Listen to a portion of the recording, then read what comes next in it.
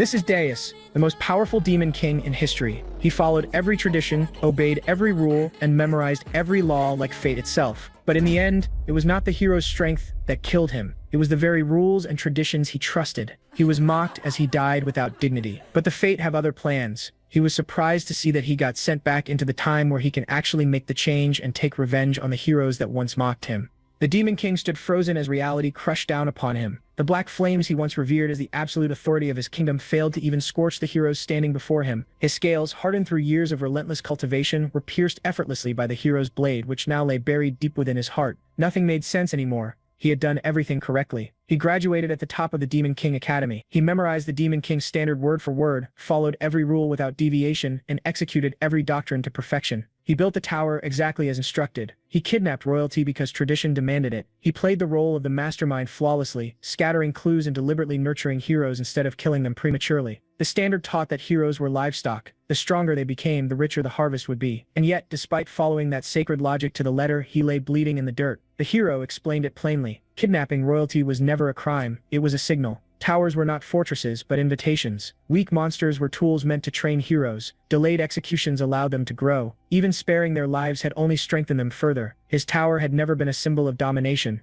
It was a training ground, a farming zone. The heroes laughed openly, expressing their gratitude for raising their levels and providing excellent loot. Even the fallen heroes were dismissed as insignificant sacrifices made in pursuit of fame. The mockery cut deeper than death itself. Consumed by rage, the Demon King attempted to unleash his final power. Before it could even take shape, his head was severed cleanly from his body. As his consciousness faded, he sacrificed everything he had left to trigger one final explosion, swallowing the battlefield whole. Then came darkness. A voice called his name. Deus opened his eyes to thunderous applause. He found himself standing once again in the Demon King Academy, 15 years in the past, his graduation badge resting in his hand. Before him, the glowing laws of the Demon King's standard materialized as they once had. This time, he understood everything. When asked to swear the oath, Deus refused. He openly denounced the standard, declaring it trash, a cruel joke designed to enslave demon kings and fatten heroes for slaughter. His words stunned the entire academy. In that instant, the greatest genius of the era became something far more dangerous. The madman of the century. Archduke Arcane Blair was the first to completely lose his composure. He slammed his hand down with such force it seemed as though he intended to split the table in half, roaring about immediate execution for what he deemed an unforgivable affront to their sacred standards. The sheer rage in his voice reverberated through the hall, making everyone feel as though the academy itself was caught in a violent earthquake. Then he paused. The Archduke reconsidered. That child had always been a shining star, possessing absurd discipline, overwhelming talent, and an academic record bordering on perfection. Executing him on the spot would be an irreversible waste. With a flicker of reluctant mercy, the Archduke issued a final ultimatum. Deus was to either retract his words and apologize to the entire demon realm, or be exiled to the hellhole known as the Aryan region. The moment Aryan was mentioned, the hall erupted into hushed gasps and frantic whispers. Aryan was infamous. A graveyard for demon kings, a dimension where dozens perished every year without leaving a trace. No one could understand why someone who had committed such blasphemy was even being offered a second chance. In their eyes, no apology could ever atone for that level of sacrilege. The Archduke reminded them that Aryan was the most hostile place in existence, a void that had devoured countless demon kings without even leaving behind an echo. Before the murmurs could settle, Deus responded with icy resolve. He demanded the assignment immediately, accepting it as though it were a reward rather than a punishment. The Archduke was left speechless. His composure crumbled entirely. The realization that Deus intended to use Aryan to expose the standards as a farce shattered what little patience he had left. Orders thundered through the hall. Deus was to be transferred to Aryan at once. Every privilege granted to top-tier demon kings was stripped away. No minions. No preparation time. Nothing. The portal flared open. The command was final. Deus was banned from returning until he conquered that hellhole. As Deus tumbled through the portal, he understood that this outcome was inevitable. Reality struck hard as he fell. Aryan was the very place where the heroes who killed him in his previous life had risen to prominence. Back then, he had chosen Aryan out of arrogance, believing the strongest should face the toughest challenges. That pride had led him straight into a trap. Those heroes had exploited his blind obedience to the standards and annihilated him. But this time was different. As he spread his wings and landed safely within the icy grip of the Urgus Mountains on the northern continent, he welcomed the biting cold. This life would not repeat the last. He resolved to twist the standards to his advantage instead of letting them devour him again. Meanwhile, back at the academy, chaos brewed on the morning of the graduation ceremony. Gordon Dirick prepared with meticulous care, polishing every detail with a precision that would impress a drill sergeant. In the demon world, the highest-ranking demon was assigned to serve the top demon king, a position that sparked envy hotter than dragon fire among the graduates ranked just below. Gordon viewed all demon kings as extraordinary, but Deus stood above them all, a once-in-a-millennium existence, a descendant of demonic dragons, a figure destined to carve his name into history. Graduating alongside him felt like a divine blessing. Gordon imagined conquering dimensions together, statues immortalizing them as king and loyal assistant. Then came the moment when Deus publicly rejected the sacred standards. That memory struck Gordon like a freight train. The image he had idolized shattered instantly. He could barely comprehend that the figure he revered had cast aside the sacred teachings as if they were worthless trash. Now, deep within the frozen expanse of the Urgis Mountains, Gordon trudged through relentless snow, weighed down by packs that felt impossibly heavy. Confusion and despair twisted his face into an expression of disbelief. He could not understand how everything had spiraled out of control so quickly. When Deus finally noticed him, his expression shifted to genuine astonishment. He had been told no demon would follow him. Yet there Gordon stood. Gordon's composure finally collapsed. He unleashed a torrent of questions, demanding to know why Deus had caused such catastrophic upheaval, why he dared to insult the sacred standards, and why they were both stranded in the most dangerous region on the continent. Deus responded with infuriating calm, brushing off the questions as though unaware of the chaos surrounding them. That indifference only fueled Gordon's frustration. He reminded Deus of the single moment that condemned them both to this frozen purgatory. Deus attempted to lighten the mood with humor, but Gordon had no tolerance for jokes while panic gnawed at his core. As Deus watched Gordon unravel, memories of the man he once knew resurfaced, the confident warrior who once charged eagerly toward Arian. Now fear had seized control. Revealing the truth about time reversal would only worsen the situation, so Deus chose silence. Eventually, Gordon managed to steady himself. He apologized stiffly, reaffirming his duty despite the doubts still lingering in his mind. Relying on the teachings he still believed in, he insisted that the first rule remained unchanged. They needed to build a tower, but not just any tower.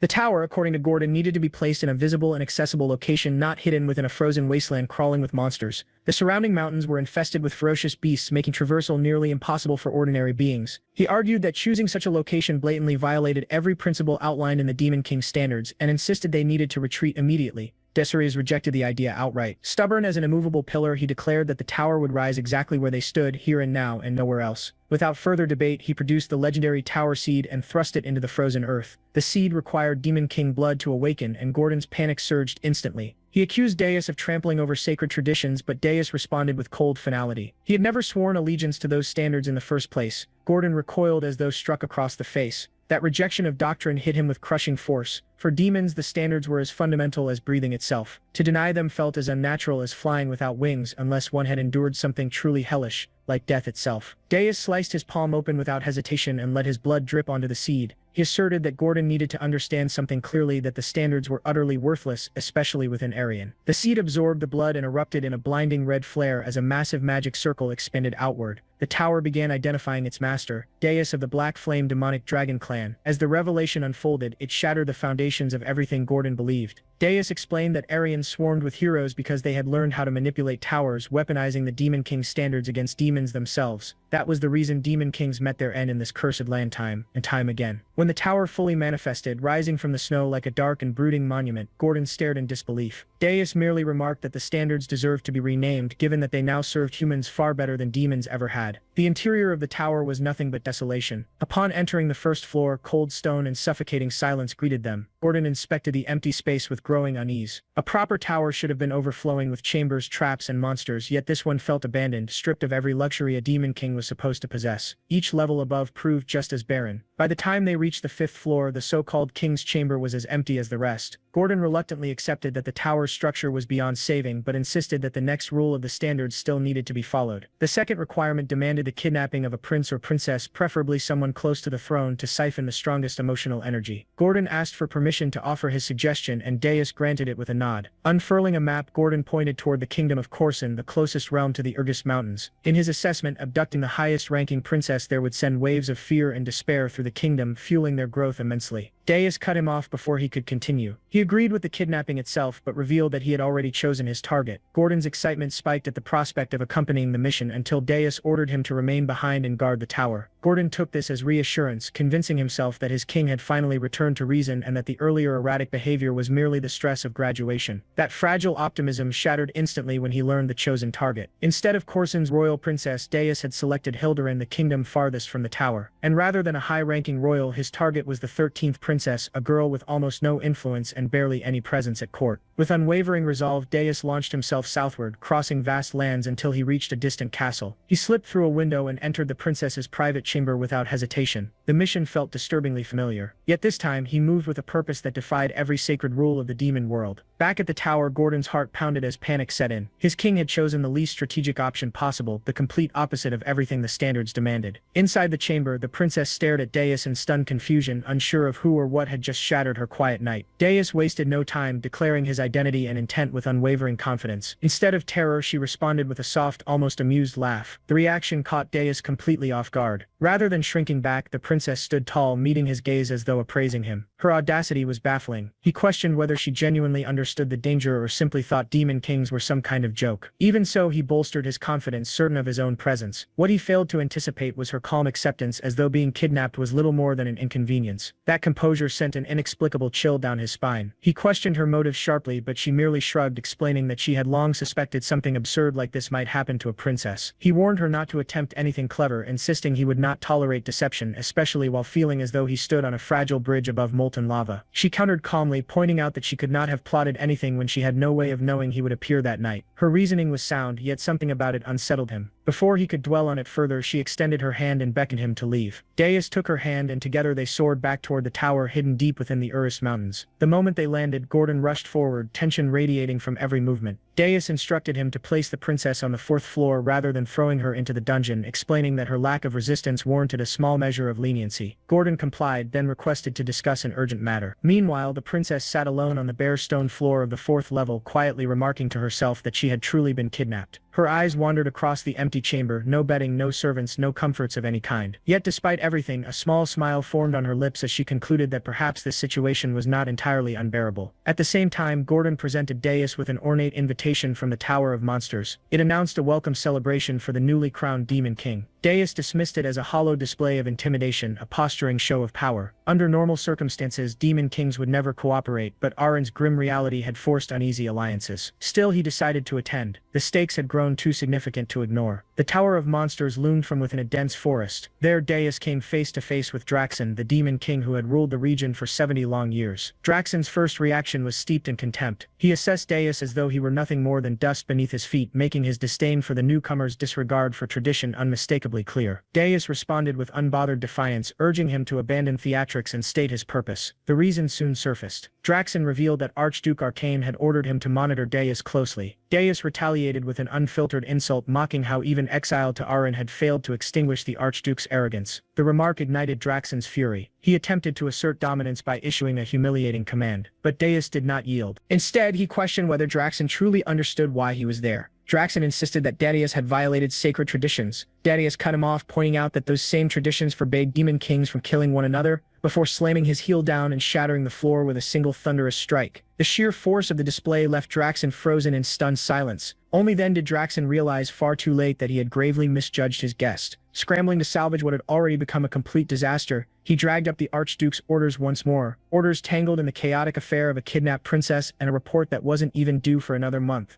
Darius responded casually, mentioning that he had already taken a princess for himself, and with a wicked grin added that she was exactly his type. Draxon was left utterly baffled as Darius strutted out of the tower as if he owned the damn place. Back in his own tower, Gordon was practically bouncing off the walls, showering Darius with praise for his overwhelming, unfiltered display of power. Darius waved it off like it was nothing, firmly convinced that Draxon wouldn't dare escalate things now. Still, he warned Gordon to stay alert. He instructed him to check on the princess and see how she might be turned into a valuable asset. Despite his outward confidence, unease churned deep inside him. He couldn't stop worrying about the other demon kings. If they decided to unite, they could become an overwhelming threat. Mocking tradition carried consequences far heavier than he had anticipated. Even so, he knew he would make the same choice 1,000 times over. Facing death was preferable to bowing before those he despised. He had plans to rebuild everything from the ground up. In his mind, expending a measly amount of energy to kidnap a low-ranking princess had been an absolute steal. That confidence shattered the moment he opened his system panel and saw the numbers staring back at him, over 13,000 points. The shock hit him instantly. Before he could process it, a video message arrived from the Tower of Monsters. Draxon appeared on the screen, suddenly cheerful and overly cordial, congratulating him and offering a gift. He claimed admiration for Dedius's accomplishments and hinted that mocking tradition might have served some hidden purpose. The abrupt shift in tone was deeply unsettling. Before Dedius could unravel the meaning behind that twisted message, Gordon burst into the room, pale as a ghost and shaking uncontrollably. He reported that something was seriously wrong on the 4th floor. Dedius rushed over and stopped dead in his tracks. The spare room had transformed into a lush, living garden. Flowers bloomed in vibrant colors, butterflies drifted lazily through the air, and an entire ecosystem flourished inside the tower. Elemental spirits swirled around the princess, who stood at the center like a sovereign of nature itself. Only a master of all 4 elements could create something so extraordinary, and there was only one spirit elementalist of that caliber on the entire continent. In that instant, Dedius realized the truth. She was not the 13th princess. She confirmed his suspicion with a sly smile, revealing that her true name was Ernan, the first princess of the kingdom, a kingdom now poised to erupt in fury. Within hours, news of her kidnapping spread through the royal palace like wildfire. The king erupted in rage, swearing vengeance against the demon king who had dared touch his precious daughter. He rallied the mightiest heroes and ordered the full mobilization of the army to ensure her triumphant return. The situation had spiraled into absolute chaos. The princess appeared once more, her presence shimmering with regal authority, reminding Dedius of the question she had posed earlier, whether he could truly handle her. She made it unmistakably clear that this was the core issue. Ever the keen observer, Dedius made it known that her enchanting appearance fooled him not in the slightest. He had heard tales of a genius elemental witch whose mana overflowed like a raging volcano. Power of that magnitude was impossible to ignore. What truly intrigued him was how she had managed to suppress such an overwhelming presence so completely. With dramatic flair, Ernan revealed a magnificent ring on her finger, explaining that it was a royal heirloom capable of concealing her magical energy. She then fixed Dedius with a piercing gaze, questioning whether he intended to send her back now that he knew the truth. Dedius scoffed at the idea. Returning a princess would turn him into the kingdom's greatest joke, shatter his fearsome reputation, and destroy his ability to harvest demonic energy from the terror he inspired. Letting her go was never an option. At that precise moment, the system detected an explosive surge of fury directed squarely at him. His demonic energy skyrocketed to 19,000 points. The realization hit him immediately. The kingdom had discovered her disappearance and identified him as the culprit. Whether she was the first princess or the 13th made no difference. To them, she was his hostage. Back at the royal palace, the king roared orders to annihilate the demon king and rescue his daughter. His advisors, however, remained confused, still uncertain of the true perpetrator. Reconnaissance units pleaded for patience, but his fury erupted uncontrollably. He berated them for their incompetence while his daughter remained trapped in an unknown hell. A seasoned advisor recalled a recent scandal in a neighboring realm where a prince had been kidnapped by the demon king of lust, an incident that united the world and ended with the demon king's public execution at the hands of heroes. The idea that another demon king would repeat such a mistake sent chills through the chamber. The king concluded with grim certainty that a new demon king had emerged. At that moment, a soldier burst into the hall, reporting the detection of teleportation magic moving north toward the Urgis Mountains. Shock rippled through the room. Those mountains lay far to the north while the kingdom rested in the far south. The implications were deeply troubling. Within the tower, Gordon voiced concern over the impending arrival of the kingdom's forces. Dedius, however, remained calm and confident. He knew their army would never reach him. The journey crossed multiple hostile nations, natural barriers, and political minefields. None of those kingdoms would welcome Hildiran's soldiers. That left only one option: hiring a heroes guild. The king reluctantly issued the order, but fear swept through the guild headquarters the moment the Urgis Mountains were mentioned. The heroes refused outright, treating the request like being asked to fix live electrical wiring. To them, it was suicide. Just as Dedius had predicted, mercenaries driven by profit and self-preservation would never march towards certain death. That was precisely why he had chosen that location. Gordon found himself increasingly impressed by Dedius's strategic brilliance and uncanny understanding of the world of Arin. It felt as though his master had lived there before, despite that being impossible. Back at the palace, the king erupted once more upon learning that no heroes had accepted the mission. An advisor explained that heroes in Arin treated battles like job listings. If the risk was too high or the pay too low, they simply ignored it. Inside the tower, Dedius browsed the system store. Skeletal soldiers cost 10,000 points each, and weakening dimensional interference required even more. Building a proper army would demand time he didn't have. Sitting heavily on his throne, he admitted that his current demonic energy was insufficient to face a united hero force. Memories of his past life's fear crept back in. To overcome this, he ordered Gordon to contact Draxon. He intended to sell demonic energy in exchange for human currency. Gordon reacted in horror, knowing demonic energy was essential for breaking racial limits and unlocking powerful features. But Dedius was confident Draxon would pay dearly. Disguised as a mercenary, Dedius arrived alone at the fortress city of Holton. The guards mocked the idea of a lone mercenary heading toward the Urgis Mountains until he tossed them a gold coin. Their attitude shifted instantly and they allowed him entry. Inside, he realized he needed a guide. That led him to the Scarlet Hawk Mercenary Guild where members lounged and drank. They discussed rumors of a new demon king, dismissing them as nonsense meant to extort gold from the kingdom. When Dedius appeared behind their leader, panic erupted. They demanded to know who he was. Dedius merely smiled, noting how well informed they were and deciding they would serve as suitable guides. When they attacked instead, a brutal fight broke out.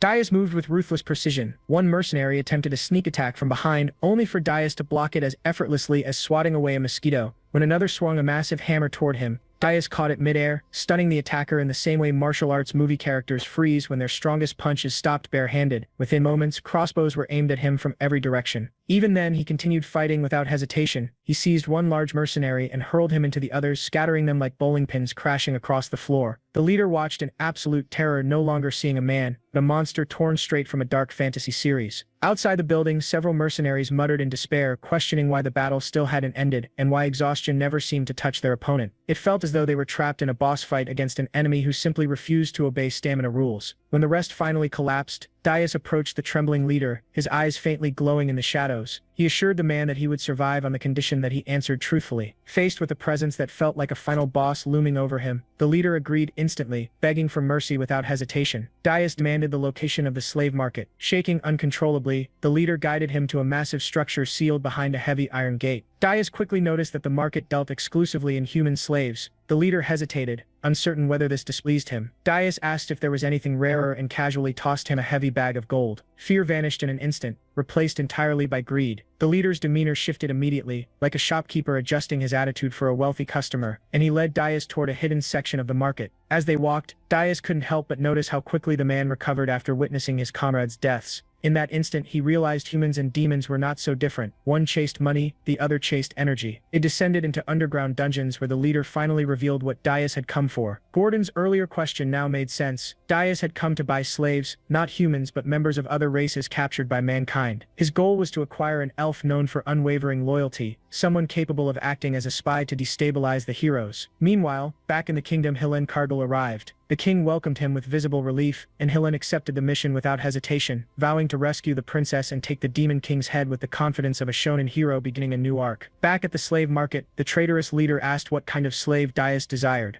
Dias pointed toward a captured elf and calmly stated that the mercenary accompanying him would handle the payment. The mercenary exploded in shock, protesting like someone watching a friend order the most expensive dish on the menu using their wallet. One cold glance from Dias silenced him instantly, forcing his agreement into stiff, terrified compliance. Dias then ordered his companions to wait outside, explaining that he needed to inspect something alone. The merchant issued a warning, cautioning that the elf could be dangerous, the same way shopkeepers warned customers not to handle fragile merchandise. Dias dismissed the concern, assuring him he would cover any losses if something went wrong. He examined the bound elf carefully, observing how humans had reduced a once proud race to chained commodities. A spark of anger stirred within the elf as he sensed the demonic aura surrounding Dias, unable to understand why such a being would take interest in him. Dias offered him the chance to seek vengeance against mankind. The idea tempted the elf, but he made it clear that demons were no more trustworthy than humans. Dias claimed he was different and proposed a contract, 50 years of loyalty in exchange for freedom and protection. He reminded the elf that for a long-lived race, 50 years was little more than a brief interlude between story arcs in an ancient fantasy saga. The elf rejected the offer, stating that demons sought to destroy the world tree, the very foundation of elven belief. Trust, therefore, was impossible. Dias did not argue. He understood the fear, knowing the situation felt as unnatural as a villain calling a timeout in the middle of a battle. Instead, he swore an oath under the sacred code of demons, pledging never to harm the world tree and to honor his promise as a demon. The weight of this oath matched the sanctity the world tree held for the elves. In return, he requested that the elf, Granada of the Maple tribe, swear 50 years of loyalty upon the world tree itself. Disturbed by the demon's strange sincerity, Granada agreed on one condition. He demanded to meet the Demon King who had supposedly issued such an oath. Dias revealed that he himself was the Demon King. Granada mocked the claim instantly, stating that no Demon King would personally attend a slave market. He added that Demon Kings weakened when far from their towers. With smug confidence, he offered a wager. He would swear 100 100 years of service instead of 50 if Dias could prove his identity. It was the kind of reckless bet characters made moments before realizing how badly they had misjudged everything. In the next instant, reality shifted. Granada found himself standing on the 5th floor of Dias's tower. Dias reminded him of the promised 100 years. The realization struck Granada like a plot twist he never saw coming. Though the truth finally sank in, it didn't stop him from complaining. He immediately began criticizing the tower like a gamer reviewing a broken survival base, remarking on its emptiness, the useless lower floors, and the 4th floor being overgrown and unguarded. He scoffed at the idea that such a place could withstand a hero's assault, claiming Dias wouldn't last even a year. Declaring he had no intention of serving in such a ruin, he sealed his mistake. In response, Dias released a crushing wave of demonic pressure. The force slammed into Granada like a heavyweight finisher in a fighting anime, pinning him to the ground without a single blow. Terror flooded his mind as the contract he had agreed to resurfaced. Only then did the truth fully dawn on him. The tower stood in a region infested with catastrophic-level monsters, yet none dared approach. It was like living beside a volcano that remained dormant only because something even more terrifying resided at its core. Accepting reality, Granada bowed and swore 100 years of loyalty in the name of the Great World Tree. Deep down, he expected his first assignment to be something grim, perhaps even a chance to exact vengeance on humanity. Instead, Dias instructed him to cook. Granada froze, utterly baffled. It felt like preparing for a climactic boss battle only to be handed a grocery list. Confusion clouded his thoughts as he chopped vegetables in the kitchen. Soon after, Princess Erin joined him, cheerfully offering assistance like a friend suddenly joining a co-op game mid-session. The absurdity continued to pile up. Before long, everyone gathered in the 5th floor dining hall, seated before a lavish feast that looked nothing like the lair of a demon king. Proceeding cautiously, Granada inquired about the girl, only to learn she was Princess Ernan, the kingdom's first princess. Shock struck him once again. He had assumed she was merely a kidnapped noble. He questioned how such an empty tower could possibly withstand the hero destined to arrive. Dias offered no explanation, simply instructing him to sit and eat. He then revealed the true reason for purchasing Granada, the elf's extraordinary cooking skills. The princess continued smiling as Granada sat there, feeling as though he had wandered into the wrong story entirely. After the meal, Granada assumed his role would be guarding the 4th floor against approaching heroes. Dias rejected the idea immediately, explaining that if enemies reached that level, everything was already lost. It would mean they had crossed the Urgist Mountains. Only then did Dias reveal his real plan. Granada would infiltrate human society as a spy to sow chaos and disorder. Before that, however, Dias needed to test his abilities. Sensing an opportunity to gain leverage, Granada agreed. Dias laid out the rules. He would fight using only one hand and without drawing upon demonic power. If Granada emerged victorious, 50 years would be removed from his contract. Hearing this, Granada accepted with the resolve of a character granted a rare power-up quest. Their battle began immediately.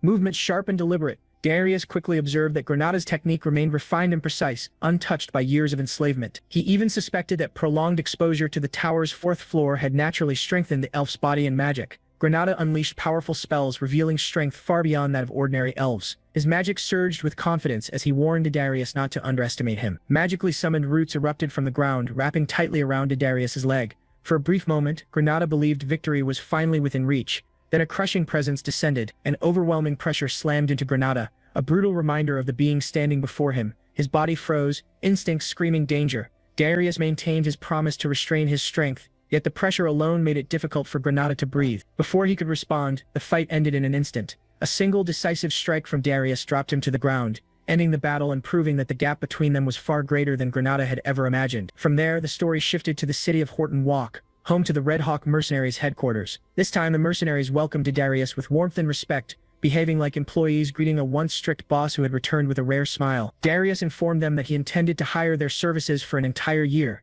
Their captain accepted immediately, asking about payment. One mercenary muttered under his breath, clearly irritated at how eagerly their leader bowed to the same man who had flattened them earlier. In response, Darius placed a heavy sack of gold onto the table. The sound alone shifted the atmosphere. The mercenaries straightened instantly, enthusiasm igniting as they swore loyalty without hesitation. Their captain even considered, in private, replacing some members with a stronger team later on.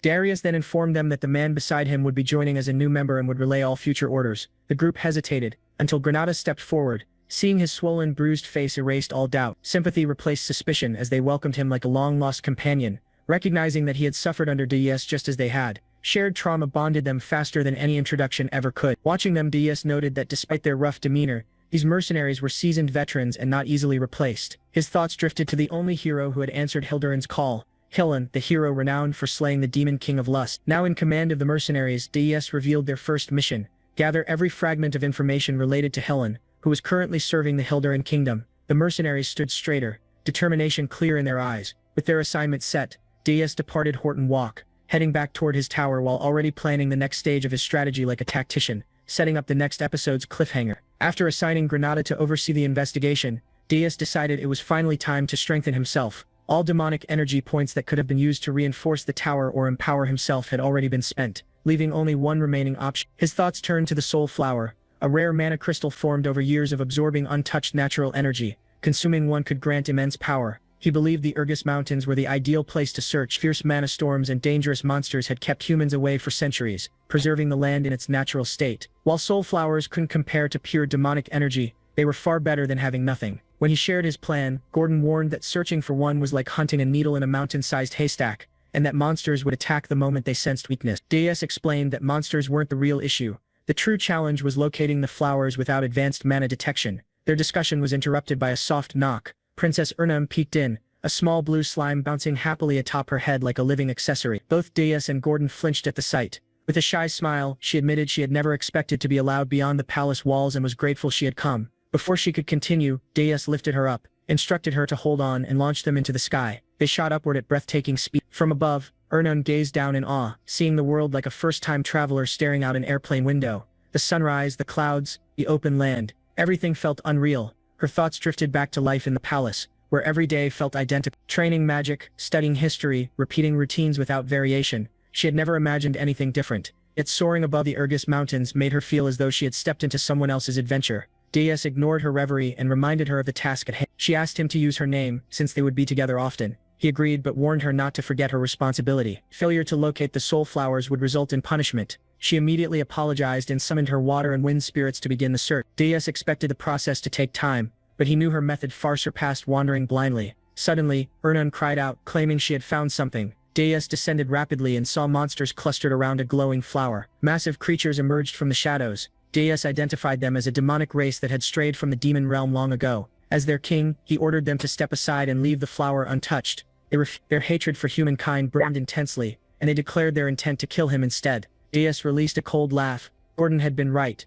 Expecting reason for monsters was pointless. He incinerated them without hesitation. The creatures fought back with desperate ferocity, defending what they believed was theirs. Their screams blended with the roar of spreading flames. When one commanded the others to attack the weakest and pointed toward Urnam, they charged in a frenzy. Deus annihilated them with a single burst of fire. Urnam remained calm, recalling how even ogres could fall through coordination. Yet these monsters never even reached her. Deus unleashed a massive surge of demonic energy that erased everything around them. When the smoke cleared, only Deus remained standing. Urnam stared at him in open amazement, eyes shining with excitement. He remarked dryly that humans only understood power once they witnessed it firsthand. That was when she noticed a ruby-colored spiritual flower buried in the snow, radiating pure ice and water mana. He warned her not to grow greedy. If she found more, she would be rewarded. She searched until exhaustion claimed her, but found nothing else. Back at the tower, Darius reflected on her true identity as Hildirin's first princess. Saving her once had felt like a mistake, yet now she seemed far more useful than he had originally expected. Gordon soon arrived with news from Granada. Hillen and 32 heroes had already left the capital. However, rather than heading toward the Urgus Mountains, they were following the standard route, gathering allies, accepting village quests, and steadily leveling up. Gordon presented several strategies, urging Darius to examine them carefully. Darius casually tossed the proposals aside, leaving Gordon stunned. He made it clear that he had no intention of placing even a single monster or barrier in the hero's path. Weak challenges, in his view, only forged stronger heroes. He then instructed Gordon to send word to Granada and have the mercenaries accompany the heroes, allowing them to earn the heroes' trust. Gordon complained inwardly that his master never followed common sense and voiced his concern about how the tower could possibly be defended in its current condition. Darius reassured him that the tower would be reinforced, but when he mentioned doing so with the help of a dwarf, Gordon immediately protested. Housing a dwarf alongside a human and an elf, he argued, would turn them into a laughingstock. Darius ignored the complaint and explained that the true prize was not the dwarf himself, but the advanced magical weapons that only dwarves were capable of forging. His next move was both simple and ruthless. Heroes always expected weak monsters on the first floor of a demon king's tower. This time, they would instead be greeted by rows of cannons. Gordon immediately grasped the implications, realizing that such an ambush would be impossible for the heroes to anticipate. Shaking his head, he remarked that the plan shattered every established rule. Suddenly, he froze before shouting that another kidnapping had occurred. The view shifted to the underground dwarf city of Wolfner. There, Logger Friedrich, the greatest blacksmith among the dwarves, worked quietly at his forge, completely unaware that he had just become the demon King's next target. The scene lingered on Wolfner, the bustling city of dwarves, as Darius entered in disguise. He recalled having fought countless dwarves before his regression, yet this marked his first time setting foot in their city. Darius stepped into a shop known as the Midnight Inn. Upon arrival, he handed money to a man and explained that he had come to commission a weapon, though he did not know where to begin. He asked to be directed to the most outstanding blacksmith in the city. The man accepted the money and laughed, commenting that for a human, Darius certainly understood how to conduct business. Darius replied by remarking that he had heard dwarves loved money just as much as heroes did. The man smiled and explained that Darius should head deeper into the city. He described a massive hole that would be impossible to miss and instructed him to board the lift there. Once inside, his identification would be checked and he would be taken to the desired floor. The man further explained that this was a two-step security system designed to identify intruders. He then instructed Darius to go to the lowest floor in the deepest room where he would find the city's finest blacksmith, Lager Friedrich. Following those directions, Darius took the same route and eventually arrived at Lager's domain. As he observed the forge, Darius thought that the display of metallurgy made it seem as though the metal itself was dancing. He questioned whether Lager truly was the best blacksmith, then considered how much easier things would be if he simply abducted him quietly. Reaching out, Darius attempted to place a hand on Lager's shoulder. At that moment, Lager sensed his presence and forcefully raised his hammer. A powerful aura erupted, overwhelming Darius and hurling him backward under the sheer pressure. Darius realized that Lager had detected even the faint trace of demonic energy and wondered if this dwarf might be more formidable than expected. Lager charged at him, hammer raised. Darius caught the weapon mid-swing and declared that Lager was a hero. Lager loudly affirmed this, identifying himself as Lager Friedrich, the blacksmith who carried the power of heroes. He condemned Darius for daring to enter dwarven land as a demon. Darius responded with a smirk, stating that Lager would not leave the city alive and remarking that despite all the bravado, Lager was surprisingly weak. He then clarified that he was not merely a demon, but a demon king. With that declaration, Darius seized Lager by the throat, causing him to groan in pain. Hearing the commotion, several soldiers rushed over and called out to Lager, apologizing for interrupting his work and asking about the noise they had heard. Moments later, they realized Lager was gone. Shouting that there was an intruder, they ordered all exits sealed and demanded a full search of the facility. The scene shifted again, revealing Darius holding Lager high above the city. Darius warned him that making a single sound would result in instant death. Lager wondered why a demon king had come and assumed it must be for their princess. Darius dismissed the assumption, stating that the princess did not interest him. Lager insisted that this was a lie. Darius countered by mentioning rumors that dwarven blacksmiths dug underground escape passages for emergencies. Grinding his teeth as tears streamed down his face, Lager convinced himself that the demon king truly had come for the princess. He cursed his own fate, thinking that the only reason he had lived quietly until now was his fear of confronting demon kings. He lamented that this misfortune had fallen upon him. It was then revealed that Lager was in truth weak. Darius noted that coaxing information from him would not be easy and proposed an alternative. He would kidnap the princess instead and allow Lager to live, provided that Lager guided him. Lager reacted in shock, struggling to understand Darius's intentions. He imagined the consequences of a rumor spreading that a selfish hero had sold out the princess to save his own life. Such a story, he realized, would forever change how the other dwarves viewed him. Crying out in despair, he cursed Darius as a vile and evil creature, believing that everyone already knew he was weak and that such a rumor would easily be believed. Darius then presented him with a choice: either sell out the princess or walk away under his own power. Internally, Darius knew Lager would choose betrayal, as he clearly wished to avoid torture. He promised that if Lager cooperated, his safety would be guaranteed, swearing this vow upon the Demon King's standards. Lager recalled that those standards were treated as sacred among demon kings and believed that a vow made upon them could never be broken. Coming to a decision, Lager suddenly forced a dramatic smile and agreed to lead Darius through the underground passage. Darius commented on the expression, remarking that it made him feel sick. Back at Lager's workshop, his status was listed as absent while knights searched the area. At the same time, Princess Louise Weft of the Dwarven Kingdom stood nearby, dressed in a strange outfit. She cried as she wondered where Lager had gone while crafting her weapon. One knight explained that they believed he had been kidnapped. Louise angrily ordered him to be silent, insisting that Lager was a hero and that it made no sense for a hero to be abducted. The knight carefully explained that while Lager was a hero, he was also a blacksmith, which explained his lack of combat ability. Louise again demanded silence and ordered the knights to find the kidnapper and bring him before her at once. The knight acknowledged her command. She then issued a dark warning, stating that if they failed, she would personally rip off their heads. The knight once again acknowledged her authority. The scene shifted to the secret passage. Lager led Darius through a narrow tunnel, walking ahead while Darius followed behind. Darius was forced to stare at Lager's large backside the entire time, which steadily irritated him. He complained about how long he had to endure the sight. Trembling, Lager explained that it could not be helped due to the tunnel's tight space and urged him to be patient, saying they were almost there. Darius ordered him to move faster despite his large build. Eventually, Lager emerged from the tunnel and led Darius to a castle. He declared that his role was finished, explaining that he had fulfilled his part by revealing the underground passage message and that Darius was now on his own. His voice shook as he announced his departure. Darius's expression darkened as he called out the absurdity of Logger's claim. Trembling, Logger reminded him of the vow made upon the Demon King's standards, insisting that his safety had been guaranteed. Darius responded with a smirk, dismissing the vow as worthless and stating that he did not care in the slightest. Logger broke down in tears, questioning what kind of Demon King Darius truly was. Darius casually wondered aloud what should be done with him now. Crying, Logger regretted not selling out the princess earlier. Lowering his head, he claimed that he was actually quite useful, boasting that no one could rival his metallurgy skills. He promised to forge any weapon Darius desired. Darius noted the irony of a hero willingly offering service to a demon king. Logger argued that there was nothing strange about such an arrangement and offered himself completely, even suggesting he could act as a spy. Darius stated that if Logger swore allegiance to him, he would be spared. Logger expressed his gratitude and praised the great demon king, though in his heart he mocked Darius as a fool, convinced he would never truly obey. The scene changed once more as Darius brought Logger to Burge's tower on the 4th floor. Logger froze completely, stiff as a statue. Gordon, terrified, exclaimed that the Demon King had brought back a dwarf, no, a hero dwarf. Darius ordered him to be silent. At that moment, Granada contacted them, stating that he had a report to deliver, only to react in shock upon seeing the dwarf. Darius instructed him to give the report later. The princess then addressed Logger, asking whether he had come to save her, quickly adding that he probably had not. Confused, Logger asked Darius why he had been brought there, reminding him that he had been promised freedom. Darius calmly stated that no such promise had been made. Logger insisted that mercy had clearly been guaranteed. Darius confirmed that mercy had indeed been granted.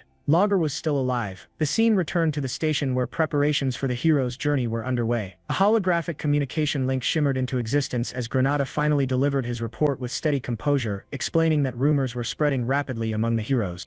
Intelligence suggested that the newly emerged Demon King wielded black flames, a belief that had driven the heroes to equip themselves with fire-resistant gear in preparation for battle. Granada continued his report by revealing another rumor circulating among them. Many heroes believed the Demon King had refrained from unleashing demonic beasts out of fear. His prolonged silence was not interpreted as strategy, but as weakness. In their view, restraint signified hesitation rather than calculation. Darius listened without any visible reaction. His expression remained unreadable, his posture perfectly still. When he finally responded, his judgment was cold and dismissive. From his perspective, the heroes had never lost their desire to kill. Darius issued his final directive, ordering Granada to continue monitoring the heroes and report any changes without delay. The connection severed shortly after, leaving Darius alone with his thoughts. He reflected on the Demon King's approach of deliberately withholding demonic beasts. Hero morale was being eroded slowly and methodically. Their expectations were subtly distorted, yet what unsettled him more was the realization that this Demon King possessed an unusually profound understanding of human psychology. Darius wondered whether such a figure had ever existed before. The thought sent a rare chill through him, followed almost immediately by relief. This Demon King was not his enemy. The scene then shifted to Darius's tower, its interior cold and oppressive. There he issued orders to the dwarf blacksmith, Logger Friedrich. Fire cannons were to be installed on the tower's 1st floor, but with one absolute restriction: mana stones were strictly forbidden. The command sent Logger into immediate panic. Constructing such weapons without mana stones bordered on impossibility, and even if completed, their effectiveness against heroes would be severely compromised. Darius silenced any resistance instantly, declaring that discovering a solution was the blacksmith's responsibility alone. He explained his reasoning clearly. Heroes were favored by the dimension itself, granting them exceptionally sharp sensitivity to energy. Any trap powered by mana stones would be detected long before activation. That was precisely why mana stones could not be used. When Logger attempted to object again, Darius's demeanor darkened. A sphere of black magic formed calmly in his hand as he reminded the dwarf of the reason he had been brought there. Logger was known as the greatest blacksmith. If he failed, replacements were plentiful. Crushed emotionally, Logger hastily revealed an alternative method. Logger explained that he had once developed a device capable of completely erasing mana traces. The research had taken 3 years, and the finished prototype remained in his workshop within the dwarf kingdom of Wolfner. Suspicion hardened Darius's expression as he demanded confirmation that this was not another desperate fabrication. Trembling and in tears, Logger swore his honesty. After brief consideration, Darius chose to believe him, though not without precautions. A purple rune-etched collar was secured around Logger's neck. Darius explained its function with disturbing casualness. The restraint could sever the wearer's head instantly with a single gesture and also distorted perception, preventing others from clearly recognizing Logger's face. Any attempt to remove it would be interpreted as escape and result in immediate death. Fully grasping his situation, Logger collapsed and swore absolute obedience. After issuing further instructions, Darius departed with Logger. Together they traveled across multiple kingdoms in search of rare materials and compatible components. The journey lasted nearly a month, during which Darius stored every item within a spatial pocket, preserving each carefully. Their final destination was Wolfner, the dwarf kingdom. By the time they arrived, chaos had already taken hold. A massive boulder crashed down near a group of dwarves, shattering stone and scattering debris. At its center stood Princess Louise Weft,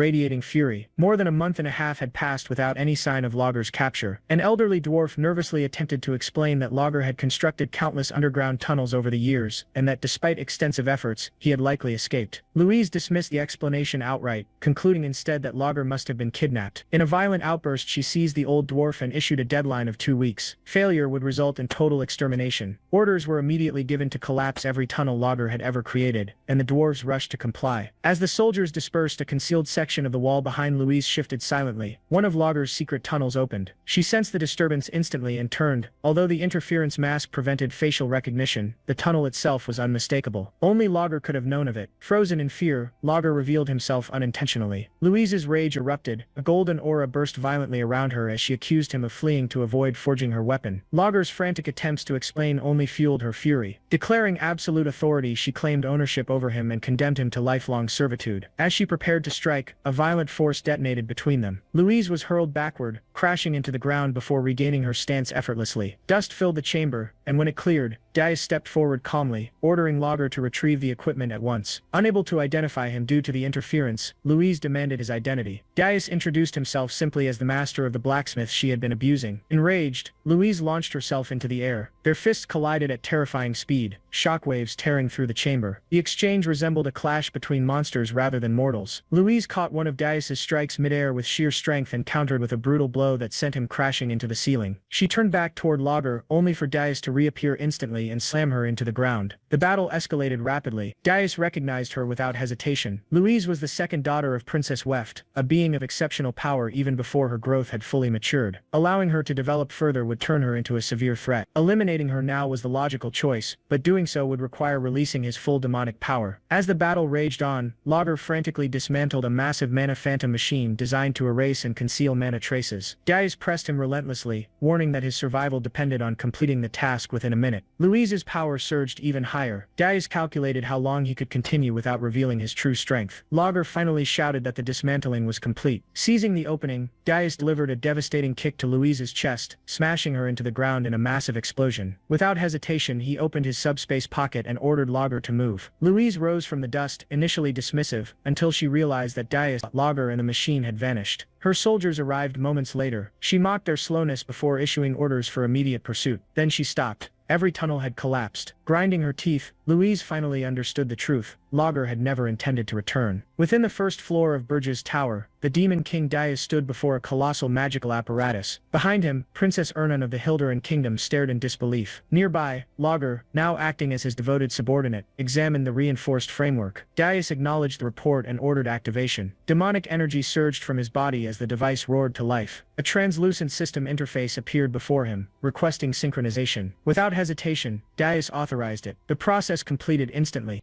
A final system update confirmed that the Mana Phantom had acknowledged Dadius as its master. Its power source was fully converted, shifting entirely from mana to pure demonic energy. Dadius turned his gaze toward Lager. The dwarf reacted with barely restrained excitement, insisting fervently that he had not interfered in the process in any way. Even so, amazement overwhelmed him. The fusion of the monofin with the tower, let alone the complete conversion of its energy source, surpassed anything previously thought possible. Lager immediately recognized it as a breakthrough beyond even what the original creator could have envisioned. Princess Ernan stepped closer, her eyes gleaming as she stared at the awakened structure. Dadius casually suggested that she test it herself. Delighted by the opportunity, she eagerly began preparing a spell. Complex magical symbols formed rapidly as a massive sphere of multicolored magic condensed in the air. Lager panicked instantly. The thought of releasing such overwhelming power after he had just finished cleaning the tower nearly drove him to tears. His frantic pleas were completely ignored as Dadius focused solely on observing the phenomenon. A spell of that scale should have been detectable far beyond the tower's walls. Dadius moved toward the entrance and examined the outside world. There was nothing, no visual disturbance,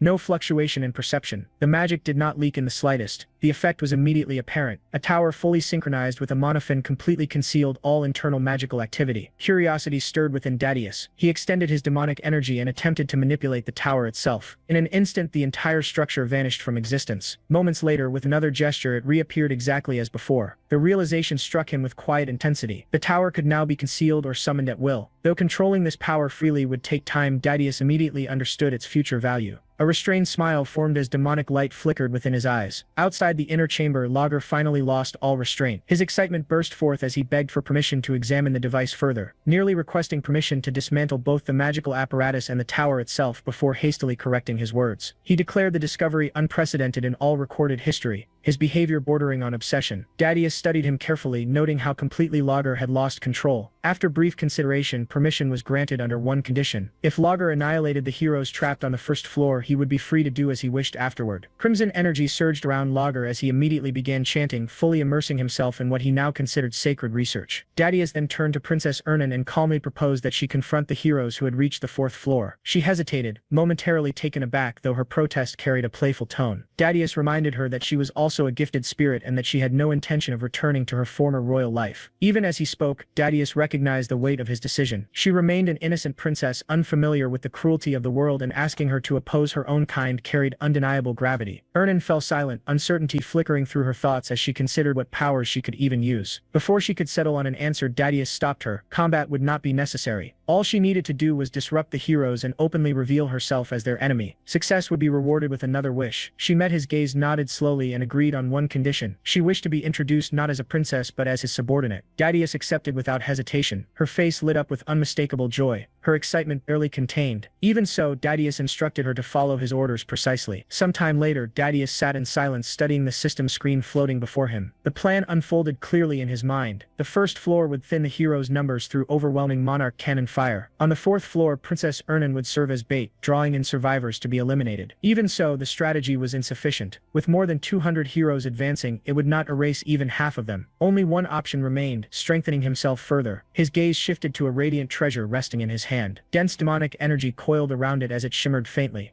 Elsewhere, Princess Ernan stood within a land of endless snow and biting cold. After several failed attempts, uncertainty lingered between them. Their earlier success now felt less like certainty and more like coincidence. Suddenly, a towering figure appeared before them. Dadius reacted instantly, dark energy gathering around his raised arm. The interruption irritated him. The massive figure bowed deeply, identifying himself as Krutu of the Blue Forest tribe. He and his people sought the Demon King's protection. The gathered tribe fell to their knees, confessing that their ancestors were once demons who had betrayed the demon realm. Bearing that original sin, they now sought redemption through service. Dadius regarded them coldly, immediately recognizing their true intent. They desired power. His gaze sharpened as he noted that their affinity for demonic energy far exceeded their reliance on spirit blossoms. At a silent command, a sealed box was opened. Inside rested a grim lotus encased in frost. Dadius recognized it instantly, understanding why it had eluded him until now. He acknowledged their foresight and their ability to negotiate, unusual traits for a tribe renowned for brute strength. After brief consideration, Dadius accepted only one. A demonic sigil embedded itself into Krutu's body. Overwhelming power surged across the frozen land as his form twisted and transformed, transcending into a true demon. Krutu knelt in absolute submission, offering his life and loyalty. The rest of the tribe followed without hesitation. The scene shifted once more to Urgis Mountain Tower. Power surged throughout the structure. Outside, an orc legion assembled in disciplined ranks. On the first floor, Lager stood ready alongside 60 mono cannons. Dadius reviewed the battlefield one final time. Every piece was positioned exactly as planned. The tower was secured. Princess Ernan awaited her role on the fourth floor. Everything was ready. His dark eyes hardened as he focused on the approaching enemy. He would repay the humiliation of his previous life. Elsewhere, the heroes gazed upward at the towering mountain before them. Urgis Mountain loomed like a silent challenge as they advanced with a single purpose: to slay the Demon King. The heroes' preparation base stood behind them as a magnificent city, a place where countless legends were said to begin. Within its grand central hall, a lavish banquet filled the space with light and sound. The celebration honored the heroes on the eve of their final march. Laughter echoed beneath towering ceilings as music flowed freely and glasses clinked together. Warriors, nobles, knights, mages, mercenaries, and merchants gathered as one, indulging in triumph and anticipation. Among them, a young hero clad in polished armor stood beside the elderly Lord Castellan. The lord regarded him warmly, remarking that someone with such achievements carried himself with remarkable humility. The hero expressed gratitude for the generosity of the host and the banquet prepared in their honor. Lord Castellan, in turn, spoke of his pride in witnessing a journey destined to be etched into history. After a brief pause, he proposed that the hero, Lord Hillen, Helen addressed the assembled crowd. Helen hesitated, visibly uncomfortable with the attention. Yet the Lord pressed on, noting that such words would raise morale before the march. With no graceful way to refuse, Helen reluctantly agreed. Seizing the moment, Lord Castellan announced to the hall that Helen wished to speak. The noise gradually faded as all eyes turned toward him. Helen stepped forward, gathering himself as calm replaced his hesitation. Facing the assembled crowd, he acknowledged every group present, from nobles and knights to mercenaries and merchants alike. He declared that their long expedition had finally reached its decisive moment.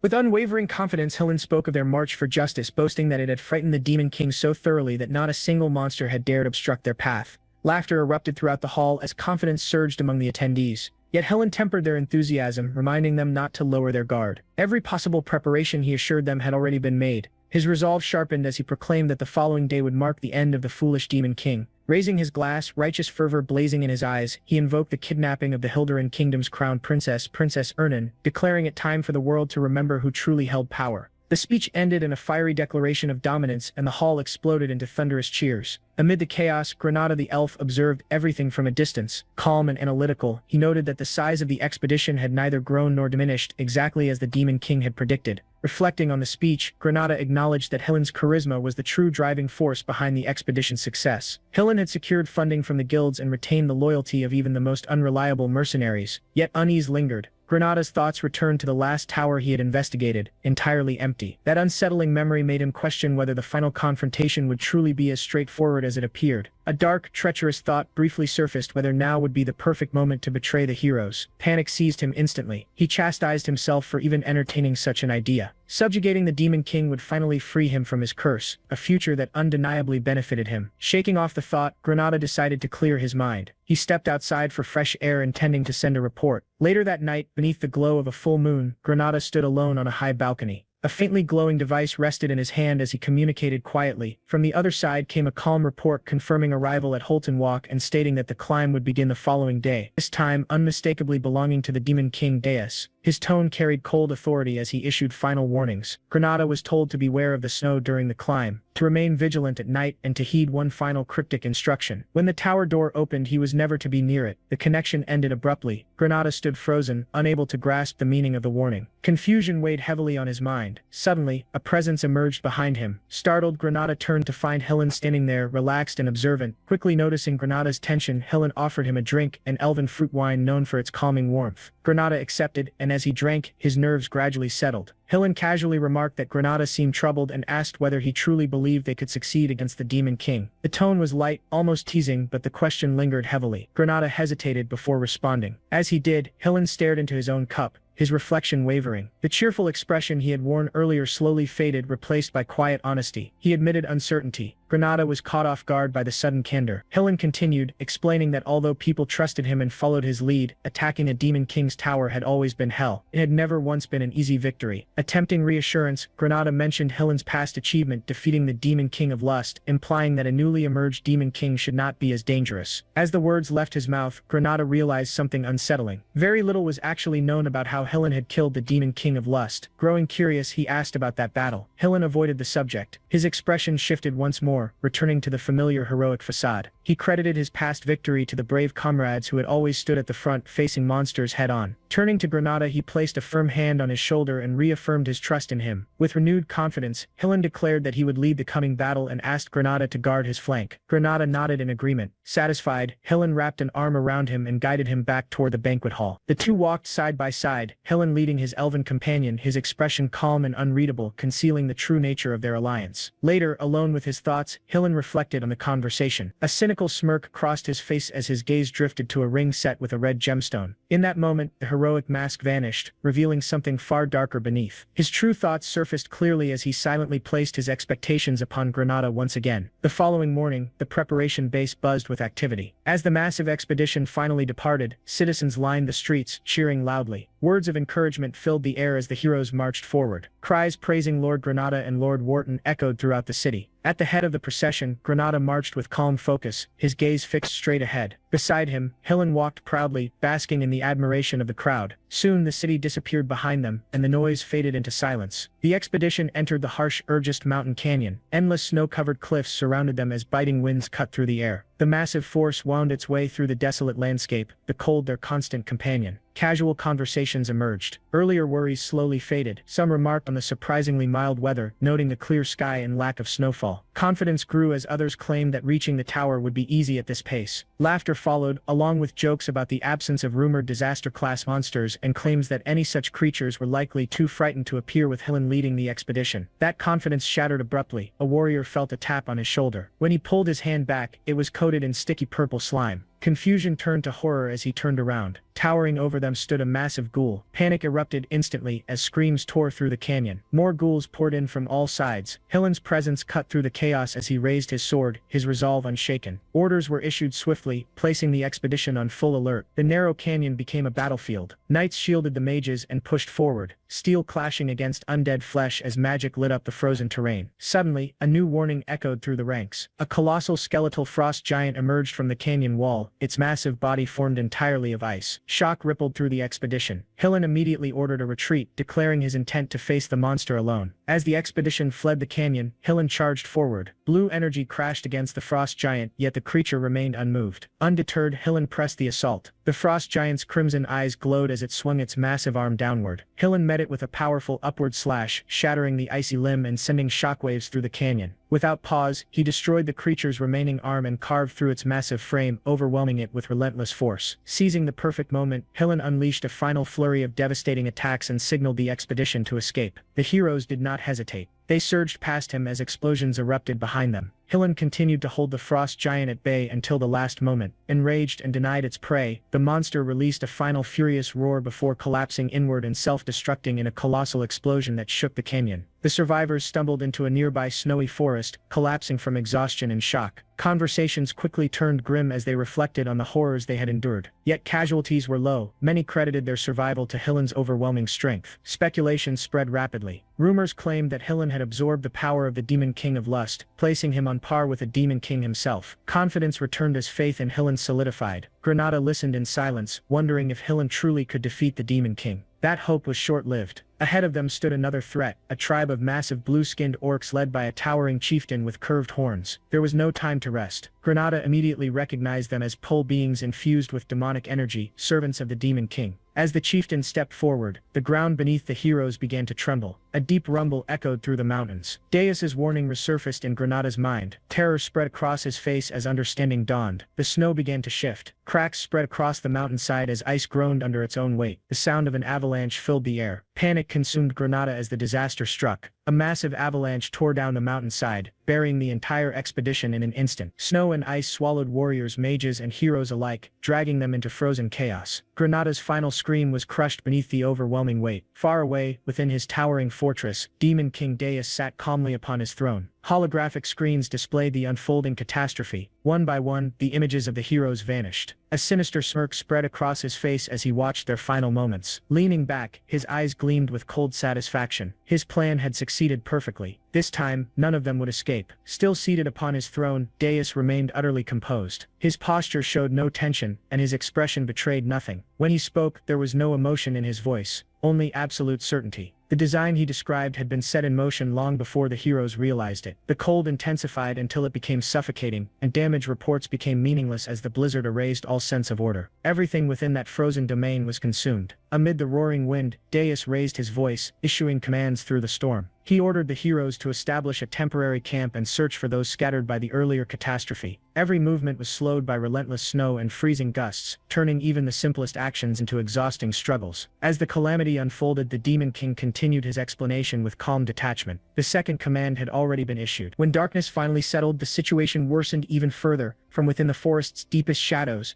ghoul-type monsters emerged, their forms blending almost perfectly with the snow. Massive forest beasts followed soon after, each heavy step shaking the frozen ground beneath the heroes' feet. One of them froze in place as recognition struck. Realizing that orc monsters had appeared once again, weapons were drawn at once, and the heroes tightened their formation, preparing themselves for yet another battle. From a distance, Granada ground his teeth together. Frustration warped his expression as he mentally cursed the Demon King's recklessness. Events were escalating far faster than anticipated, spiraling well beyond the limits of calculated warfare. At last, the Demon King himself acted. A grim smile spread across his face as he advanced without hesitation. avalanche by day and monsters by night. The cycle was merciless and unending. Long before the heroes could fully comprehend the true nature of the trap, exhaustion would begin to eat away at both their bodies and their minds. Their collapse was no longer a possibility. It was inevitable. 3 days passed in what felt like a never-ending nightmare. A constant struggle balanced precariously between survival and death. By the time the heroes reached the highest summit of the Urgis Mountains, the toll was undeniable. Their movements had slowed, their breathing had grown heavy, and their strength was visibly depleted. One night, confusion spread when someone quietly pointed out that the Demon King's tower was nowhere to be seen. The realization rippled through the group like a shockwave, freezing them in disbelief. Deus raised his voice, disbelief cutting sharply through his words as he emphasized that a tower was supposed to stand at the summit. Before the heroes could move, a commander stepped forward and halted him. With a firm stance and a restrained but resolute tone, the commander declared the mission a failure, stating that continuing any further would only lead to meaningless loss of life. From that point onward, survival had to take precedence over victory. Deus froze. He turned slowly, shock plainly visible on his face. The response he received was unwavering, tinged with apology yet unchanged. Grinding his teeth, Deus remained silent. 6 days after entering the Urgis Mountains, the Demon King's tower was finally discovered. The moment it appeared, fury erupted among the heroes. When the tower gates were forced open, confidence surged once more through the heroes' ranks. One knight laughed dismissively, declaring the first floor nothing more than a nest of weak enemies and urging everyone to advance without hesitation. That was when the Demon King spoke. His voice echoed coldly throughout the tower, reverberating from every direction at once. A chilling smile spread across his face as his mere presence became suffocating. The moment the tower doors opened, those who stepped inside were cast directly into hell. Magical cannon constructs materialized across the battlefield, rising into position and completely encircling the heroes. Lightning tore violently through the air, its roar deafening. Deus stared ahead in disbelief as the sheer scale of the threat revealed itself. Any lingering confidence shattered instantly. From within the control chamber, the Demon King observed calmly. This had only been the opening strike. Below, Deus struggled to steady himself. He tightened his grip on his sword and forced his body upright, his breathing uneven. Confusion and rage churned violently within him as nothing he had just witnessed aligned with logic, strategy, or any battle experience he possessed. Through the drifting smoke, Granada emerged. Though visibly shaken, he remained unharmed and reported that he had narrowly avoided the cannon strike. Relief briefly crossed Deus's face. Without hesitation, he pushed for advancing to the next floor. Granada hesitated, carefully studying him now that only the two of them remained. The danger was undeniable. Deus responded firmly, reminding him of his past victory over the Demon King of Lust and the power gained from that battle. Compared to that ordeal, this enemy was not beyond reach. As long as they stood together, victory was still possible. After a moment of silence, Granada agreed, and the two advanced side by side. The second floor was empty. The third floor was no different. Slowly, anger crept across Deus's expression. The absence of enemies felt deeply unnatural. A tower of such scale should have been crawling with monsters, yet there was nothing, no movement, no hostility, not even lingering mana. As Hillen voiced his frustration aloud, Granada remained silent, sensing deliberate intent behind the emptiness. If both floors were completely vacant, then the battlefield itself was being rearranged by a powerful hand. His thoughts inevitably turned to Princess Ernan. Even so, Deus refused to lower his guard. He warned that danger could emerge at any moment and continued forward with measured steps, prepared for hidden traps. When they reached the fourth floor, both stopped in disbelief. Before them stretched a lush forest, vibrant with greenery and arranged like a tranquil garden rather than a battlefield. Granada released a slow breath and confirmed the truth, identifying it as a curse, a spatial distortion created through advanced magic. Doubt crept into Hillen's thoughts as he questioned whether they were even inside the Demon King's tower anymore. Before any answer formed, he noticed a figure standing quietly ahead. His breath caught. A young woman stood there, clad in demonic attire and radiating dark mana. Her appearance was delicate, almost fragile, yet profoundly unsettling. She identified herself as one of the 4 heavenly kings who served and guarded the Demon King, the Dark Spirit Master. Her demeanor was light and playful, as though the situation amused her. Hillen had come to rescue a princess, yet she now stood before him as an enemy. Silence fell over the forest, then realization struck him like a blade. Recognition widened his eyes as despair flickered across Granada's face. The young woman rejected the title of princess and asserted her identity as the Dark Spirit Master. With effortless ease, she summoned Dark Spirit magic. Hillen's shock deepened as he recognized the spell, a pinnacle of spirit arts that only Princess Ernan could wield flawlessly. Everything connected at once. The nighttime ambushes, the hidden tower, the mono cannons, the empty floors, none of it had been chaos. It had all been strategy, and Princess Ernan stood at its center. Disbelief curdled into bitterness as Deus let out a hollow laugh. Warmth drained from his expression as the truth settled in. The princess he had crossed hell to save had been protecting the Demon King all along. Rage surged violently within him. Before he could act, the space trembled. Dark purple energy erupted across the garden, crushing the ground beneath their feet. The Demon King appeared, his presence warping the air itself as demonic power poured outward. His cold gaze locked onto Deus. The Demon King had finally revealed himself. Resentment ignited deep within Hillen. Realizing how completely he had been cornered, he understood that power alone was no longer enough. He needed more. Turning sharply, he demanded Granada's strength. The ground trembled as the Demon King's gaze shifted. Hillen stepped closer, insisting that they combine their power. Granada hesitated, confusion flashing across his face as he questioned how such a fusion could even be possible. Before any explanation came, his body stiffened. Vitality began draining from his blood. Panic surged as the sensation intensified, his strength bleeding away with every heartbeat. Hillen's expression hardened into something cold and detached. He reassured Granada calmly that everything would be fine as long as he remained by his side. Granada collapsed. The Demon King recognized it instantly. The artifact Hillen revealed exposed the truth, a forbidden relic known as the Elf Eater, capable of converting an elf's boundless vitality directly into mana. Once activated, survival was impossible. Hillen pressed his foot against Granada's face, justifying the act as a necessary sacrifice for the greater good. The Demon King watched in silence. Then he smiled. The act was contemptible, disgraceful, and unmistakably human. He calmly noted that removing the ring would instantly erase all borrowed strength. Hillen erupted into manic laughter, convinced that even the Demon King of Lust had failed to take that ring from him. The Demon King responded with a single name: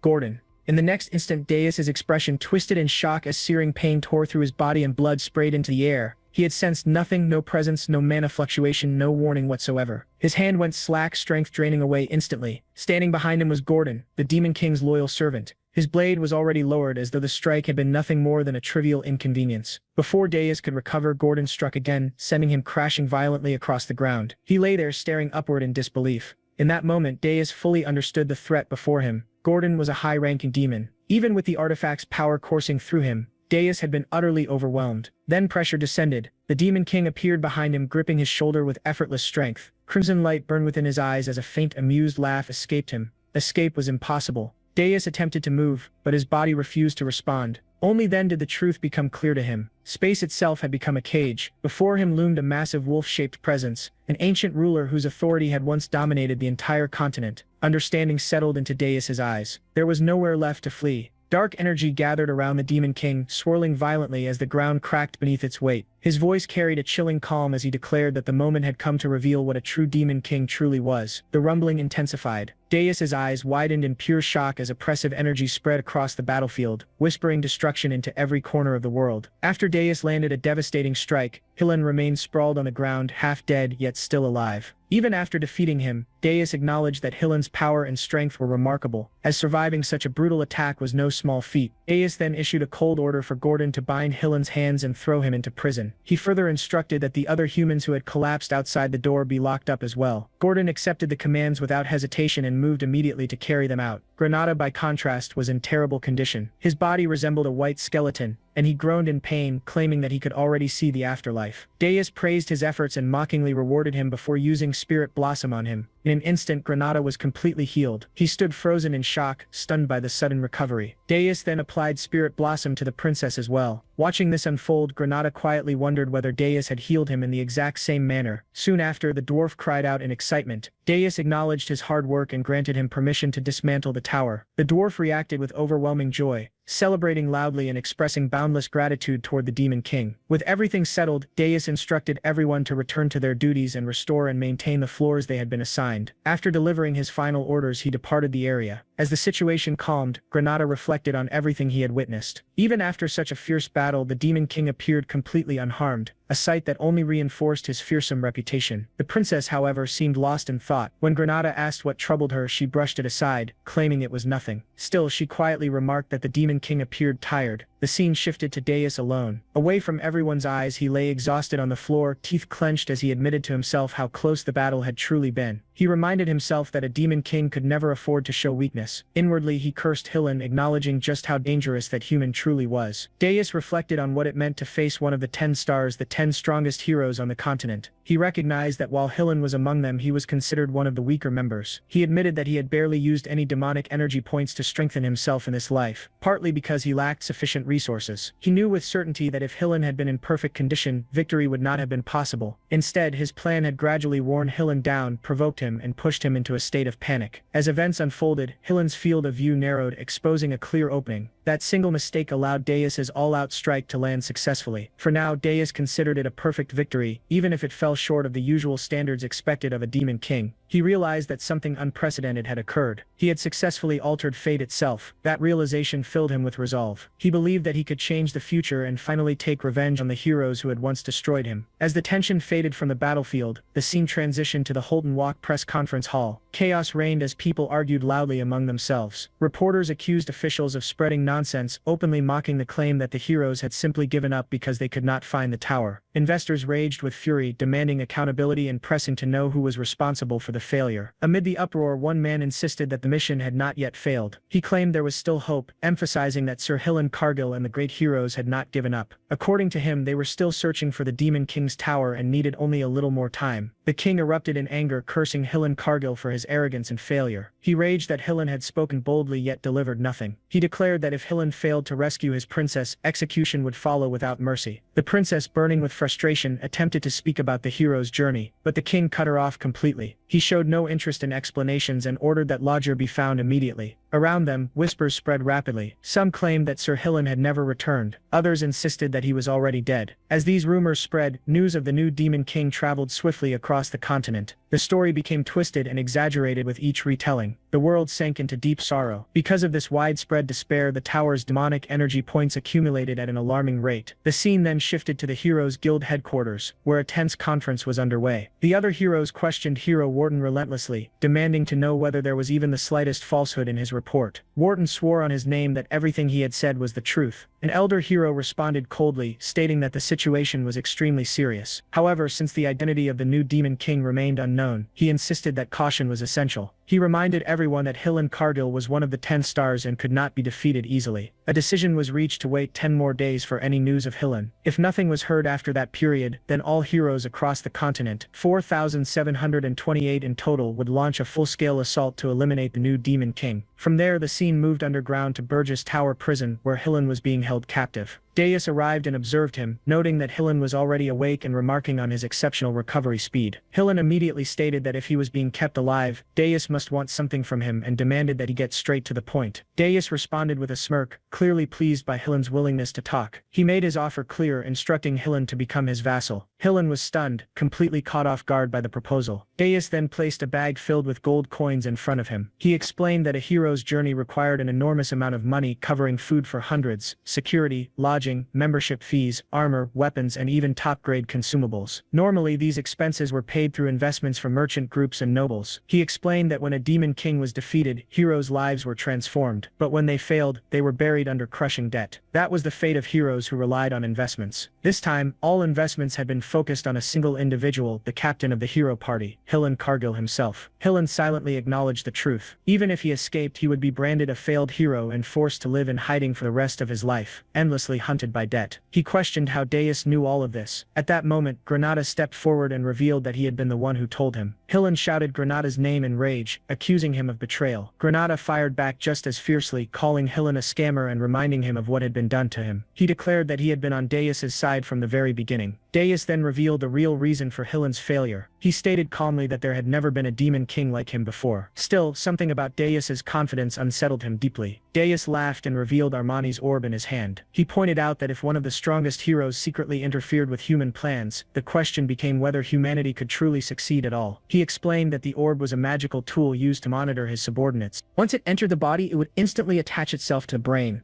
Darius would immediately know if Hillen harbored any hostility toward him. Then it was shown that the rest of Hillen's companions lay scattered across the ground, half dead and groaning in pain as they struggled to move. Hillen desperately tried to stop Darius, insisting that a hero as strong as himself was immune to mind control magic. He believed that the moment the orb entered his body, it would disappear and that none of this was his fault. Granada responded with a grin, explaining that a hero could have their mental defenses dispelled by their own will. Darius reacted with a mocking smirk, making it clear that Hillen's own words had sealed his fate. Enraged, Hillen hurled insults at Darius, calling him a deranged elf and demanding to know if he felt any shame. He declared that Darius should be the one ashamed, accusing him of wasting a precious magical tool, and swore that he would never submit to a demon king. Ignoring his resistance, Darius coldly silenced him and forcibly made Hillen swallow the orb. Agonizing pain tore through Hillen's body as the magic took hold. Granada observed that Hillen was remarkably tenacious and questioned what would happen if he chose death instead. Darius showed no concern, calmly reasoning that a greedy human who treated his comrades as disposable tools for money would never sacrifice himself. A status window appeared, identifying Hillen Cargill. His equipment was listed as Armani's orb, and his status was now marked as a Demon King's vassal. Hillen cursed bitterly as the transformation was completed. The scene then returned to the castle where Gordon addressed Darius. Although Hillen Cargill had been made a vassal, the massive debt of 100,000 gold meant his actions would be heavily restricted. Gordon pointed out that the gold coins previously exchanged for demonic energy points amounted to barely 2,000 gold,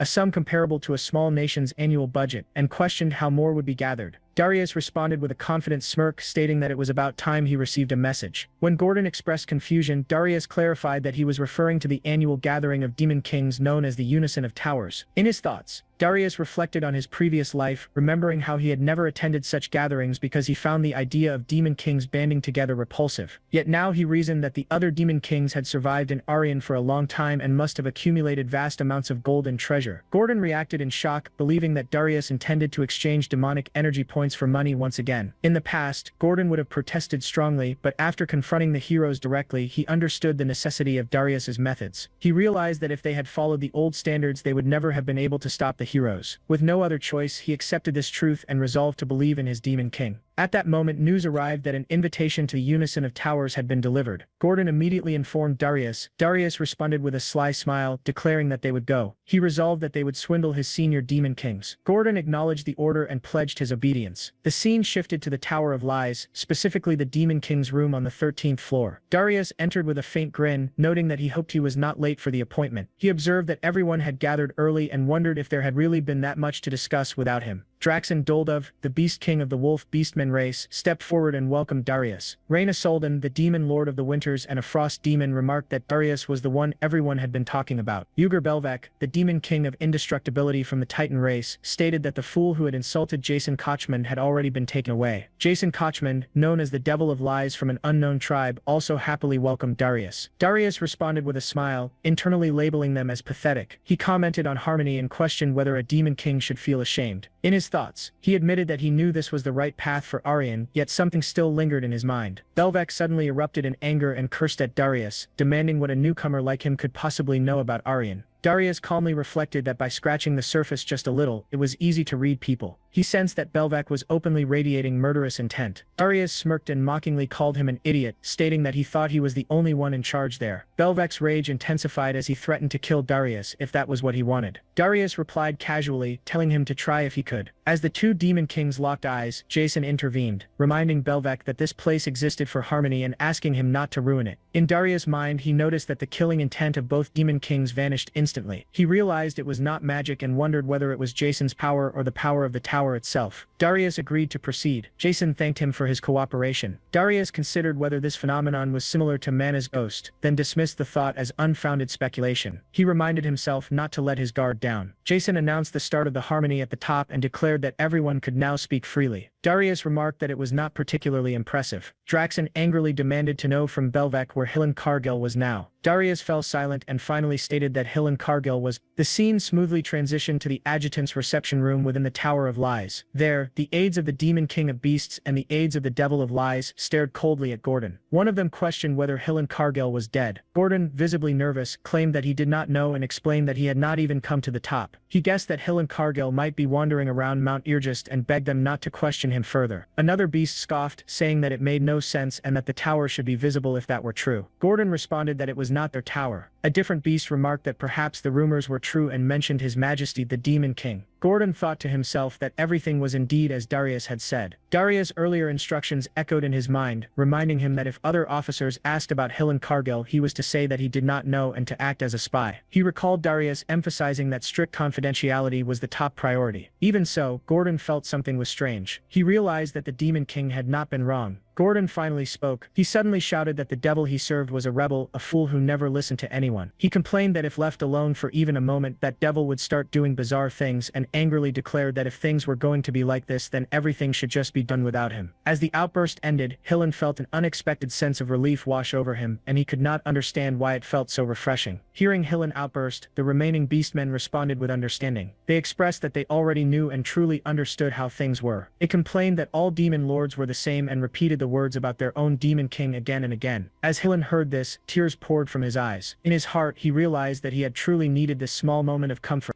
The scene transitioned smoothly back to the Tower of Lies. Belvec stared at Deus in disbelief, questioning whether Deus genuinely expected him to accept the situation as it was. Deus responded calmly, affirming that this was indeed exactly what he expected. Belvec erupted in anger. He pointed out that Hill and Cargill had not even arrived yet and accused Deus of not even building the tower on top of the mountain. His frustration reached its peak as he shouted about the tower being 82% complete, demanding to know who Deus thought he was fooling with such nonsense. Jason chimed in, remarking that the situation remained unchanged with warriors still targeting the tower. He questioned why Burji Deus had abandoned his own tower just to come here. Mockery dripped from his words as he referred to Deus as a demon king who had lost his tower and sarcastically recalled the lessons from the Demon King Academy, calling him the best leader ever with clear irony. Deus dismissed the concern outright, stating that there was nothing to worry about because he would personally protect his own tower. Internally, he admitted that something had been bothering him for some time, particularly the Devil of Lies. When Jason attempted to continue in the same mocking tone, Deus cut him off, signaling that there was no need for further commentary. Draxon, clearly irritated, questioned whether Deus truly believed that Grand Duke Arcane would ignore this situation. Deus replied flatly that it did not matter what that old woman said. Draxon silently acknowledged that Deus was without question extremely stubborn. Deus reflected inwardly that even if he confronted them directly, there would be no way to confirm anything. For now, his doubts were sufficiently settled. He concluded that avoiding unnecessary trouble was better than being caught and reminded himself of their real objective. The top priority was collecting 100,000 gold. After that, the conversation among the demon lords continued. Burji Deus appeared far more active in the discussion than expected. As Deus observed the exchange, he realized that even among demon kings a clear hierarchy existed. The Demon King of Lies stood firmly at the top tier. Deus carefully observed and gathered information, paying close attention to which demon king seemed particularly desperate for magic points. In the midst of his observations, Reyna suddenly cast a cold gaze toward Deus, leaving him momentarily confused. The scene shifted to the balcony on the 13th floor of the Tower of Lies. Reyna stood there alone. Deus approached her and asked what was going on. Reyna explained that it was not a secretive matter. After hearing the rumors, she had simply wanted to speak with him privately. Deus was surprised that Reyna specifically wanted to talk to him. Reyna turned toward him and confirmed it directly. She stated that she agreed with some of his opinions. Deus was visibly shocked and wondered whether Reyna had ever said anything like this to him in his previous life. Reyna clarified that he should not misunderstand her intentions. She explained that she did not hate orthodoxy the way he did and that she believed in classical values. However, she also believed that flexibility was sometimes necessary, especially in Aaron, which was precisely why she had wanted to meet him. Compared to the others, she added, he was at least someone she could communicate with. Deus shared his thoughts in response. Reyna replied that it was not bad and admitted that he was better than she had initially expected. Deus accepted the compliment with mild surprise. Reyna then handed him an item and explained that it was a personal communication port. She told him that if he ever needed advice, he could contact her at any time. She added that as long as he did not insult the Demon King's standards in front of her, she would tolerate him. She expressed her hope that someone capable of proper communication like Deus would not disappear anytime soon. Deus asked why she did not simply speak with the Devil of Lies instead. Reyna explained that his mind could not be read and that while he was better than the other two, there were still limits. With that explanation, Reyna left the balcony. Left alone, Deus admitted to himself that he still could not fully trust her. Even so, Reyna Soldan remained in his mind as an unexpected and valuable gain. At the same time, the scene shifted elsewhere, inside the Tower of Burgess. On the first floor of Burgess Tower, the princess arrived after baking cookies for Lodger. She cheerfully presented the cookies to him and urged him to try them. Lodger was surprised to see snacks inside the Demon King's tower. The princess laughed softly and explained that the ingredients had been purchased by the Demon King himself. With the assistance of spirits, she had attempted to bake them on her own. Lodger praised her as a genius spiritist and remarked that the atmosphere felt unusually comfortable. The princess encouraged him once more, inviting him to taste the cookies. Lodger chuckled and decided to eat them with gratitude. Inwardly, Lodger reflected that the princess had been raised without ever having to lift a finger, without even a single drop of water touching her hands. He assumed that homemade cookies from someone like her would not be particularly good. Even so, he resolved to call them tasty out of courtesy. The moment he took a bite, his thoughts completely collapsed. The flavor overwhelmed him and the taste caused his mana to sway violently. He realized that he had never tasted anything like these cookies before. To him, they tasted like heaven itself. The princess watched him closely and asked about the taste. Lodger found himself unable to look away, completely stunned by what she had created. The princess explained that she had mixed a small amount of sesame oil into the dough and waited shyly for his reaction. Relieved that it had turned out well, Lodger struggled to understand why something like this felt so precious to him. He sensed his mana draining before suddenly surging again. The princess smiled and explained that this was a gift meant to build a friendship for the future. The princess then playfully offered the idea of giving some to Granada as well, giggling as she spoke. Lodger reacted by remarking that the shock would be even greater than before. The princess grew even more excited, wondering whether the Demon King himself would like them too. Lodger acknowledged the thought as the moment settled into a quiet calm. The scene then transitioned smoothly back to Dias, who had just finished his private conversation with Reyna and made his way back to the meeting hall. Upon returning, he immediately noticed that the area was completely empty. Dias observed that everyone had already left. Jason confirmed that the Harmony meeting of the tower had officially ended. Dias remarked that it had ended far too quickly. Sensing his tone, Jason offered him a cup of tea, suggesting that he might be feeling some regret. Dias dismissed the notion entirely, making it clear that he felt no sadness over it. Maintaining a calm demeanor, Jason insisted that Dias, as a human, was in desperate need of something essential, and that thing was money. The statement left Dias visibly shocked. Internally, he questioned what Jason truly meant and wondered how he could possibly know something like that. Jason made it clear that pretending was meaningless. He stated that Draxon had already told him everything. The tension in that moment sharply intensified, but Jason dismissed it entirely, stating that there was no need to waste time on meaningless psychological warfare. He immediately moved to the main point and proposed a deal involving demonic energy points in exchange for human currency. Dishers reacted cautiously, demanding to know Jason's true intentions. In response, Jason let out a quiet chuckle and revealed his plan.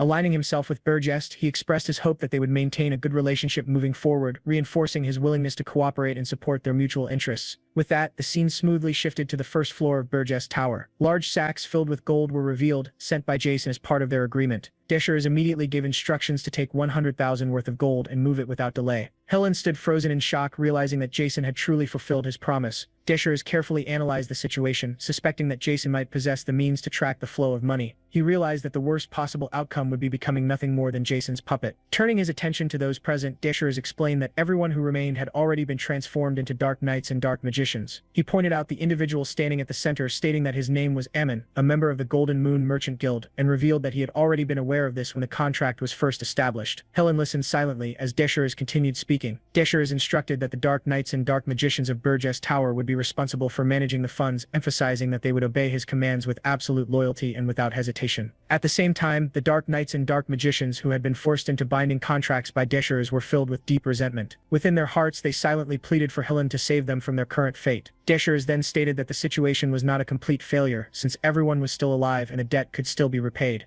From this, the implication arose that they might be able to return to their roles as heroes in the near future. Helen responded with a smirk, suggesting that they should make it work as partners. Dishers' expression immediately darkened. In the next instant, he pressed the orb in his hand, activating the linked orb embedded within Helen's brain. A wave of unbearable agony surged through Helen's body, forcing him to collapse onto the ground. Dishers coldly corrected him, declaring that their relationship was not one of partnership but one of master and slave. The Dark Knights and Dark Magicians felt a grim sense of satisfaction, believing that Helen deserved such treatment. Still trembling in pain, Helen forced out a weak remark, attempting to mask his suffering by saying that he had not realized Dishers took pleasure in such cruel games. Dishers showed no reaction to his words and emotionlessly ordered everyone to disperse and carry out their assigned tasks. As the scene progressed, the princess appeared and handed Helen a letter. She instructed him to deliver it to her sister. Helen realized that she was referring to Elena, the 13th princess of Hilderin, and responded by acknowledging her request and accepting the task. Later on, Gordon voiced his concern to Deus. He clarified that it was not a matter of distrusting the Demon King, but rather doubt about whether the hero would truly follow orders properly. Deus responded by explaining that Hillen Cargill was not a simple materialist who only sought money. He noted that although it might not seem obvious at first glance, the vulgar greed typical of humans who only chase wealth was not present in Hillen.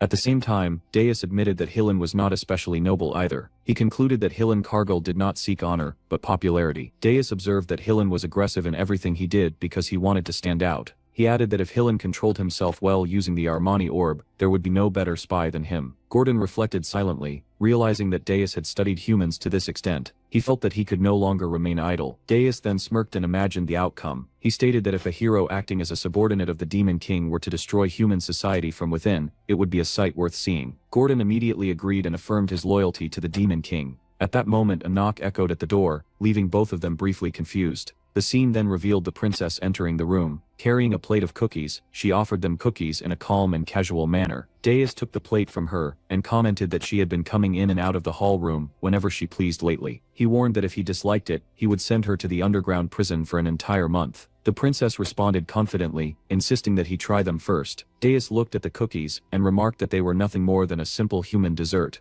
As Deus took a bite of the cookie, his expression changed instantly. He was visibly shocked by the taste and reacted to the unfamiliar flavor. The princess watched closely and thought to herself that he had reacted, wondering if he liked her cookies, just like others did. A faint sweat appeared on Deus's face as he smirked and acknowledged it. He remarked that for a human dessert, it was decent. The princess was stunned internally, realizing that he had withstood it. Deus then pointed out that medicinal herbs had been mixed into the cookie. He noted that the flavor was dangerous. The princess openly admitted it, saying she knew he would notice immediately. Deus connected her action to the reward he had previously given her, and concluded that she clearly wanted something specific in return. The princess chuckled and confirmed that this was indeed the case. Deus remained silent, his confusion obvious. The narration then shifted forward in time. After arriving at Molten Walk, they immediately departed for Hilderan through the teleport circle, and Granada restored discipline soon after. The scene moved to the Scarlet Hawk mercenaries' headquarters, where all of Granada's subordinates returned beaten and battered. Granada, burning with anger, questioned how they had all fled during the first avalanche and left their captain behind. He accused them of abandoning him over something they did not even bother to face. One mercenary, his face swollen and tearful, tried to explain. He insisted it was not like that, and begged Granada to listen. He described Era Ergust as a place where even heroes had fallen and questioned how mid-rank mercenaries like them were supposed to endure it. He claimed they had no other choice if they wanted to survive. Granada responded with fury, beating the man as he shouted that survival did not justify abandoning their captain. Just then someone called out to Granada, causing him to turn around. Standing before him was a blonde-haired female knight. She introduced herself as Kaid, declaring that she was a hero. She explained that due to unavoidable circumstances, she had been unable to join the hero's expedition from the beginning, but had now come to seize the opportunity to participate. Despite her late arrival, she asked for permission to join the hero's expedition. Granada responded with visible confusion, questioning her reason for coming, and expressing his disbelief at seeing a hero appear in that place. At the same time, some of Granada's subordinates, already intoxicated and enjoying themselves, began joking around.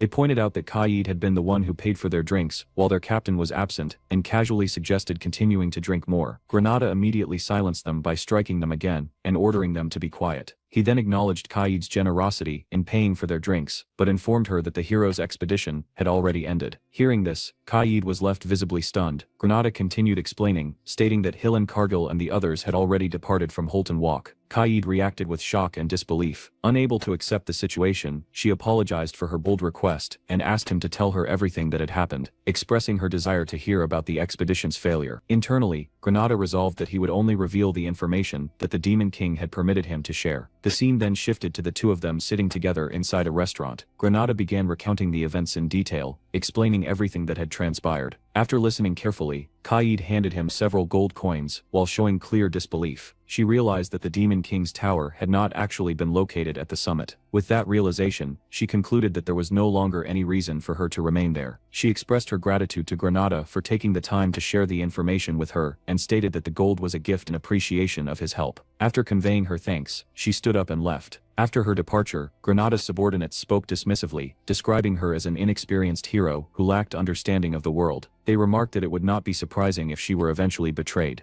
He then silently watched the knights as they departed, carefully observing everything that had taken place. The scene shifted to Holt Walk. Inside a quiet and deserted alley, Kaid arrived and announced that it was time to return, explaining that the princess's fiancé was waiting. In response, the princess firmly rejected the suggestion, expressing her refusal to return, and declaring her determination to live as a hero instead. Granada secretly observed the entire exchange from his hiding place. Driven purely by curiosity, Granada noticed the shadowy figures moving silently as they walked. Their faces were concealed behind masks, making it impossible to read their expressions. He realized that the hero in question was actually the princess herself. He understood that matters concerning the kingdom were not something he should interfere with. At that moment, a knight suddenly appeared and stopped Granada, pressing a sword against his throat. Granada immediately began sweating as fear and tension overtook him. The knight demanded that he reveal his identity, accusing him of spying. The knight further pointed out that Granada was using suspicious magic. Panicking internally, Granada realized that the item in his possession was a magical artifact given to him by the Demon King. He understood that if he were captured, his identity as the Demon King's subordinate would inevitably be exposed. The knight's expression grew colder and more menacing as he concluded that Granada was a spy from another realm. With that judgment, the knight declared his intention to execute him. Overwhelmed by fear, Granada thought of the Demon King. He realized that he had chosen the wrong place to hide. His thoughts raced frantically as he struggled to determine what action he should take next. Granada was suddenly spotted by a knight, and the instant their eyes met, he immediately turned and ran. He sprinted toward the palace entrance, as loud shouts erupted behind him. The knights raised their voices in alarm, shouting that an assassin had appeared, their cries echoing throughout the area, as they warned each other not to let him escape. Shock spread rapidly as the possibility that he might truly be an assassin became real. However, the knights did not hesitate. They urgently instructed the princess to step back, quickly surrounding her, and forming a protective barrier with their bodies. Granada panicked internally, realizing that hesitation would only lead to his capture or death. Even if his identity were exposed at this moment, he had no other choice.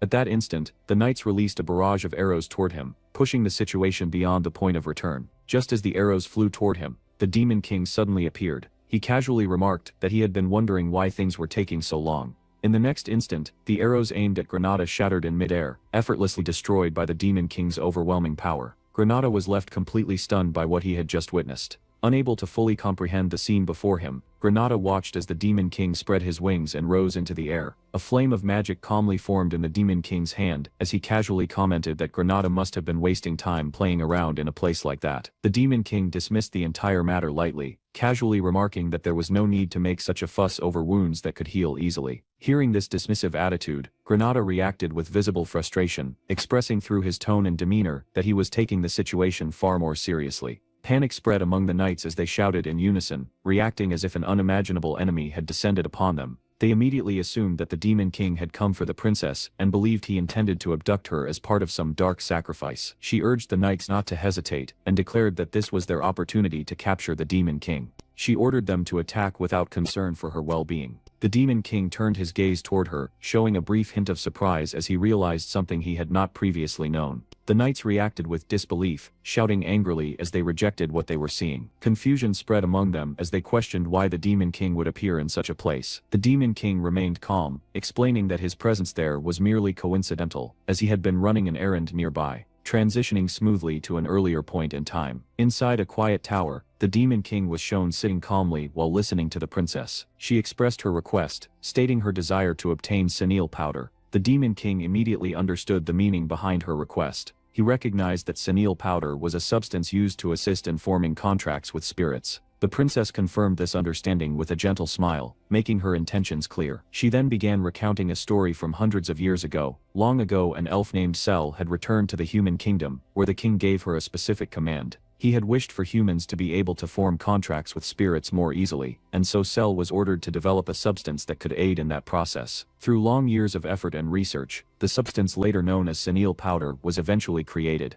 The Demon King shifted his focus back to the princess herself, calmly pointing out that based on her natural talent alone, she did not actually require senile powder. The princess responded with a faintly saddened expression, conveying that he was overestimating her abilities. She explained that, as he already knew, the tower contained very little mana, and without senile powder, her spirits would struggle to function properly. The Demon King continued, revealing that he himself had been considering forming a contract with a new spirit, specifically one of a higher level. Hearing this, the princess became visibly flustered. She turned her face away and pouted slightly in embarrassment. Her fire spirit and water spirit mimicked her reaction perfectly, reflecting her emotions. After a brief moment of silence, recalling memories from a previous life involving Ernan, she remembered that at the age of 27, she had formed a contract with a high-level spirit, an event that had shaken the entire continent and thrown it into chaos. Forming a contract with a higher-level spirit was something only a few humans had ever achieved, yet now it was happening 7 years earlier than expected. She had intended it to be a surprise. The Demon King casually finished his cookie, expressing that he had eaten well before standing and leaving. The scene returned to the present. Daius raised his hand, forming a dense and overwhelming mana flame. He expressed his intention to finish everything quickly due to his own circumstances. The Night Princess froze in shock. Without hesitation, Daius released the flame. A massive explosion instantly engulfed the battlefield. When the destruction cleared, everything had been annihilated.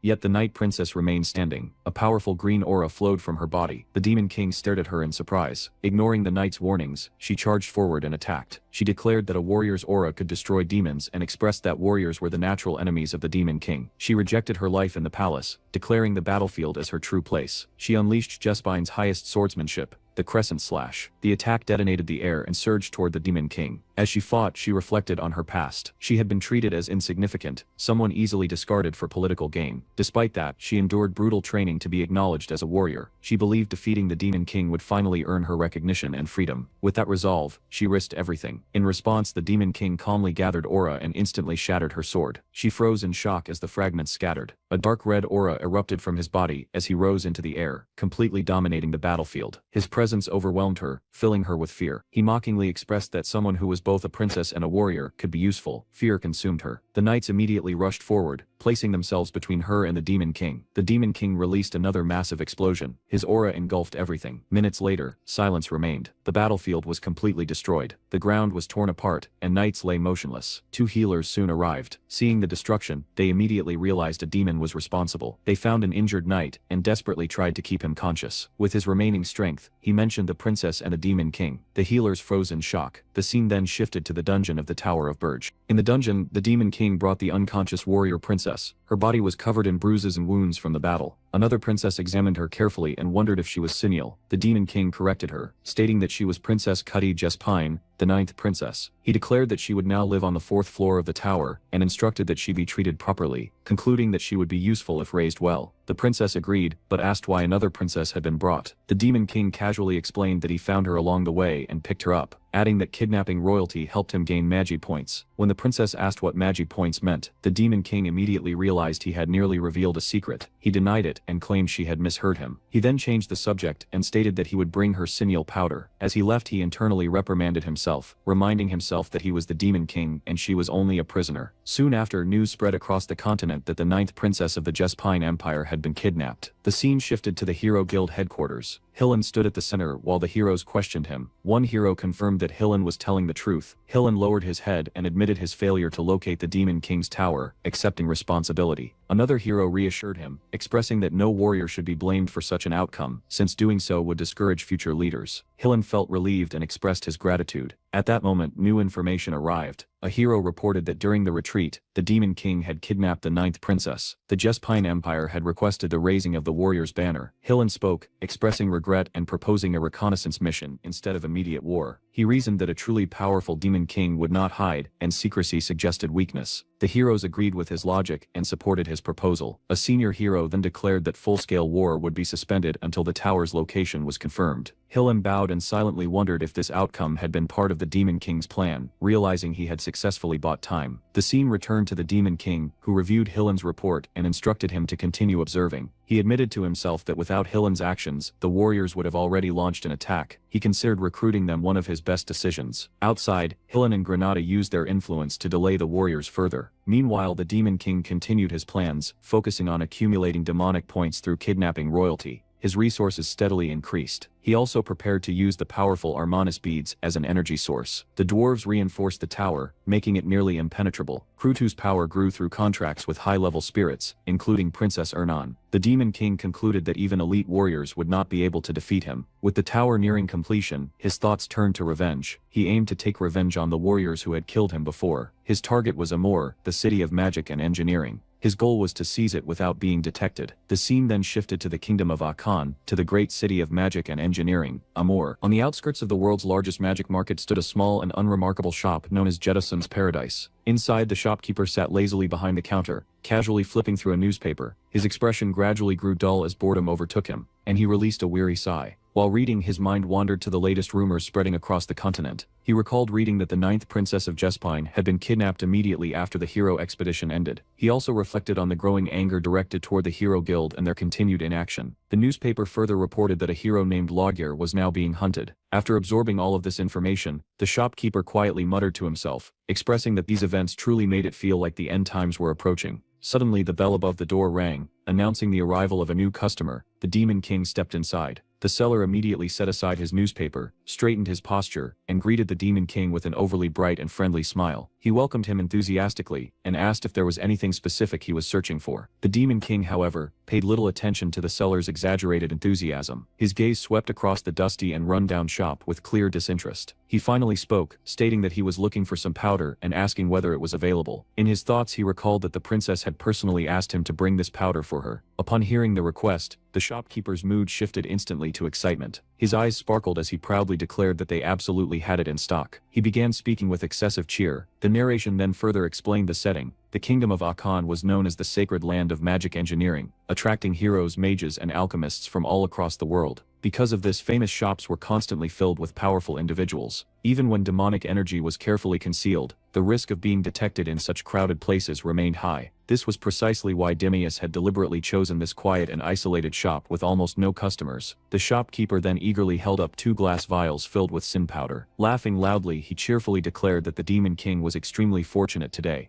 He then picked up one of the vials and examined it carefully. He observed that sin powder was normally green, and questioned why this one was purple instead. The shopkeeper laughed and explained that this was a newly developed version. Lowering his voice, he revealed that it had been secretly created inside the Mage Tower, and had not yet been officially released. The seller continued his excited explanation, emphasizing that this new sin powder had not yet entered the public market. In his thoughts he assumed that the man before him must be a wealthy noble, since no ordinary person would travel all the way to such a remote and shabby shop. The Demon King immediately saw through the seller's intentions. His expression darkened as he realized that the seller understood he had limited options and was deliberately attempting to extort him. Anger surged within him, and for a brief moment he considered killing the seller on the spot. However, before he could act on that thought, the bell above the shop door rang once again. The seller instantly shifted his attention away from the Demon King and turned to greet the new arrivals with cheerful enthusiasm. A group of people stepped inside, and one of them quietly whispered to another, expressing disbelief and questioning why they were beginning their search in such a shabby place. The Demon King looked toward the entrance and froze in shock. He immediately recognized the newcomers as Princess Louise and her knights. One of the knights calmly remarked to Louise, expressing his belief that if the man named Laguerre possessed any sense, he would avoid appearing in places that attracted attention. Louise, however, displayed clear irritation. She openly complained, expressing frustration at being forced to enter such a filthy place because of him. Hearing this, unease grew within the Demon King as he was the one responsible for kidnapping Laguerre. One of the knights then approached the seller and politely explained that they were searching for someone.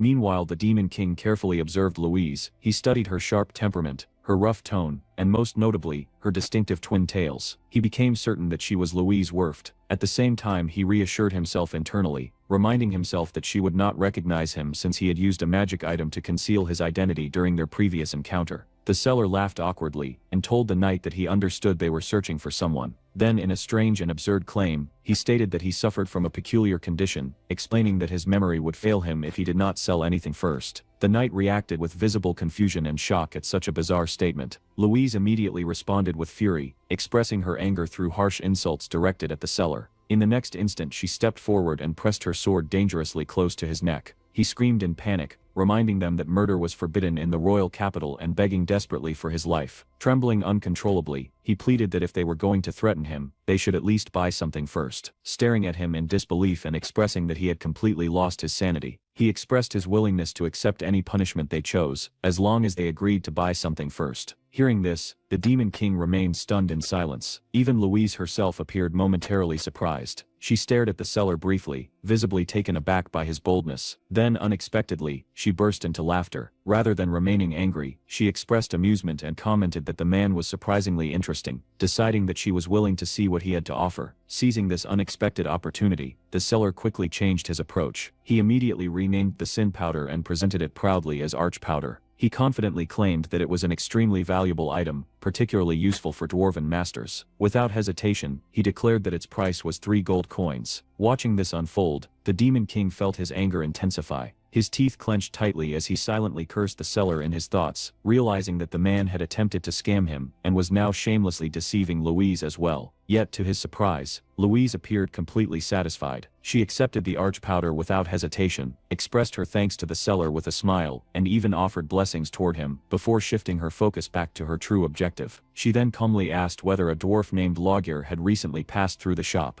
The seller shook his head and expressed that it was the first time he had ever heard that name. However, he quickly added that there was a well-known gathering place in Aachen where blacksmiths typically met whenever they visited the kingdom, suggesting that they might find useful information there. She then signaled that it was time to leave, and her knight immediately acknowledged and followed her decision without hesitation. As she turned toward the door, she quietly expressed her disgust, remarking that the seller's behavior had been utterly shameful. Once Louise and her knights exited the shop, the tension finally dissipated. After the door closed, he raised an eyebrow and addressed the seller with a faint smirk, expressing his admiration for the seller's boldness in successfully selling worthless powder for 3 gold coins. The seller responded with a proud grin as he pocketed the coins, clearly satisfied with his success. He admits he stayed silent because Louise looked like a noble who would easily pay 3 gold and would not kill him over such a small amount. Smirking, he adds that for 10 gold, he could even share a secret. The Demon King internally calls him a scammer, but finds his boldness amusing. Leaning closer, he tells him to go to the Golden Moon Merchant Guild and say he was sent by the mountain, assuring he will be accepted. The seller is confused and questions why someone would associate with a nearly bankrupt guild. The Demon King smirks and reveals the truth. The woman he scammed was Louise Werft. The seller freezes. His hands tremble, the vials fall and shatter, and his face turns pale in terror. He realizes he scammed the infamous Mad Dog Princess. Panicking, he demands to know what the Demon King wants. The Demon King calmly places 1 gold coin on the counter and repeats his answer. Join the Golden Moon Merchant Guild, where the monthly salary is 1 gold. Smirking, he warns that if he refuses, he will bring Louise back. Terrified, the seller begs for his life. But suddenly, his fear vanishes, replaced by a mocking grin. He angrily orders the Demon King to leave, daring him to bring Louise back, and scoffing at the idea. The Demon King leaves without another word, muttering that things will go as the seller wishes.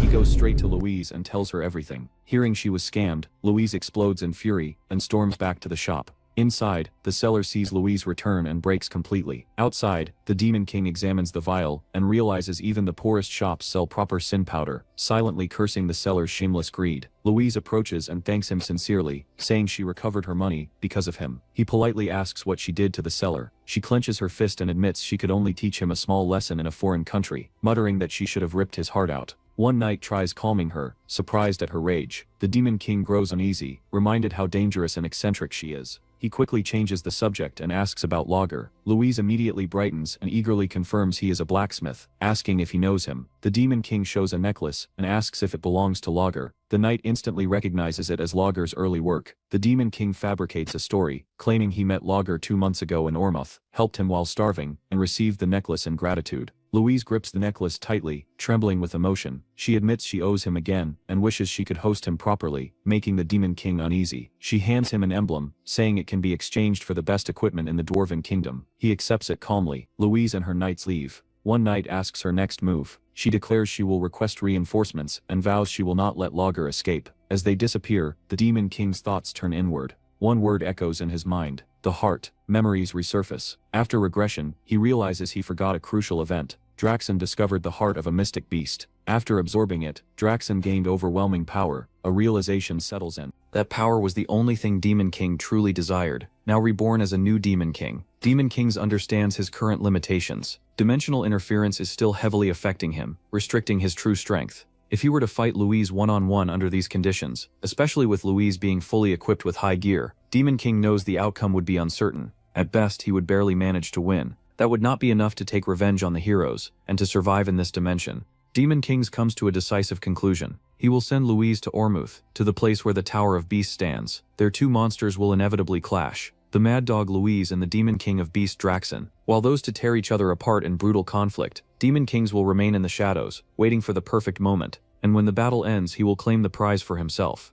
Deep within the Rainforest Kingdom, the scene shifts once again. The dwarf princess pushes through the dense jungle as her armor brushes against thick vines while her companions follow closely behind. One of the dwarves rushes toward her urgently and reports that airborne officers have delivered an ultimatum. An anonymous source demands that they withdraw immediately. Yet she does not slow down, and her eyes burn with determination as she answers firmly that she still has not found him. Continuing deeper into the dark forest without any intention of turning back, cold sweat rolls down the dwarf princess's face while her subordinate urges her again, warning that they must inspect only the areas permitted by the anonymous order. Yet she clenches her teeth as anger overpowers her hesitation, and she declares that there are still places she has not searched. Then her gaze suddenly locks onto Beast Mountain standing in the distance, and she freezes for a moment in disbelief. Even the domain of the Beast King is considered forbidden and dangerously beyond reason. A dwarf calls out desperately to stop her, but she continues walking forward without hesitation, confidently declaring that it will be fine because no one can touch her. Sweat soaks through her armor, yet excitement burns brightly in her eyes as she laughs sharply and declares that someone dared to challenge her. reminding everyone that they are part of the royal family, and the entire nation wields dwarven weapons crafted by their kingdom. If anyone wants war, then they will receive war. Beside her, the small doll companion whispers nervously and wonders what if there were never any loggers in this forest? What if the man they trusted fooled them? The princess immediately shoots a sharp glare toward the doll and coldly admits that such a possibility exists, but warns it to stay quiet or she will knock its head off first.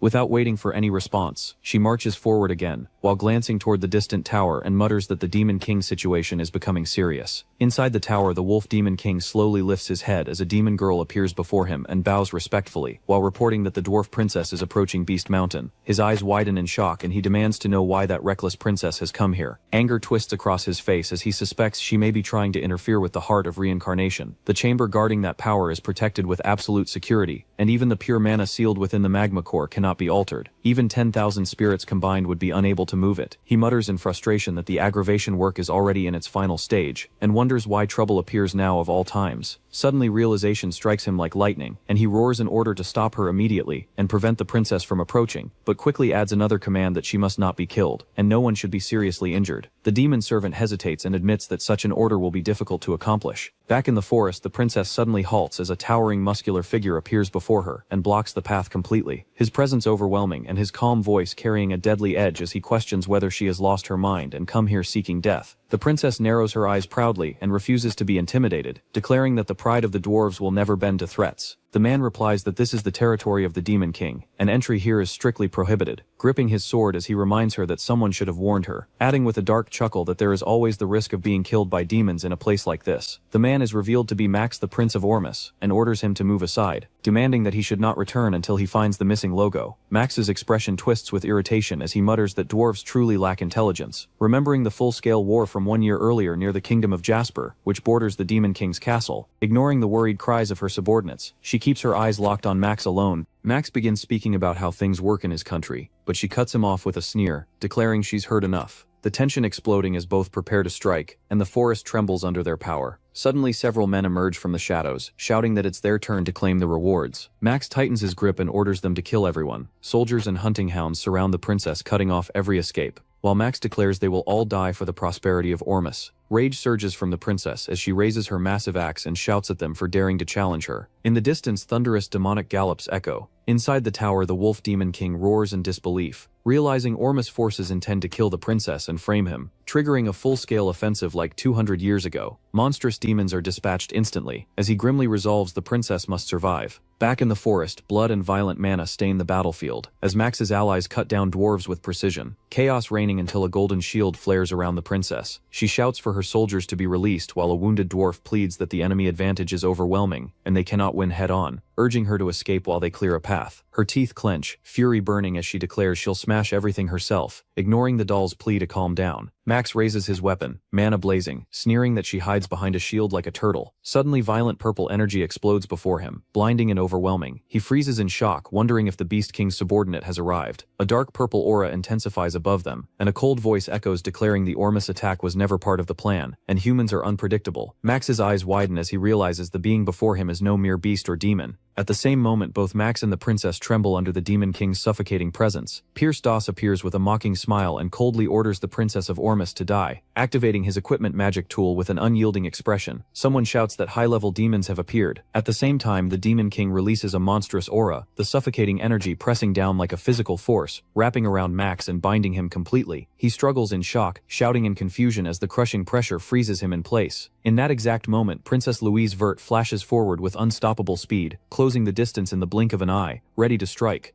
Some of Max's soldiers gather their courage and angrily shout that she dared to attack the prince and must pay for it. Yet even as they speak, they can feel the terrifying power radiating from her body, the pressure alone making it hard for them to stand their ground. Louise's expression hardens as she fires back that they came here to kill her first, and now she will send them to their prince as well. At that moment, the dwarf soldiers arrive and immediately form a defensive shield around the princess, while others rush forward to launch counterattacks. The forest erupts into chaos as explosions shake the trees and violent shockwaves rip across the battlefield. Watching everything from a distance with calm, unreadable eyes, the Demon King quietly remarks that Louise will not die here, deciding that the time has finally come to set his true plan into motion, as his gaze slowly rises toward the towering beast tower ahead. As the scene shifts to the tower, an immense surge of energy radiates from it, thick and overwhelming as if the very air itself is trembling. Inside the chamber, the Beast King rages as he realizes another demon lord has sent demons into his territory, his anger growing as he understands that the timing is far too perfect while the princess and Ormuth forces are clashing outside. Determined to see the situation for himself, the Beast King rushes to the battlefield and immediately demands to know what happened to the dwarf princess and the invading demon. His soldiers nervously explain that by the time they arrived, the princess was already surrounded by Ormuth troops, a report that only worsens his anger as a troubling thought enters his mind,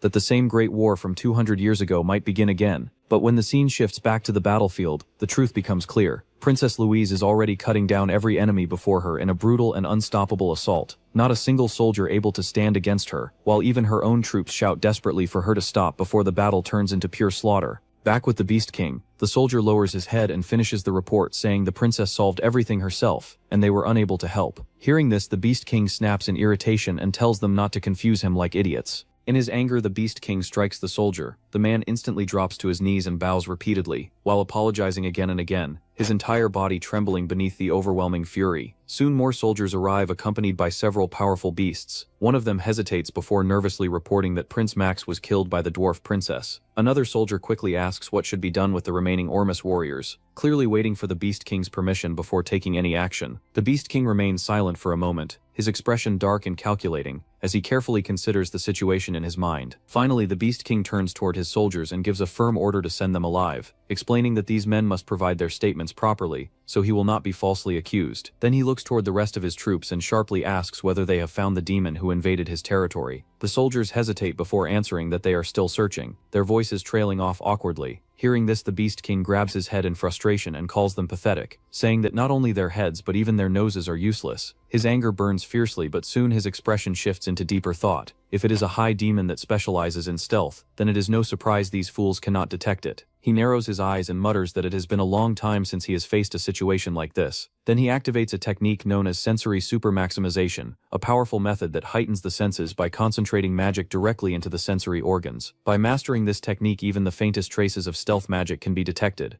After a moment he senses it, faint traces of an unfamiliar demon lingering in the area. His expression darkens as a thought crosses his mind that perhaps that bastard had chased the dwarf princess. Immediately he turns to his soldiers and demands to know which direction the dwarf princess ran. One soldier quickly points and answers that she went that way, but before the sentence can even be finished, the Beast King vanishes from the spot and rushes forward with incredible speed, his furious voice roaring through the forest as he curses the Demon King. In that instant, the Beast King suddenly understands everything, his eyes widening as the truth pieces itself together inside his mind. It was all about the dwarf princess and Prince Ormus. Even exposing the magic was part of the plan. Everything was meant to lure him away from the volcano. Rage surges through him like wildfire as his aura erupts violently, and he races toward the mountain, the ground cracking beneath his steps while the wind howls around him as he moves. The scene shifts deep within the Beast King's territory, inside a massive cave hidden near the volcano. Numerous beast warriors guard the area heavily, while bear demons carry materials back and forth with urgency and discipline. The entire place feels like a secret operation moving in perfect coordination. Then the view moves deeper into the cave, where the Demon King himself has already arrived at the hidden location. Standing before a massive pool of extraordinary lava while observing it carefully, the molten flow glows unnaturally as it radiates a strange and powerful energy. He quietly mutters that this is no ordinary lava, and that the energy of return is being transmitted there. No matter how tough Draxon was, it would have been impossible for him to jump into it, meaning the lava must have been secretly constructed to drain it, though he calmly adds that he does not mind at all. As he speaks, dark energy begins rising around his body while mysterious abilities awaken within him. He calmly explains that the black flame dragon's scales are capable of moving even within lava. Just then, someone senses his presence. A tiger demon, sharp and alert, instantly locks onto him and launches a full-force attack without hesitation, his weapon infused with all his strength as he strikes with deadly intent. Yet the Demon King simply raises one hand and stops the attack effortlessly, the weapon unable to move forward even a single inch. Without even looking troubled, the Demon King calmly remarks that at such a distance it was inevitable. A high demon would eventually discover him. The tiger demon bares his fangs and angrily shouts for him to stop right there. But before he can react further, the Demon King coldly tells him that he should come with him. With those words, he drags the tiger demon along and leaps straight into the massive pool of lava. As they plunge into the burning molten depths, the tiger demon's screams echo throughout the cavern, while his body is instantly destroyed by the intense heat without leaving a single trace behind.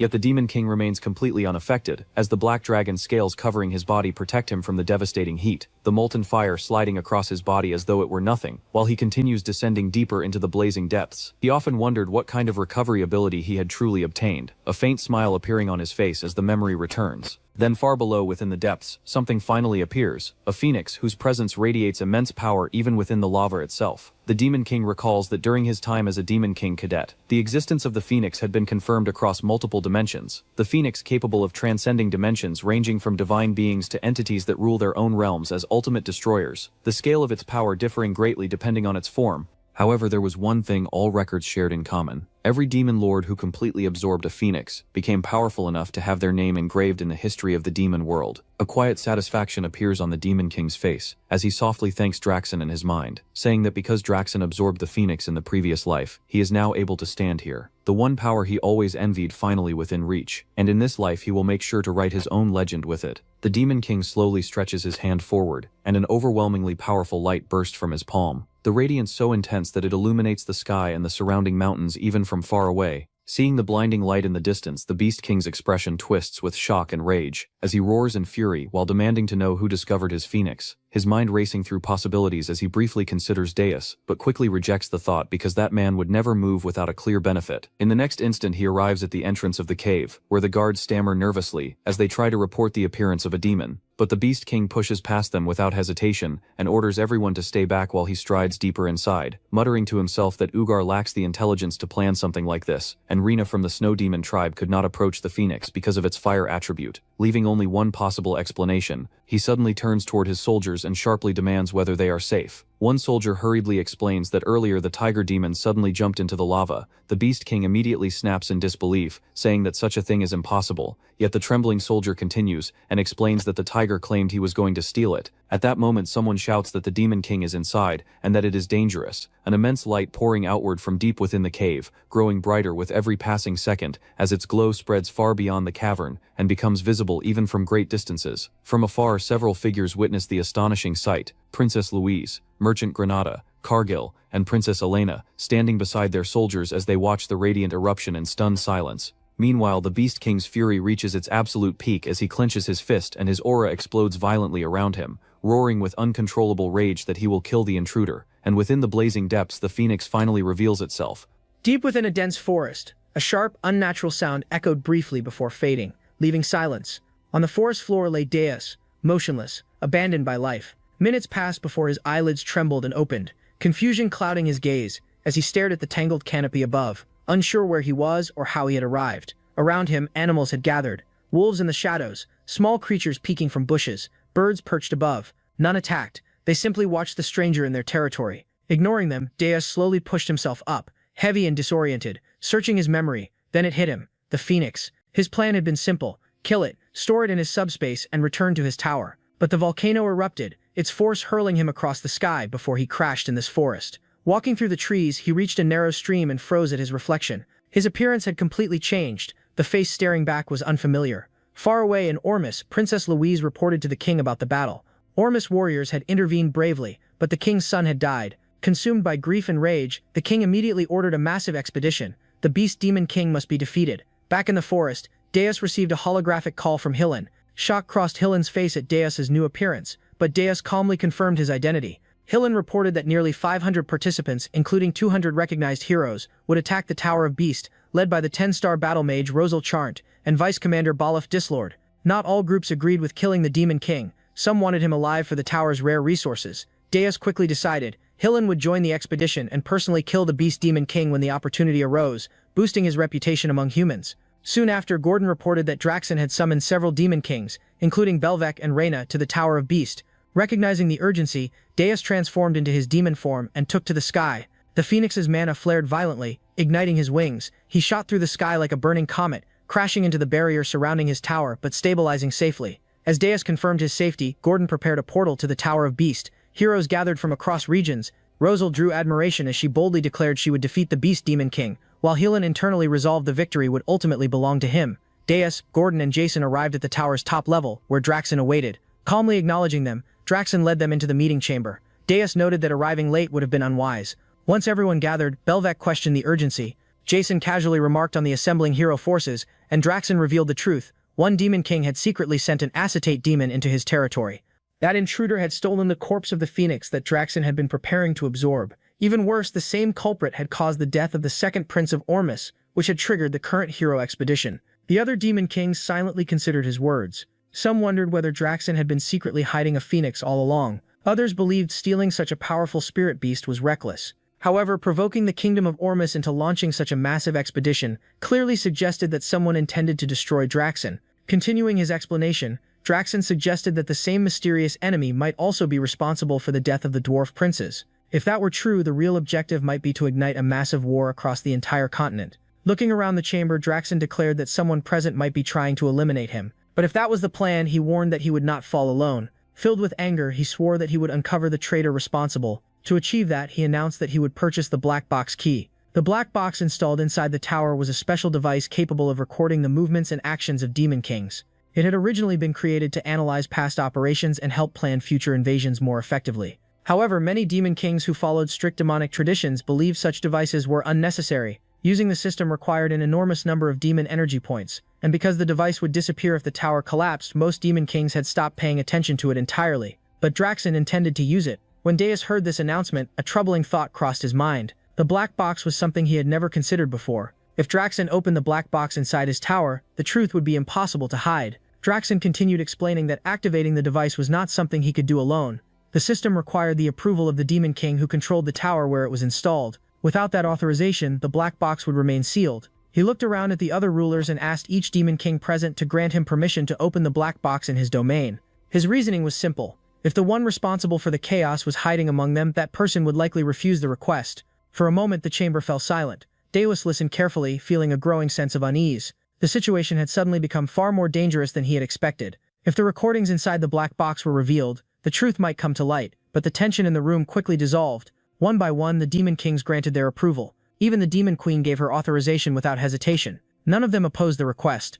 Satisfied, Draxen nodded. With everyone's approval secured, the process could begin whenever he decided to activate the device. He announced that once the results were obtained, he would inform them. For now, the meeting was finished. Later, more details about the black box key became known. It was an extremely rare consumable item that could only be used once. Its price was staggering 9,999 demon power points. Only rulers with immense reserves of demonic energy could even consider purchasing it. Because of that overwhelming cost, most Demon Kings avoided using it altogether. Draxen himself had no intention of buying the key immediately. With the hero expedition preparing to attack his tower, spending such an enormous amount of power right now would be reckless. If he weakened himself before facing the heroes, the consequences could be disastrous. However, he had already decided what he would do afterward. If the hero expedition failed, and the situation returned to normal, he would immediately purchase the black box key. Once he obtained it, he planned to open the black boxes belonging to Deus and Jason. Only then would the traitor's identity be revealed.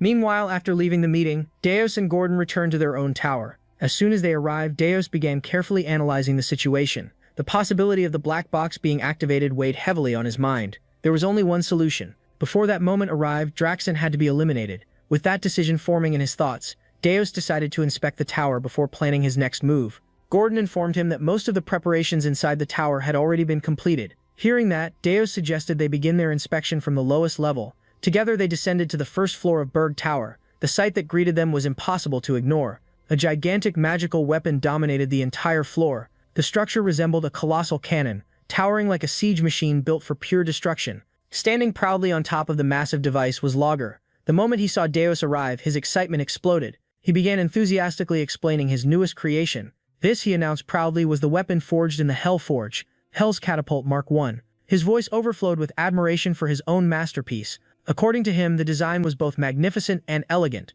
It was without question the greatest creation he had ever produced. As Deus and Gordon turned to leave, Logger continued shouting excitedly behind them, thanking the Demon King repeatedly and promising that the next weapon he created would be even bigger, stronger, and more extraordinary. Leaving the loud inventor behind, Deus and Gordon moved up to the second floor of the tower. There they found Kay Turde standing alone in the training area, practicing her swordsmanship with focused determination. The moment she noticed Deus entering the room, she did not hesitate for even a second. She lunged forward and launched an attack immediately. Her blade moved with impressive speed, cutting through the air toward him. Deus calmly raised his weapon and blocked the strike with almost no effort at all. "Nothing has changed," he remarked quietly, observing her technique. Kay Turd narrowed her eyes as determination filled her gaze.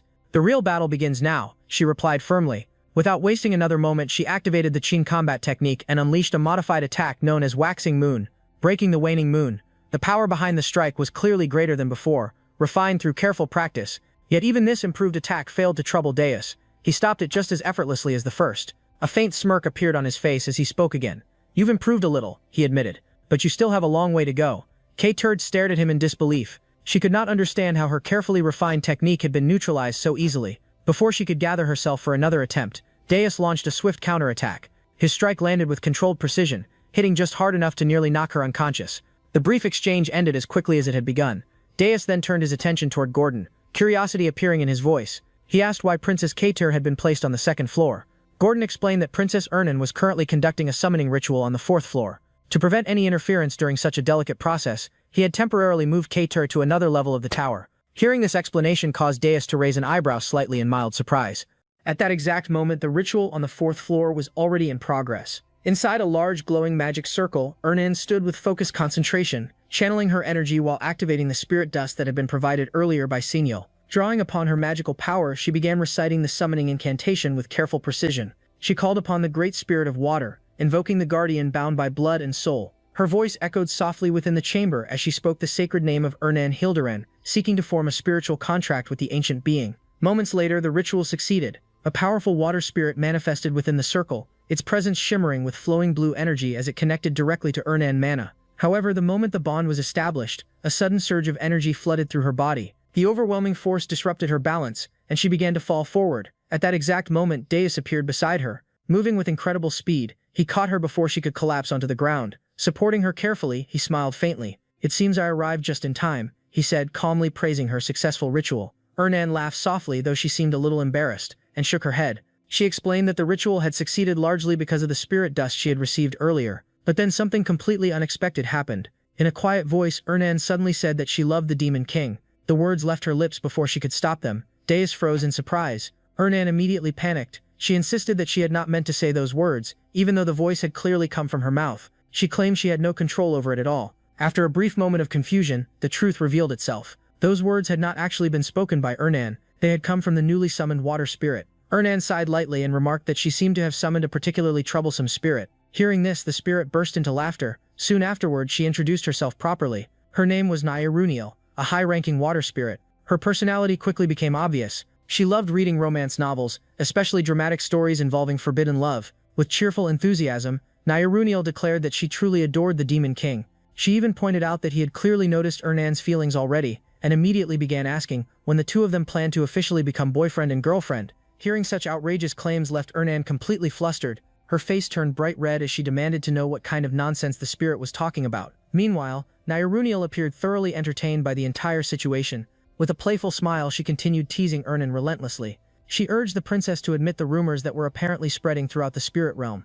According to those whispers, the innocent demon princess had already entered a romantic relationship. To Nairuniel, the situation was simply too amusing to ignore. She leaned further into the topic, asking when the supposed relationship had begun. In flustered frustration, she asked Nairuniel to return to her own domain, hoping the spirit would leave and end the humiliating teasing, but Nairuniel had no intention of leaving so soon. Deus stepped forward and interrupted. His expression remained calm, yet his voice carried a serious tone as he addressed the high-ranking spirit directly. He asked Nairuniel what impression he gave in her eyes. Nairuniel studied him carefully for a moment. Then a slow smile appeared on her face as she answered honestly. To her, he looked like a refined and striking demon king, someone who appeared perfectly suited to stand beside the princess. Maintaining his steady composure, he repeated the question once more. Then, without any warning, he activated his magic. His appearance began to change instantly. His hair shifted into a vivid shade of red, and the energy surrounding him transformed dramatically. Ernan and Nairuniel were both stunned by the sudden shift. The transformation had been so intense that neither of them had expected it. Nairuniel attempted to analyze the sensation carefully. Just moments earlier, his power had felt like a dense cluster of magical energy typical of a demon king, but now it felt entirely different. What she sensed now resembled pure monosign, refined and unlike the aura of any demon lord. Instead, it carried the unmistakable essence of a spirit. At the same time, a blazing aura surrounded Deus as flames of energy radiated outward. Calmly, he explained the purpose behind his transformation. Even a superior spirit like Nairuniel had been deceived by his disguise. If she could be fooled so easily, then the other demon lords and warriors would likely never detect the difference either. A confident smile formed on his face as he reasoned aloud that the Beast Demon King could probably handle matters independently. For the moment, Ernan remained confused, struggling to process everything she had just witnessed. The conversation had shifted so quickly that she could barely follow its meaning when she heard the idea of one demon king eliminating another. The thought unsettled her deeply. Not long after, the scene shifted again. Deus moved swiftly through the sky, flying at tremendous speed with clear determination. While he traveled, a system notification suddenly appeared before him. Gordon's face appeared on the screen. His expression was filled with stress and urgency. He looked completely overwhelmed, even grabbing his own hair in frustration as he shouted loudly. Deus remained calm and asked what had happened. Gordon immediately responded that the situation involved the Demon King. The news surprised Deus briefly, though he quickly regained his composure. Gordon continued speaking in disbelief. He could not understand why a Demon King would attempt to eliminate another. Deus answered without hesitation. He reminded Gordon that he had already stated his intention clearly before. He planned to remove Draxon. That response only increased Gordon's panic. He protested loudly, explaining that such actions violated the long-standing rules among Demon Kings. If the others discovered that rule had been broken, the consequences could become uncontrollable. Deus tightened his jaw slightly as he considered the urgency of the situation. He explained that the matter had to be resolved quickly if Draxon succeeded in opening the black box first. The entire situation would turn against him. In that case, Deus himself would be the one to suffer the consequences. Gordon admitted that he understood the reasoning, but understanding the logic did not make the plan any less dangerous. He emphasized the risks involved. The Demon King had not yet obtained Orion dimensional energy, and Deus still lacked the ability to fully control such power. Dimensional energy was a fundamental force that existed between worlds. Without mastering it, the margin for error remained extremely small. Every realm naturally resisted intruders from another dimension. When a being crossed into a foreign world, that world reacted defensively. It pushed back with overwhelming pressure, using dimensional energy as a barrier. The force alone was enough to suppress the abilities of the invader. Because of this natural rule, demons who entered the devil experienced extreme weakening. Their original strength was heavily restricted. A demon whose power ranked at the terrifying level of 666 in their own realm would be reduced to something closer to level 1 after arriving in another world compared to their original power. They became almost insignificant. In that weakened state, they would have to face warriors chosen by the dimension itself, guardians who existed to preserve the balance of that world to overcome this natural suppression.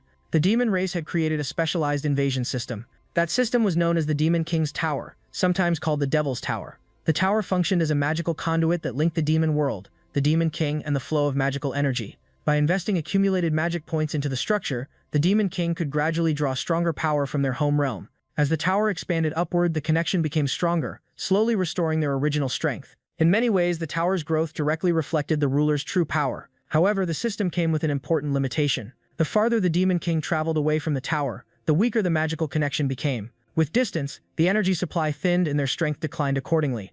Gordon reminded Deus of another crucial detail. The Beast King's tower had already reached 13 levels. In comparison, their own tower had only grown to the 5th floor. Reluctantly, Gordon admitted something uncomfortable. Even if Deus truly held the title of Demon King, victory inside the Beast King's territory could not be guaranteed. Deus acknowledged the situation calmly. Although he had absorbed the Phoenix Heart, he had not yet fully integrated its power. The energy inside him remained unstable, which meant he could not completely dominate the other demon lords in his current state. But that limitation existed only if he fought alone. Slowly, a confident expression appeared on his face. The moment Gordon saw that look, he immediately understood what Deus was planning next. Panic returned to him. He tried to object before anything irreversible happened. Yet Deus had already decided once again. He altered his appearance through magic. His body shifted, reshaping into an entirely different persona. With a playful smile, he introduced himself under a new identity. From that moment on, he would go by the name Pale in disguise. He declared that he would personally join the upcoming Brave expedition. Gordon froze in disbelief. The scene transitioned. In the distant region of Ormus, intense combat raged across the land. The Knights of Hillen were engaged in a fierce confrontation with invading demons. Though the knights managed to eliminate several enemies, they were not unscathed. Many bore injuries. The battlefield was chaotic, filled with exhaustion and destruction. Both sides had sustained losses. Hillen surveyed the situation with concern. The enemy had pursued them to this location, yet now the remaining demons appeared noticeably weakened. Recognizing the shift in momentum, Hillen moved quickly between fallen comrade, kneeling beside injured knights to assess their conditions. He provided healing potion, urging them to drink and regain strength. One soldier groaned in pain, struggling even to sit upright. Amid this aftermath, Views arrived, now appearing as Pale. His presence was composed and unfamiliar, his demeanor calm yet commanding. After observing the wounded and the disorder around him, he asked Hillen how the situation had escalated to this point. Hillen instinctively began to address him formally, but Deus interrupted gently, instructing him to use the name Pale instead. Hillen nodded and complied. He then began explaining the events. Once the expedition force had gathered, they initiated their assault on the Beast King's tower as planned. Their strategy relied on exploiting the Beast King's vulnerability, specifically targeting the tails by concentrating their attacks on that weakness. They succeeded in inflicting meaningful damage during the confrontation. However, the battle had not unfolded as smoothly as expected. The memory of the encounter resurfaced. Draxen had unleashed overwhelming force, turning the battlefield into turmoil. Hillen had retreated under pressure, urgently calling for Rosal to execute their plan. But when he looked back, his expression shifted to horror. Rosal had collapsed. She lay severely wounded, blood visible across her face as she struggled to remain conscious. Hillen was shaken. Then he noticed something far worse. Draxen stood directly behind Rosal. Realizing the immediate danger, Hillen reacted without hesitation. Rushing forward to protect her, he supported Rosal firmly, helping her back onto her feet, keeping one arm around her for stability. He turned and fled the battlefield, shielding her from any further attack as they withdrew from the Beast King. The recollection dissolved. Back in the present, Hillen completed his account. His tone carried both frustration and regret as he described how the mission had ended. Because Rosal had sustained serious injuries, continuing the assault was impossible. The retreat had been the only option. The brave expedition had ultimately failed. Deus remained quiet after hearing everything. A subtle smile briefly touched his lips as he processed the details. Then suddenly his expression stiffened. Something clicked in his mind. The pieces aligned with unsettling clarity. In short, everything had fallen apart. Hillen continued, explaining that despite their withdrawal, they had successfully dealt a heavy blow to the Beast King. Still, many knights were severely wounded and required urgent treatment. Their forces were exhausted. On top of that, they had eliminated a significant number of demons during the clash. As Deus listened, calculations formed rapidly in his thoughts. Rosal observed him closely. The more she looked, the more curious she became. She asked who he truly was and why he was assisting them. There was also something else she couldn't ignore, a faint warmth radiating from him. The energy felt unusually pure, unlike anything she had sensed before. Before responding fully, Deus glanced at the injured knights scattered across the field. Their bodies had healed, but their spirits remained broken. Simply fixing physical wounds would not be enough. Without restored morale, they would not fight effectively, and he needed them to defeat Draxen. Unity and resolve were essential. After a brief pause, he decided it was time to reveal part of his strength. A small fiery presence hidden within him stirred. He instructed everyone to follow him quietly. Then he began, rising into the air. The knights stared in shock. Rosal immediately recognized the energy forming around him. A golden flammable-like aura expanded outward. Behind him, a massive silhouette resembling a phoenix unfolded its blazing wings, dominating the sky with radiant power. The atmosphere transformed completely. Deor spoke clearly. He revealed that he was the wielder of the phoenix. His name was Pale and his objective was simple: to defeat the Beast King. Rosal's eyes widened. The phoenix was a legendary existence. The overwhelming surge of energy she had sensed earlier now made sense. That immense presence had likely been his. Judging purely by mono output, his strength was comparable to that of elite 10-star warriors. She felt a surge of hope. If she fought alongside him, victory against the Beast King might truly be achievable. The display quickly revitalized the battlefield. Knights who had been emotionally drained began regaining confidence. One by one, they straightened their posture and rose to their feet. Hillen felt his determination returning as well. Though Diaz was operating under a new identity, his leadership and strategy naturally guided the group forward. None of them realized that the mysterious warrior known as Pale was in truth the very Demon King himself. Draxen stands before his companions declaring his intent to reclaim the tower. He reveals that he used far more demonic energy than expected. Because of this, he was only able to obtain a single black box key. Deciding to leave the other for later, he grips the black key tightly, preparing to open the box. His focus sharp and unwavering. He calls out toward his unseen opponent as he begins opening the black box of a consenting Demon King.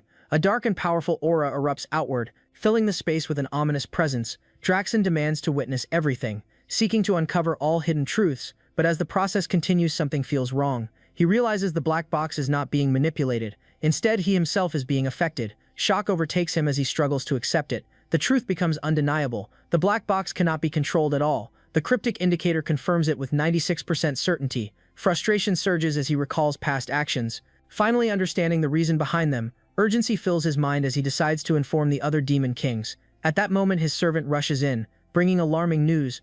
Draxen demands an explanation immediately. The servant reveals that the heroes have launched an invasion. The situation escalates even further. He adds that a newly risen 10-star hero is leading the charge. Ralph Schmitz at the front of the vanguard. Draxen's expression darkens as the reality sets in. Meanwhile, Ralph makes his entrance into Draxen territory. His presence alone shocks the surrounding wolves. His posture steady and filled with determination, signaling the start of a decisive battle. The scene shifts 1 hour earlier, back to Ormuth, where tension fills the battlefield. Deus hovers before the advancing soldiers, confronting them directly as they prepare to push forward. The soldiers rally themselves, declaring they will try again. Their confidence rises to 93%. They remind each other they have the Phoenix on their side. With renewed courage, they dismiss the Demon King as nothing, calling him the King of Beasts. They draw their swords and charge forward. A loud battle cry erupts across the field. They vow to slaughter the demons, believing the Phoenix power guarantees victory, declaring the Demon King treasure will soon be theirs. Observing this, Days notes their morale has recovered, yet he remains uncertain about one thing, whether they can fully control the Phoenix mana. As events continue, the scene shifts again. Days speaks calmly with Helene and Roselle. He acknowledges that 10-star heroes alone are not enough, expressing the need for reinforcements. Roselle smirks confidently at this, revealing that luck is on their side. A powerful hero has just requested to join. At that moment, a new presence arrives. Days immediately recognizes him. It is Ralph, a 10-star hero, known as the strongest among shield masters, serving as the vanguard of this mission. His arrival shifts the balance instantly, adding weight to the conflict ahead. The scene returns to the present, inside Draxen Kingdom where Ralph is already fighting. He moves effortlessly through the battlefield, slaughtering wolves while blocking attacks with ease. His shield radiates overwhelming spiritual power. Each roar from it spreads fear among enemies, driving them into panic and destruction. Watching this, Deus reflects deeply, recognizing Ralph as the second strongest tank. He understands the nature of his shield, a weapon capable of reflecting any impact. Deus knows how dangerous he truly is because in a past life Ralph helped defeat him, and even mocked him afterward. Anger rises within Deus at the memory. He wants to tear Ralph apart immediately, but he restrains himself, knowing Draxen is the true priority. Rosal then informs him of something. Ralph only arrived after the expedition ended. Frustration fills her voice. She clenches her teeth in anger. If he had come earlier, things would be different. Together they could have won without losses. Meanwhile, the troops continue advancing. They announce the first floor has been cleared. Confidence continues to rise among them. They push forward, eager to face the Demon King, determined to end everything. But Deus warns Rosal seriously. Confidence is fine, but underestimating a Demon King is fatal. Rosal questions his warning. Deus explains that every Demon King holds a trump card, something revealed only at the brink of death. A final instinctive move capable of changing everything. As he thinks further, he considers a possibility. If Draxen reclaimed the tower and used his energy, then he would not have enough left to stop them. In that case, a rare opportunity appears. For the first time, Deus might witness the hidden trump card. The scene shifts to the Beast Tower. Reaching the 13th floor, the Demon King chamber, an eerie silence fills the space. Draxen sits alone upon his throne, his presence dominating the entire room, his eyes glowing deep blood red. At that moment, Ralph and his knights arrive. They step inside cautiously, sensing that Draxen has been waiting. They scan the area in confusion. No demons are present at all. Even though this is the final floor, they question why only the Demon King remains, recalling how it was once filled with enemies. Without warning, Draxen raises his hand. A sphere of demonic energy forms instantly. He speaks with contempt, calling them insects. He shows no surprise at their return, though he did not expect them so soon. He reveals he has been preparing for this moment. Rosal is shocked by the dense energy, realizing all demons are gone for a reason. Draxen opens his mouth, releasing a beam of aura. He confirms he gathered all his vassals into himself, planning to eliminate them in a single strike. Deus analyzes the situation carefully. This breaks standard dungeon strategy. Instead of placing strong enemies on upper floors, Draxen absorbed everything into himself. His red eyes glow even brighter. He declares he will erase them completely, ensuring they never return again. Helen, Rosal, and Deus are visibly shaken, while Ralph remains calm and focused. Deus senses something critical approaching. The moment is coming. Suddenly, Draxen unleashes a deafening roar. Dark red energy explodes from his body. Two knights rush forward to attack. Another knight shouts a warning from behind, telling them to stop immediately, but they ignore it, believing this is the perfect moment to strike. Their confidence shatters instantly. Draxen power erupts violently. A massive shockwave blasts through the room, sending everyone flying backward. Even Ralph is shaken by the force. Hillen realizes the terrifying truth. Draxen magic has reached another level. Rosal cannot believe their attacks failed so easily. She recognizes this as the true power of the Beast Demon King, now far stronger than before. Draxen stands surrounded by overwhelming aura. The entire chamber is filled with dark red energy. His glare alone instills fear. Knights begin trembling uncontrollably. Some struggle even to breathe. At that critical moment, Deus takes action. He activates a high-ranked defensive spell, Protect Phoenix from his back. Two radiant wings emerge behind him. The atmosphere shifts instantly. The others feel relief and gratitude, recognizing it as a legendary ability. They vow never to forget this moment, but Deus remains focused. He cannot allow Draxen to grow stronger. Creating a barrier, he protects everyone inside. He orders them not to step out, saying they will only become a burden. Grateful, they thank him sincerely. Deus steps forward without hesitation. Hillen, Rosal, and Ralph follow beside him. Together they prepare to confront Draxen. Observing them, Draxen notes only four can still move. His attention locks onto one figure. The red-haired individual irritates him greatly. It becomes clear he does not recognize Deus. Under his new identity, Deus smirks quietly at this advantage. Knowing this ignorance gives him an edge. As the battle reaches its decisive moment, the final clash is about to begin. The battle reached a boiling point as Draxen finally recognized Deus. Rage exploded within him as he roared about the theft of the Phoenix. Enraged that Deus dared to step foot inside his tower, His fury shook the surroundings, but Deus remained completely unfazed. With calm authority, Deus silenced him, creating a domain and activating sound removal magic. A faint smirk appeared as he declared control over every sound. The battlefield shifted instantly. Roselle immediately understood the brilliance of the move. Draxon's roar was completely nullified. At the same time, enemies could not hear spell chants. The advantage had subtly shifted in their favor. Without hesitation, Deus unleashed high-rank binding magic. Sage's chains shot forward to restrain Draxon, but Draxon responded with overwhelming force, roaring in fury as he shattered the chains effortlessly. The gap in power became clear. Draxon declared it was not a fight but a hunt, promising to tear them apart piece by piece. Even then, Deus remained calm, mocking him by saying he could not hear the barking. The silence remained focused solely on Draxon. Rosal urged the others to focus on Pale. At that moment, Deus launched a direct assault. A massive explosion erupted on impact. The battlefield descended into chaos. Both sides exchanged relentless blows. Their movements became faster and unpredictable. Deus moved so fast Rosal could no longer track him. Hillen dismissed the concern, saying following orders was enough. Draxon continued roaring in disdain, calling their actions madness, yet he acknowledged they dared challenge him. The tension continued to rise.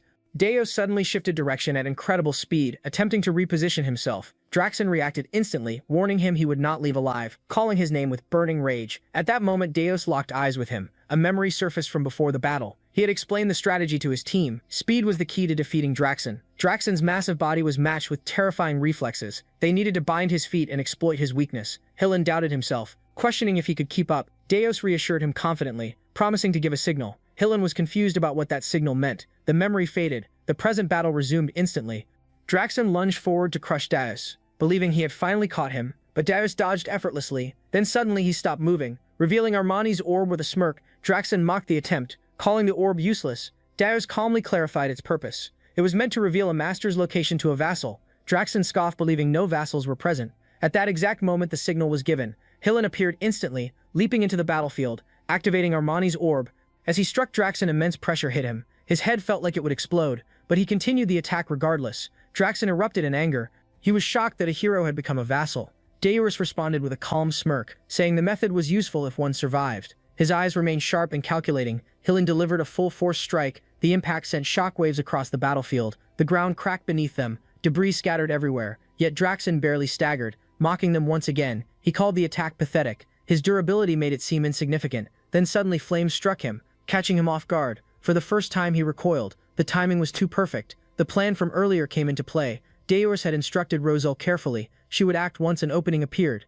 He told her to pour everything into the attack to turn her pain into power. Roselle had listened in silence. Her resolve hardened completely. Back in the present, she unleashed her full power. Mana surged violently around her. The air distorted under the pressure. She targeted Draxon directly, preparing a top-tier spell. Satellite cannon gathered immense energy. The ground cracked beneath her feet. Heat became unbearable even from afar. Then the attack was released. A massive beam tore through the battlefield, blazing with blinding intensity. It struck Draxon with devastating force. The explosion swallowed everything. Fire and destruction filled the area. Then silence followed briefly. Even the wind seemed to stop as the smoke cleared slowly. Hillen, Ralph, and Roselle watched closely, their bodies tense with anticipation. But Draxon stood once again. Rage consumed him as he mocked them. His laughter echoed with madness, sending chills through them. Deus remained calm, acknowledging such an enemy would not fall easily. There was no panic in his expression, only calculation, as if everything was expected.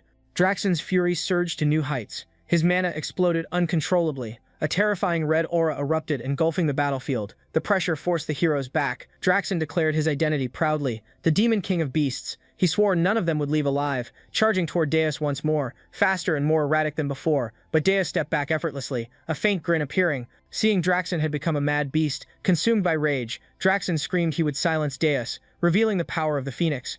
A massive aura gathered in his hand. Heat distorted the surrounding space. He spoke with hatred and desperation. But before he could act, Deus struck with a precise attack, interrupting the build-up instantly. Draxon screamed in pain, yet refused to fall, declaring he would not die easily. Rosal identified his weakness immediately, his tails. Without hesitation, she aimed carefully. Gathering just enough mana, she released a precise strike, cutting through one of his tails cleanly. Draxon screamed in agony, his weakness exposed. The opportunity appeared. Deus activated Sage's chains once more, this time instantly binding Draxon. Draxon realized the danger. If struck now, it would be over. He struggled violently, but the chains held firm. At that moment, Ralph stepped forward, activating his healing power. A blue aura spread outward, restoring his allies, strength returning instantly. Then he reinforced himself, preparing to strike. Draxon continued cursing in rage. As defeat drew closer, Everything aligned in that moment. Draxen restrained and weakened. Unable to defend himself, the final blow was delivered. In one clean motion, his head was cut down. The battlefield fell silent. Only the aftermath remained, a battle that pushed them to their limits. Deus stood over the fallen king, a faint smirk on his face, confirming the end. He declared he would use the phoenix and bid farewell to Draxen, his blade slicing cleanly through the air and through Draxen's neck as the Demon King's head separates from his body, spinning away before crashing heavily onto the ground. For a brief moment, everything falls silent. Then the remaining heroes erupt into cheers as relief and triumph flood the battlefield. Voices rise in unison, declaring that they have finally won. Yet beneath that proud expression, his thoughts twist with ambition. The cheers are not enough. He craves more recognition, more admiration, more worship. He imagines a future where those voices never fall silent. The ground trembles violently. Cracks spread beneath their feet as the tower begins to collapse. Celebration shatters into chaos in an instant. As panic surges through the crowd, voices shout in every direction, while orders are barked rapidly to grab whatever treasures they can, prioritizing recovery potions for the 10-star heroes before escaping immediately. Amid the confusion, Deus stands still for a brief moment, his gaze fixed silently on Draxen's lifeless body. His thoughts linger as he reflects on the path the Demon King chose, wondering if someone like Draxen had been given another chance, whether anything would have changed. The answer comes quickly: no. Draxen had clung to his identity as a Demon King until the very end, leaving no room for anything else. Urgency finally overtakes hesitation as everyone flees the collapsing structure, carrying whatever treasures they can. Outside, Rosal approaches Hillen, her gaze sharp and observant as she calmly states that it seemed he had planned everything from the beginning, intending to be the one to take the Demon King's head. Hillen dismisses her claim, effortlessly brushing it off as a misunderstanding born from the chaos of battle. Rosal does not argue yet. Her expression reveals she does not fully believe him, recalling the moment he chose to join the fight and how suspicious it had felt. Though the Demon King had not been as overwhelming as expected, the battle still pushed them to their limits, and she cannot deny Hillen's contribution. Changing the subject, she informs him that she has taken possession of the Demon King's corpse. Asking if he objects, Hillen replies that he does not. At that moment, urgent voices call out to Rosal, urging her to come quickly, as something unexpected has been discovered among the ruins. She rushes over, only to freeze at the sight before her. The kidnapped prince, and beside him the Akan Kingdom's third princess, Lavinia Akan. Lavinia lies unconscious at first, but slowly begins to stir. Shocked, Rosal demands to know why she is there. Lavinia responds in her usual fragmented manner, mentioning materials. Rosal quickly pieces it together, realizing the truth. Lavinia had entered the tower alone to gather materials for creating a chimera. The realization leaves her stunned as the recklessness of such an act defies belief. Lavinia adds scattered words about monsters, deepening Rosal's concern as she grasps the full situation. Others watch in confusion, unable to understand how Rosal can interpret her speech. Staying focused, Rosal asks if the Demon King harmed her. Lavinia replies with disjointed words about money and monsters. Rosal interprets it quickly, realizing she had been trading monsters for money. Lavinia confirms it without hesitation. Watching them leave, Deus reflects on her actions. Entering such a deadly place alone and negotiating with a Demon King for research is not just reckless, but dangerously unpredictable. The scene shifts to the Hero Guild, where elder heroes gather to discuss the aftermath. They note the loss of the Beast Tower, once a valuable hunting ground. Frustration evident as they speak of the effort invested coordinating sponsors and managing the 10-star heroes, only for an unknown figure to claim victory. This individual, known as the owner of the Phoenix, holds no affiliation with the guild. The elders question his identity, recognizing the importance of uncovering who he is. For the first time since a Demon King descended upon Urgist, the threat has been ended so decisively. Realizing the shift in power, they decide it is time to tighten their control over the heroes once more. The scene transitions to the Ormus Royal Banquet Hall, where the atmosphere is filled with conversation yet weighed down by exhaustion and grief. The king, overwhelmed with emotion, repeatedly expresses his gratitude, thanking the heroes for defeating the Demon King and rescuing the prince. Despite the lack of preparation, he urges everyone to enjoy the banquet while knights gently try to persuade him to rest. Among the guests, Rosal stands out, dressed elegantly as she sips a cocktail, observing the room quietly, noting that despite the somber mood, the drink is surprisingly good. Hillen approaches, offering a compliment on her appearance, remarking that the dress suits her well. While mentioning the princess has safely returned to the Akan Kingdom, Rosal responds with suspicion, questioning if he is trying to leave a good impression. Hillen laughs it off, claiming such efforts are meaningless before her. Shifting the topic, Rosal asks about Pale, expressing her desire to meet him, especially regarding the Phoenix. Others echo her curiosity, wanting to thank him. Then unexpectedly, Ralph speaks, his voice alone, shocking everyone as he praises the Phoenix's owner. Hillen reveals that Pal has already left, deepening the surprise among the guests. The narrative shifts to the Urgus mountain range at Burgess Tower, where Gordon stares in disbelief, thanking Deus, asking if he truly killed the Demon King Draxen and returned. Deus confirms it calmly, leaving Gordon stunned. Struggling to process the reality, concern creeps into his thoughts as he wonders about the consequences and what comes next. Dismissing him, Demon Kings tells him to stop staring before taking his seat on the throne. He explains that with Draxen gone, the other Demon Kings will inevitably make contact and his absence would immediately raise suspicion. Gordon understands and accepts the reasoning. Reflecting on the battle, Demon Kings admits to himself that he is still not strong enough. Even Draxen's final attack had not been as devastating as expected, partly due to his weakened state. Relying solely on his current strength will not suffice. He needs to grow stronger, and so must the power of the Phoenix.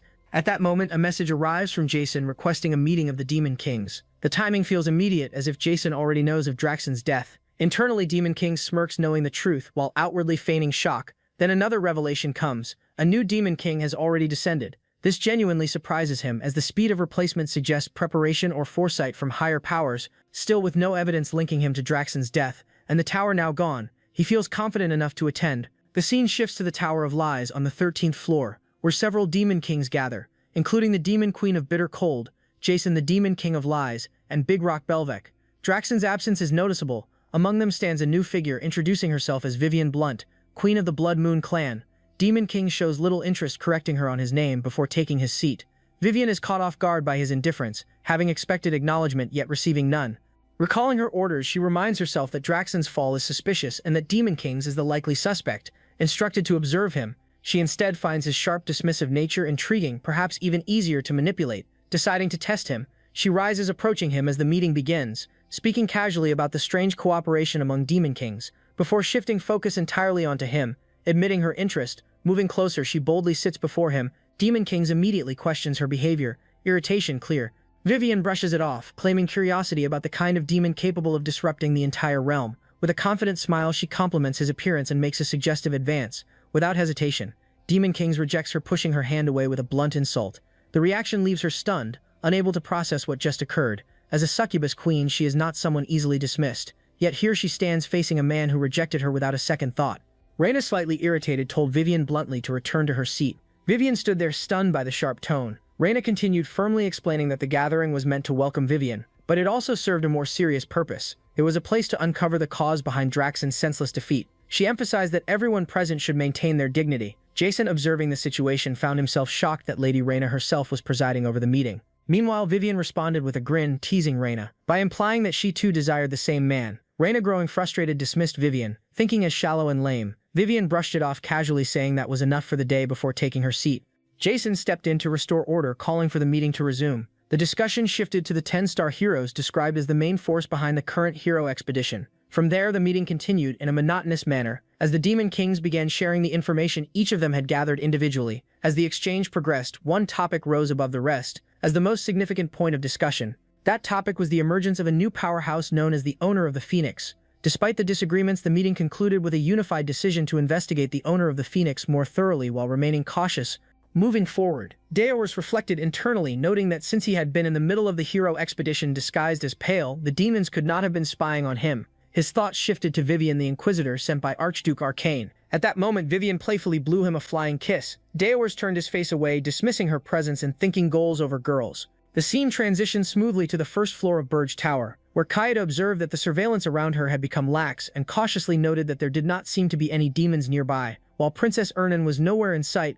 Seeing this as her opportunity, Kaede resolved to escape, focusing on the exit door. Believing that once she crossed it, she would be free. With determination, she began running toward it. However, just as she moved closer, Ernan suddenly appeared alongside her spirits. Ernan confronted Kaede, declaring that for the peace of the tower and Kaede's own safety, she would stop her escape. Kaede, realizing the danger of Irgis, drew her sword and warned that staying any longer could lead to unpredictable consequences. She admitted she had not wanted to fight, but now she had no choice. The two locked eyes as tension rose between them. Before the conflict could escalate, Gordon arrived, telling Kaede to leave if she wished, claiming he did not care what happened to her.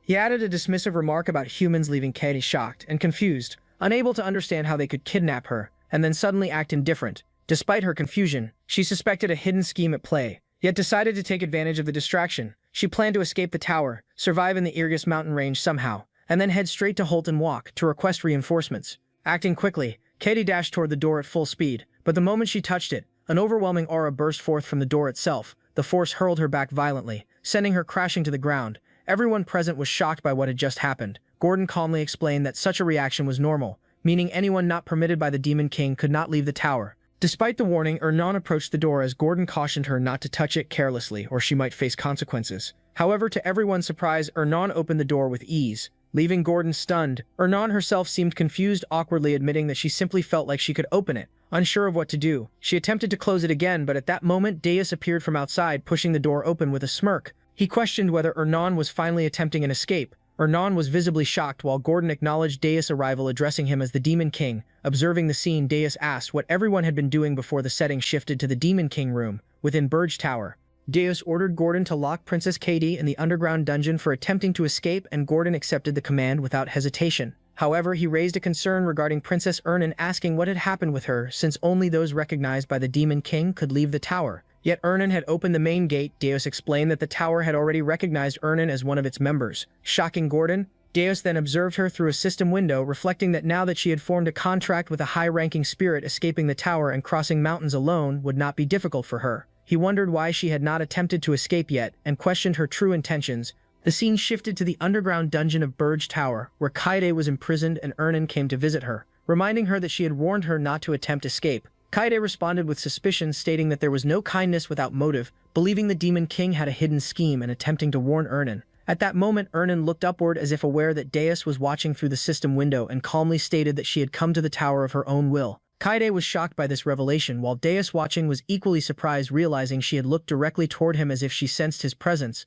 Ernan then revealed her truth, explaining that she had run away because she hated the royal palace, the royal family, and even her own father. To be precise, she admitted she had been kidnapped at first, but afterward chose not to return. Kaede was left stunned by this confession, as Deus wondered if those words were directed at him. Kaede then recalled that among the many princes and princesses of Hilderin, Ernan alone possessed overwhelming talent, questioning why someone destined to become the future queen would abandon such a brilliant future to become a subordinate of the Demon King. Ernan responded by pointing out a strange truth, revealing that there were 62 princes and princesses in the Hilderin royal family, the largest number on the continent. Yet aside from her, not a single one of them was known by name, leaving Kaede confused as she insisted that the official number was 28. Ernan clarified that while the official count was 28, the full truth was different, and suggested that Kaede ask the emperor upon returning to the empire to learn the real answer. Kaede worried that if such a secret became public, it would damage the honor of the kingdom and the royal family. Ernan giggled, teasing Kaede by pointing out that a princess who ran away to avoid marriage should not be making such statements, causing Kaede to blush in embarrassment. As Ernan left, she casually said she was joking, and that they would meet again tomorrow. Deus, reflecting on everything, realized this was a secret known only to high-ranking royals, the hidden truth of the Hilderin royal family. He then ordered Gordon to prepare Ernan, stating that he would be going out to find spirit herbs, and Gordon acknowledged the command. The scene shifted to the Irgus mountain range, where a water spirit along with other spirits began searching for herbs enthusiastically. Ernan tried to restrain it from acting recklessly, noting that it seemed excited after being outside for so long, while also mentioning that Deus himself had been away from the tower frequently. At that moment, Deus called Ernan by her name, startling her instantly. With a dark expression, Deus formed an aura flame in his hand, demanding that she reveal what she had been hiding from him. Ernan stood frozen, shocked by the intensity of his presence, while from a distance someone observed Deus through a telescope. The observer finally recognized him as the Demon King of the Irgips.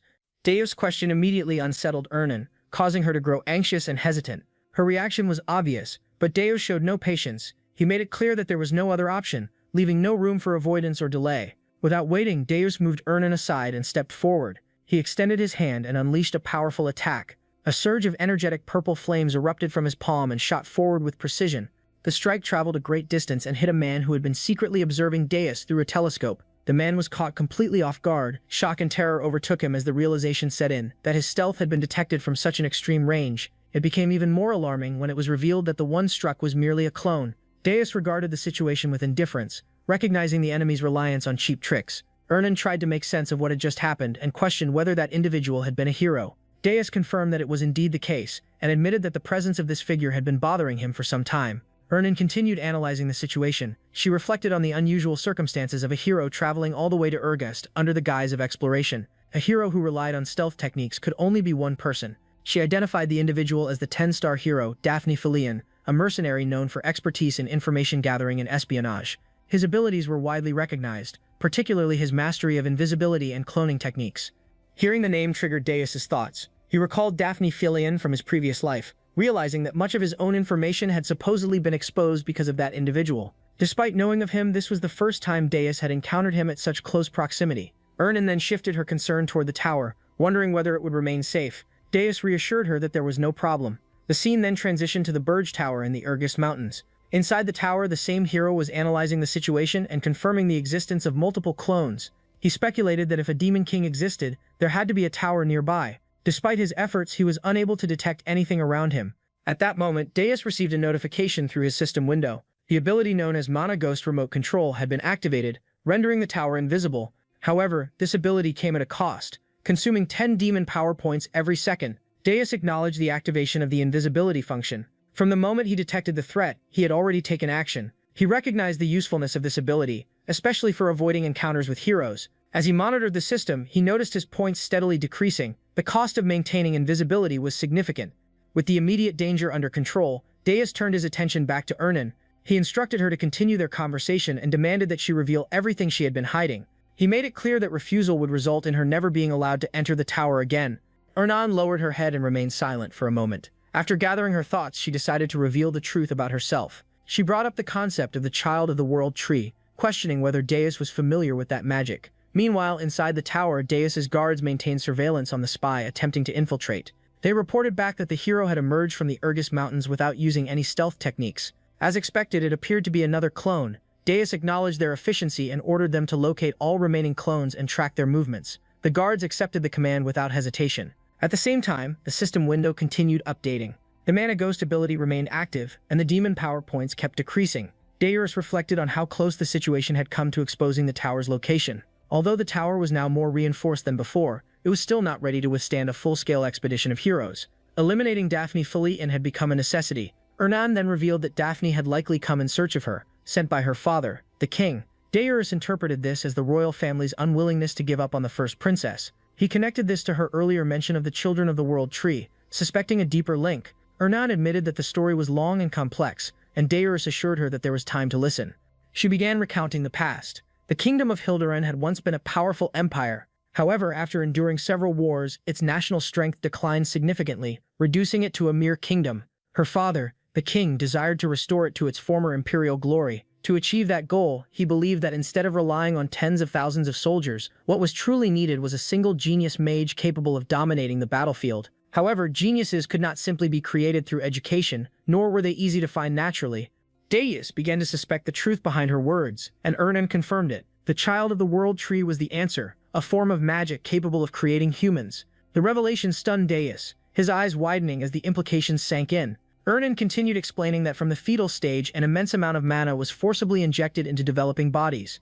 The success rate was extremely low, with only a small fraction true prodigies emerging from the process. The goal was to create magical geniuses with exceptional sensitivity to mana. She added that humans were capable of acts strikingly similar to those of demons. Deus questioned how such a process could even be endured. It seemed impossible for either the fetus or the mother to survive such strain. Ernan confirmed the fear. Many had died during the process, and even those who survived were often left deformed and perished shortly afterward. Only the successful cases were ever presented to the public. As this heavy truth settled in, Deus noticed something unusual behind Ernan. A creature resembling a one-eyed octopus-like demon had appeared. He quickly assessed the situation. The creature had likely been drawn by the demonic power he had unleashed earlier. Judging by its presence and aura, it was a monster of superior rank. Deus once again extended his hand, gathering mana within his palm as its energy condensed into a destructive force, and ordered Ernan to step aside, addressing her firmly as the princess. However, Ernan did not retreat. Instead, she raised her hand alongside her water spirit, preparing her own attack. As she stood her ground, she revealed that she was among the successful outcomes of that forbidden magic, a being created as an overwhelming genius. At the same moment, the demon formed a powerful red mana circle, its energy swirling violently before being hurled toward them. The air trembled under the pressure of the attack, yet Ernan reacted instantly. Through her water spirit, she manipulated the surrounding water, compressing it into a sharp, ice-like spear. With precision and speed, the attack was launched forward, piercing straight through the demon's body and ending its existence in a single decisive strike. As the demon fell, Deus observed the outcome in silence before acknowledging the feat. The fact that a human had eliminated a higher-ranking monster in an instant made it clear why the king refused to abandon his ambitions. Ernan, however, did not take pride in her strength. A sense of guilt weighed heavily on her as she described her power as something stained with blood. Deus responded by pointing out the contradiction. With such immense power and a position so close to the throne's succession, her claim of not wanting to return to the kingdom sounded unbelievable. He questioned whether she truly expected that explanation to be accepted. Ernan, now visibly irritated, insisted that she was telling the truth. She demanded that she be taken along, just as a magical artifact had been used on Hillen. Her tone carried urgency, emphasizing her sincerity. Deus dismissed the request, explaining that the Armani orb could not withstand the mana of spirits. Raising his hand once more, he gathered mana again. He demanded that she reveal her true intentions. Frustration overtook Ernan. With a sudden movement, she grabbed Deus's hand and pressed it against her chest. Her voice rose as she insisted that the truth had been told all along. Caught off guard, Deus reacted with shock, questioning her actions and demanding that she release his hand. Ernan insisted that the heartbeat could be heard, using it as proof that nothing but the truth had been spoken. Her words left Deus momentarily confused, but then something unusual occurred. Through her, he began to sense something deeper. It was as if a phoenix existed within her, allowing him to perceive her internal state. The rhythm of her heart became clear, conveying emotions directly: shame, anger, and disappointment, all blending together within her. Ernan, slightly embarrassed yet still holding on to her anger, explained that this was a method of communication used by spirits. When mana was pure, it allowed one to perceive subtle waves that revealed the feelings of others. She reaffirmed that everything she had said was the truth. Deus, reflecting on what had been sensed, acknowledged internally that her words aligned with those emotions. Ernan then revealed something more personal. From the very first moment she saw the Demon King, she had sensed something different about him compared to the others, and that difference had given her hope.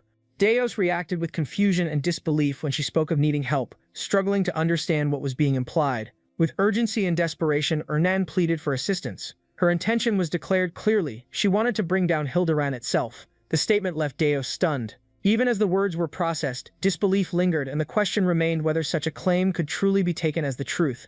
After hearing everything Ernan had explained, Deus finally accepted her words and chose to trust her. Ernan responded with quiet gratitude as her face turned slightly red. Watching them, Naruniel could not resist teasing. She became curious about what was happening between them and wondered how they had grown so close without her noticing. She playfully accused Ernan of pretending to be innocent while hiding something. Deus was left surprised by her reaction, while Ernan, flustered and shy, tried to explain that it was not like that and that it was only the spirit's method of communication. Naruniel continued teasing with a soft chuckle, implying the exchange seemed deeper than simple communication, clearly enjoying the moment before the topic shifted.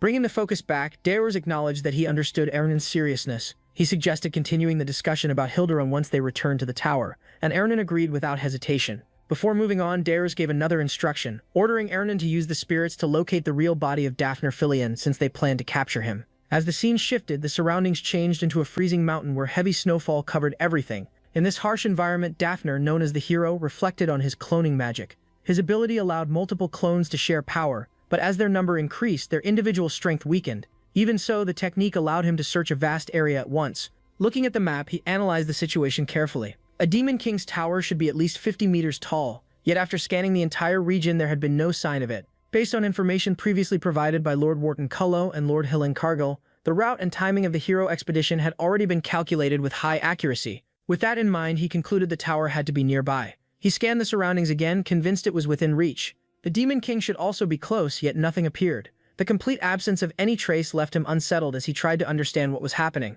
Suddenly, a warning alarm rang from his map, making him realize something was wrong. His clones, capable of avoiding even high-level monsters, were being destroyed in large numbers. As the situation escalated, Deus demons moved swiftly across the battlefield and eliminated the clones one after another. After completing their task, they reported that all detected clones had been destroyed and noted that for a 10-star hero, the opponent seemed underwhelming. Hearing this, Deus smiled and ordered them to destroy every remaining target they encountered. The demons accepted the command immediately and prepared to continue their assault. Confident in his advantage, Deus began calculating his next move. He realized he still had enough points remaining and planned to eliminate all the clones before turning Daphne into his subordinate. With that accomplished, he believed he could gain control over the entire continent. However, the situation suddenly shifted when Gordon appeared through the system window with urgent news. Deus turned his attention to the update and learned something was wrong with the tower.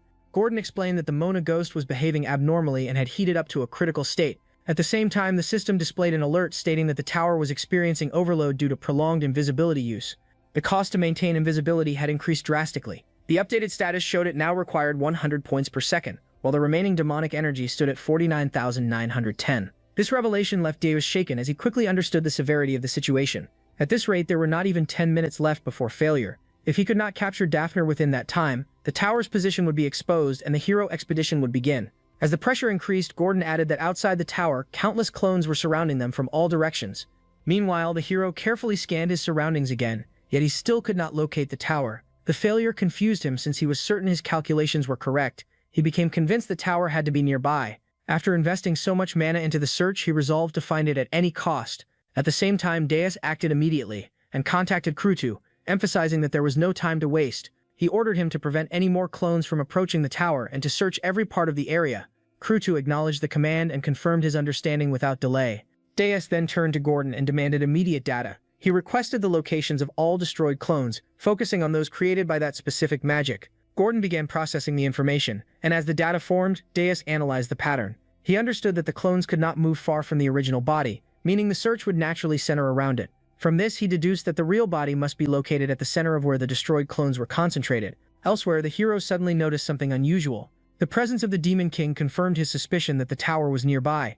Realizing this, he prepared to retreat and report the discovery. However, before he could act, the situation shifted again. Naruniel located him first, and immediately formed a mana circle, confirming with certainty that the real body had been found. The moment the situation changed, the hero attempted to escape. Naruniel noticed and informed Deus and Ernan that he had fled. Reacting instantly, Deus demanded the location. Ernan responded without delay and confirmed the exact position, transmitting it directly to him. With the coordinates in hand, Deus moved swiftly and appeared in front of the fleeing hero. At the same time, he activated his Phoenix power, intensifying his presence. Facing him directly, Deus identified Daphne Filion and presented him with a choice, making it clear that survival depended on obedience. Daphne was overwhelmed with shock and confusion. He recognized the Demon King, but what unsettled him more was the presence of a phoenix. He began questioning the possibility of two phoenix owners. According to what he knew, the phoenix owner was Pale, someone connected to Lord Hillen. This led him to a disturbing conclusion. He began to suspect that Pale might actually be the Demon King, with Hillen acting as his subordinate. At the same time, he recalled that what he had witnessed earlier was clearly a spirit. The idea of a spirit assisting a Demon King felt impossible to him. As his thoughts spiraled, he became convinced that even the princess was helping the Demon King. Instead of submitting, he saw an opportunity. He believed that exposing a scandal of this scale could allow him to live comfortably, so he decided to escape and use the information later. But Deus instantly appeared in his path. With overwhelming presence, he made it clear that a choice had already been given. At that moment, the power gap became undeniable. Daphne, a 10-star hero, was completely stunned as he realized the strength of a Demon King who had not even ruled for a year. Regret began to consume him as he questioned why he had accepted the mission. He felt that if he had known the truth, he would have never come. Before he could react further, Deus unleashed a massive explosive attack that shook the entire area.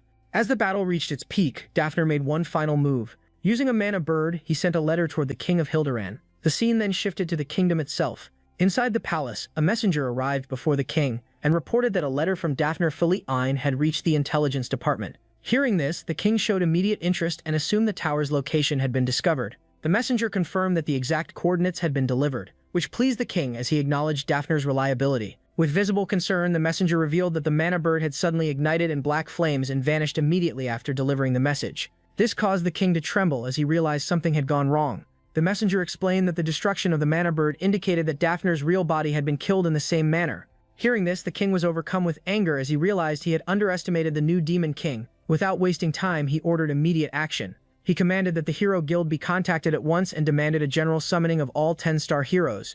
Consumed by anger and determination, he resolved that this time he would personally kill the Demon King and bring his princess back. A massive explosion erupted with overwhelming force, powerful enough to drive Deus down to his knees before he collapsed onto the ground, completely consumed by its intensity. Even after combining the power of the Phoenix, he realized that the force released was far beyond what he had imagined. At the same time, the exhaustion crushing his body was also much worse than he expected. In that moment, Ernan quickly rushed over and supported him in her arms while checking his condition. She addressed him as the Demon King and expressed concern for his well-being. As Deus slowly steadied himself, he noticed that her knees were burning hot from the strain. "We finally got some romance in this goated Manhwa." Anyways, worried, he pointed out her condition. Ernan responded with an awkward smile and explained that water spirits specialized in recovery, implying that she could endure the damage. Despite reassuring him, she still restrained herself from showing weakness. She remained aware that the Pule orcs could still be watching nearby, making it important to maintain composure. Understanding her reasoning, Deus accepted it. Ernan then decided to rest briefly to recover while Deus calmly reassured her not to worry as the situation finally settled into silence after the chaos. In the next scene, Jason was seen reading a newspaper with a bold headline reporting that dozens of succubus had invaded. At the same time, a loud declaration echoed that demon kings must be hunted down. Reading this immediately angered Jason. His hands trembled as he tore the newspaper apart. Despite his frustration, a faint smile appeared on his face as he turned toward Vivian and reminded her that he had specifically instructed her not to send her subordinates outside the tower and to maintain a low profile. Meanwhile, Vivian casually sipped her wine without concern. She asserted her authority and made it clear that she had no intention of obeying him simply because he ordered her to. Declaring herself the queen, she questioned whether he had summoned her over something so trivial. Jason responded with irritation, explaining that her actions had increased human surveillance, something he had been trying to avoid from the beginning. Vivian brushed off his concerns and claimed that he was worrying too much. She downplayed the threat by stating that they were only heroes. Her response left Jason confused. Vivian continued by explaining that heroes were nothing more than prey for demon kings. She treated the clash between her subordinates and a hero inside the palace as nothing but bad luck. Disappointed, Jason placed a hand on his forehead and questioned why the Archduke would send someone so reckless and lust-driven, even calling her an idiot. The remark instantly enraged Vivian. She climbed onto the table and demanded that he correct the way he addressed her. She proudly declared herself the succubus queen and insisted that she was far more than a simple lustful demon. Jason found her reaction amusing and let out a small chuckle before shifting the conversation. He reminded her that the dimension was already inhabited and asked her to consider how many heroes might actually exist there. Based on her past experience, Vivian recalled that the dimension she conquered only had around 10 heroes. She estimated that Arene, a place famous for producing many heroes, might have around 50 at most, and questioned why everyone was panicking over such a small number. Slightly exasperated, Jason pointed out that the Archduke clearly failed to explain the real situation to her. He implied that if she had known the truth, she would have never entered that dimension in the first place. Confused, Vivian questioned what he meant. Jason then revealed that the Hero Guild currently had 4,732 registered heroes. Hearing that, Vivian forced a nervous smile while fidgeting with her hair and questioning whether he was joking. She insisted that there had to be limits and claimed it was impossible for a single dimension to contain that many heroes. Jason responded with a knowing smirk and explained that if the dimension truly had limits, the previous demon kings would have conquered it long ago. He made it clear that encountering heroes in that world was an everyday occurrence. Hearing this, sweat began running down Vivian's face as her body trembled. She awkwardly tried to deny the possibility and clung to the belief that the Archduke had promised her success. Her thoughts drifted back to the moment her superior spoke to her. She had been reminded that as Vivian Blunt, the demon king who conquered the Luna dimension and ruled as queen of her race, conquering Arene should not have been difficult. She had also been promised the position of the next Archduke after completing the conquest, along with the responsibility of watching over Burjadeos. Still smirking, Jason revealed that he already knew she had been promised the position of Archduke. He further exposed that she had secretly been ordered to monitor Burjadeos. Shocked, Vivian could not understand how he knew such confidential information. Jason calmly explained that he understood the situation well, because it was the same method he occasionally used whenever treating someone as a disposable informant. Without hesitation, he unleashed his power and violently slammed Vivian into the ground. Stunned by both his words and actions, Vivian reacted in disbelief after being called disposable. Jason answered with a piercing glare and declared that she had already been abandoned. He mocked her as a foolish succubus queen, and warned that from that moment onward, with her limited intelligence, she should stop trying to think for herself. He demanded absolute obedience to every command he gave. Overwhelmed by fear, Vivian trembled before confirming that she understood. Meanwhile, Jason continued reading the newspaper as more alarming headlines filled the pages. The paper reported that the legendary 10-star hero Dafnir Phelan had died. At the same time, it announced that Wharton Cullo had been chosen as the new 10-star hero. Another shocking report revealed that the location of Urgus Tower had finally been exposed. The article then shifted to darker news, revealing that the Demon King of Urgus had received a terrifying new title, the Demon King of Black Flames. Alongside that announcement, the Hero Guild officially declared that it would provide no support for any future conquest attempt against the tower. Following the death of Dafnir Phelan, fear rapidly spread across the continent, creating an atmosphere filled with anxiety and uncertainty. As Jason absorbed the reports, a heavy realization settled over him. The world itself seemed to tremble in fear, and he silently acknowledged that this was not the outcome he wanted. Even so, he dismissed Vivian Blunt as a minor issue that could easily be manipulated. However, his thoughts soon focused on the real threat, our boy Burjadeos. He originally intended to leave things alone for a while longer, but circumstances had changed. Now believing there was no other option left, he resolved to eliminate him. Yay, good luck on that one. The scene then shifted to Tower, specifically inside Ernan's house. The atmosphere sharply contrasted the chaos outside. Ernan calmly cooked while nearby Daios rested on a bed, visibly injured in his phoenix form as his body recovered. Still cooking, Ernan noticed that he had awakened and warmly remarked that the Demon King was finally awake. She mentioned that the soup was ready and told him he could eat. While gathering his thoughts, Daios suddenly froze as shock spread across his face. He realized that he was inside his own tower. Meanwhile, Ernan casually smiled and commented that the place was beautifully decorated. Struggling to sit up, Daios questioned how much time had passed and wondered how they had managed to re-enter the tower in the first place. Anan reassured him that no one had discovered them. She explained that she had taken advantage of Gordon not being at his post and secretly entered through a fifth-floor window. She also clarified that less than 10 minutes had passed since they entered the tower. Hearing this, Daios calmly acknowledged her efforts and praised her for doing well. However, Daios soon noticed something strange about his condition. He questioned whether Ernan had done something to him because his body, which should have collapsed from exhaustion, was instead overflowing with energy. At that moment, the water spirit intervened and explained that it had shared its mana with him. Deus was shocked by the revelation, realizing that a spirit had restored the Demon King using its own mana. The water spirit further explained that because Deus had absorbed the phoenix, a spiritual beast, his body could now absorb mana in ways that were previously impossible. It admitted that it had never seen anything like it before. Meanwhile, the water spirit secretly smirked to itself, thinking that simply placing a hand on Ernan's chest would no longer be enough, and that even hugs would now be required. The thought alone makes it blush, causing it to panic internally as if it would not survive at this rate. Deus then stood up and told Ernan that everything that happened there must remain a secret, and warned that nobody else could learn about it. He believed that if a Demon King revealed weakness, it would damage his authority. Ernan agreed to keep the secret but added that she had one condition. Curious, Deus asked what it was. Ernan let out a playful chuckle and explained that next time he must grant one of her wishes. Deus questioned what kind of wish she meant before agreeing, as long as it was nothing troublesome. Ernan happily agreed while laughing softly. At that moment, a message from Gordon arrived for Deus, urgently informing him that the situation had become grim. Deus immediately asked what had happened. Gordon reported that the Kingdom of Hilderan had discovered the location of their tower and was preparing to reactivate the hero expedition. The report had been submitted by Hillen Cargill, leaving everyone shocked. Hearing this, Ernan recalled that before dying, Daphne Filion had revealed the location of Urga's tower during her final mission. A drop of sweat rolled down Deus's face as he remembered that unlike the demon realm, that dimension had no communication magic and relied mostly on messenger pigeons. He recalled attacking Filion in a way meant to eliminate even those pigeons. However, it seemed that she had already sent the information from another location before their battle. Even so, he realized that at least she had failed to reveal that he was the master of the Phoenix. Gordon continued by explaining that this hero expedition would gather every 10-star hero and would become the largest expedition in history. According to the estimates, preparations alone would require at least 6 months. Our boy is officially cooked. Hearing the number, Deus fixated on those 6 months. The tower's location had already been exposed, and against 10-star heroes, cheap tricks would no longer work. Avalanches and monster traps would ultimately be meaningless once hundreds of fully prepared heroes stormed the tower. The realization struck him hard that within only 6 months, he could once again die after being manipulated and hunted down.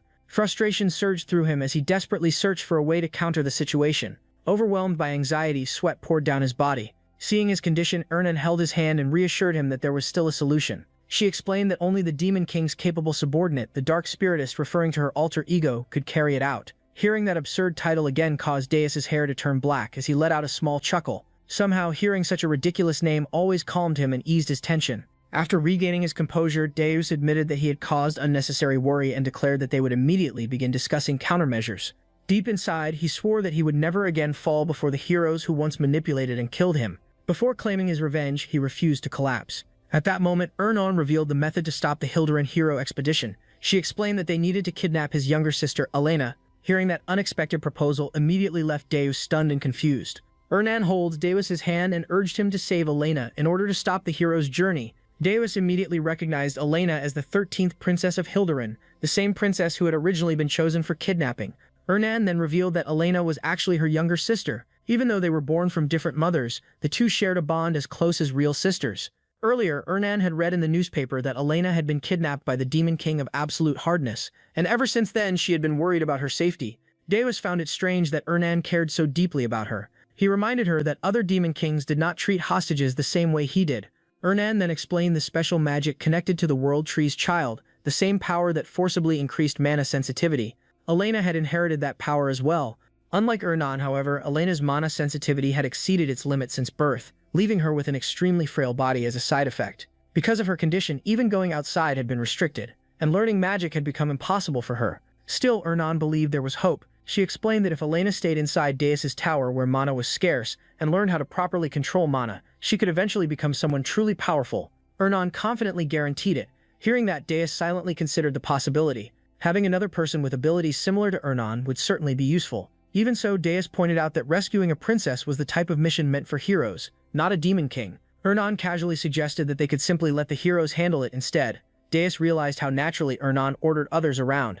Ernan proudly reminded him that she was still a princess after all. At the same time, Deus realized that heroes were already gathering. Leaving no time to continue arguing, he immediately ordered Gordon to inform Hillen and organize a hero's journey to rescue the 13th princess.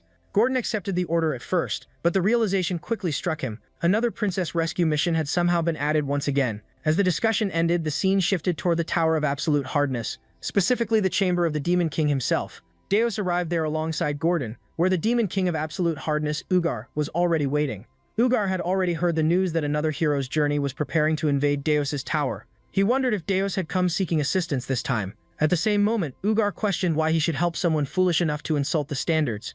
Deus slowly spread his wings and rose into the air. Looking down at Ugar fearlessly, he declared that he had not come to ask for help, but to offer it instead. Hearing those words, Ugar was completely shocked. He could not understand what Deus meant. Deus calmly revealed that a hero's journey was targeting the tower. The statement immediately startled Ugar once again. Without hesitation, Deus instructed him to place the 13th princess on the first floor of the tower. He explained that if this was done, the hero's journey would simply rescue the princess and leave without causing further trouble. Ugar's anger instantly flared. Furious, he called the idea complete nonsense. He argued that there had been no reports regarding a new hero's journey. In the next moment, Ugar launched himself forward in anger. While attacking, he accused Deus of becoming arrogant and insulting the standards of Titans. The attack he unleashed was Titan Magic Gigantification Level 3. However, before the strike could even land, Deus calmly began listing names. He mentioned the 3rd Prince of Guyana, the 7th Princess of the Veloductum, the 4th Prince of Machiel, and the 6th Princess of Candaria. The moment Ugar heard those names, his movement suddenly stopped. Deus continued by explaining that all of them had either been removed from the line of succession or lacked the resources necessary to launch a hero's journey. Because of that, kidnapping them would never trigger a hero's journey at all. Ugar was shaken internally. Deep down, he realized those were the same targets he had once considered kidnapping himself. However, he had never been completely certain about them. Completely stunned, Ugar questioned how Deus could possibly know such information. A smirk appeared on Deus's face as he replied that the method did not matter. Inside his mind, Deus silently recalled the truth. Those princes and princesses were the exact people Ugar had kidnapped in his previous life. Deus then reminded him that the only thing that truly mattered was the tower's safety. Ugar hesitated and warned that if the information regarding the hero's journey, rescuing the 13th princess, turned out to be false, the consequences would be severe. Deus remained completely calm. He explained that it would not matter either way, since keeping a single hostage on the first floor would not bring harm to the tower. After hearing that reasoning, Ugar found himself unable to argue back. Ugar stared at Darius suspiciously and demanded to know why he was trying to help him. He wanted to understand what Darius truly desired from all of this. At those words, Darius formed a faint smirk. Inwardly, he mocked Ugar as a fool. Realizing that Ugar had completely taken the bait, Darius slowly repeated the question to himself, wondering what he truly wanted. Inside his thoughts, Darius reflected on the reality of this dimension. Arin. He knew that brute force alone was not enough to withstand the overwhelming number of heroes that existed there. Deep down, he understood that Ugar shared the same fear. Darius realized that Ugar knew he lacked the intelligence needed to completely stop the heroes of this world. Because of that fear, Ugar constantly lived in anxiety, only kidnapping targets who would never trigger a hero's journey. To Darius, the situation was no different from before his regression. As he continued thinking, Deus understood what would eventually happen. The large and cowardly Ugar would one day try to cling to a certain man in order to survive within this dimension. That man would become a ray of hope for Ugar, Jason. After reaching that conclusion, Deus calmly stated that he wanted nothing in return. He simply believed that a great demon king deserved to live longer. After delivering those final words, Deus began leaving the area. As he walked away, another thought crossed his mind. He decided that he would personally take that role, bring Ugar to his side, and neutralize one of Jason's future pieces before it could become a threat. The scene then shifted to the Golden Moon Merchant Guild base, specifically the teleportation circle station. Deus arrived there while using his alternate identity. With Ugar's side already settled, his attention turned toward the next phase of the plan. Hillen confidently reported that everything had been prepared according to Deus's orders, and that the group could depart at any moment. At the same time, Archmage Roselle revealed that she had personally taken responsibility for creating the tower raid map. She explained that she only accepted the role because Hillen had personally requested it. Nearby, Hawk, the leader of the Scarlet Hawk Mercenary Guild, proudly announced that his entire guild was present and ready. The mercenaries intended to prove the true strength of their guild during the mission. Deus quietly concluded that the mission only required reaching the first floor, meaning their current preparations were already sufficient. He then turned his attention toward Granada and Amon, and asked about the elf slaves. Amon reported that 33 elf slaves had been rescued from various regions across the continent. Granada added that every one of them had willingly sworn loyalty to her. Jettison proudly claimed that none of those negotiations would have succeeded without his assistance. At the same time, he secretly wondered if another bonus reward would be waiting for him. After settling everything, Deus officially announced the departure of the hero's journey. Their mission was now to rescue the 13th Princess of Hilderan. The entire group responded in unison and immediately prepared to depart. As the preparations outside came to an end, the scene smoothly shifted deep underground into the warehouse beneath the Golden Moon Merchant Guild. There, Deus questioned Granada regarding the loyalty oath she had mentioned earlier. Granada confirmed that all of the elves had sworn loyalty upon the world tree itself. The other elves explained that Deus and Granada had saved them from lives filled with disgrace and suffering. Because of that, expressing gratitude through loyalty was the only way they could truly feel at peace. To them, serving the Great Granada was also considered an honor. Satisfied with their response, Deus congratulated them on becoming vassals of the Demon King of Blazing Fire. At that moment, Deus spread his wings and revealed his true identity as a Demon King. The entire group of elves froze in shock. Deus casually questioned why elves always reacted the same way whenever they discovered his true identity. Granada explained that such reactions were only natural. After all, no ordinary Demon King would travel across the world while disguised in such a manner. The other elves immediately became furious and demanded an explanation from Granada. Granada then revealed that she had already sworn loyalty, meaning every elf who followed her would also have to pledge loyalty to the Demon King. One elf cried out in disbelief, unable to accept that Granada had seemingly betrayed the World Tree itself. Granada angrily revealed her true feelings. Everything she had done was for revenge against humanity. She could never forget the humiliation and suffering humans had forced upon her and the other elves. Those memories were filled with cruelty. Humans had slaughtered elves without reason, shown them no mercy, enslaved them, assaulted them, and tortured them endlessly. Even when the elves begged for mercy, nobody listened. Hearing those painful memories awakened fury within the other elves as well. One after another, they clenched their fists and admitted that humans truly had committed all those terrible acts against them. Soon they openly supported Granada's desire for revenge. They all agreed on one thing: humanity deserved revenge. Watching their hatred continue to grow, Deus quietly realized that even pure elves could eventually fall this far after witnessing the ugliness of humanity firsthand.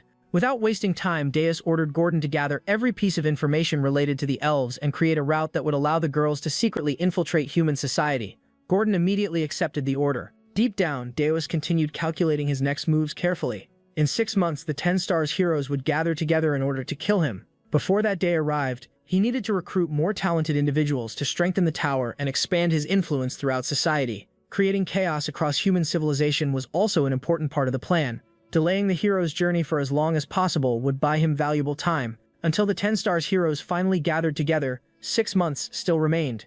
And regardless of what happened during that time, Deus was determined to survive. The scene shifted to the Tower of Adamant, specifically the first floor where multiple Titan corpses were scattered across the rocky ground. Hillen and the others carefully moved through the area, while the mercenary bragged that the tower was far easier than he expected.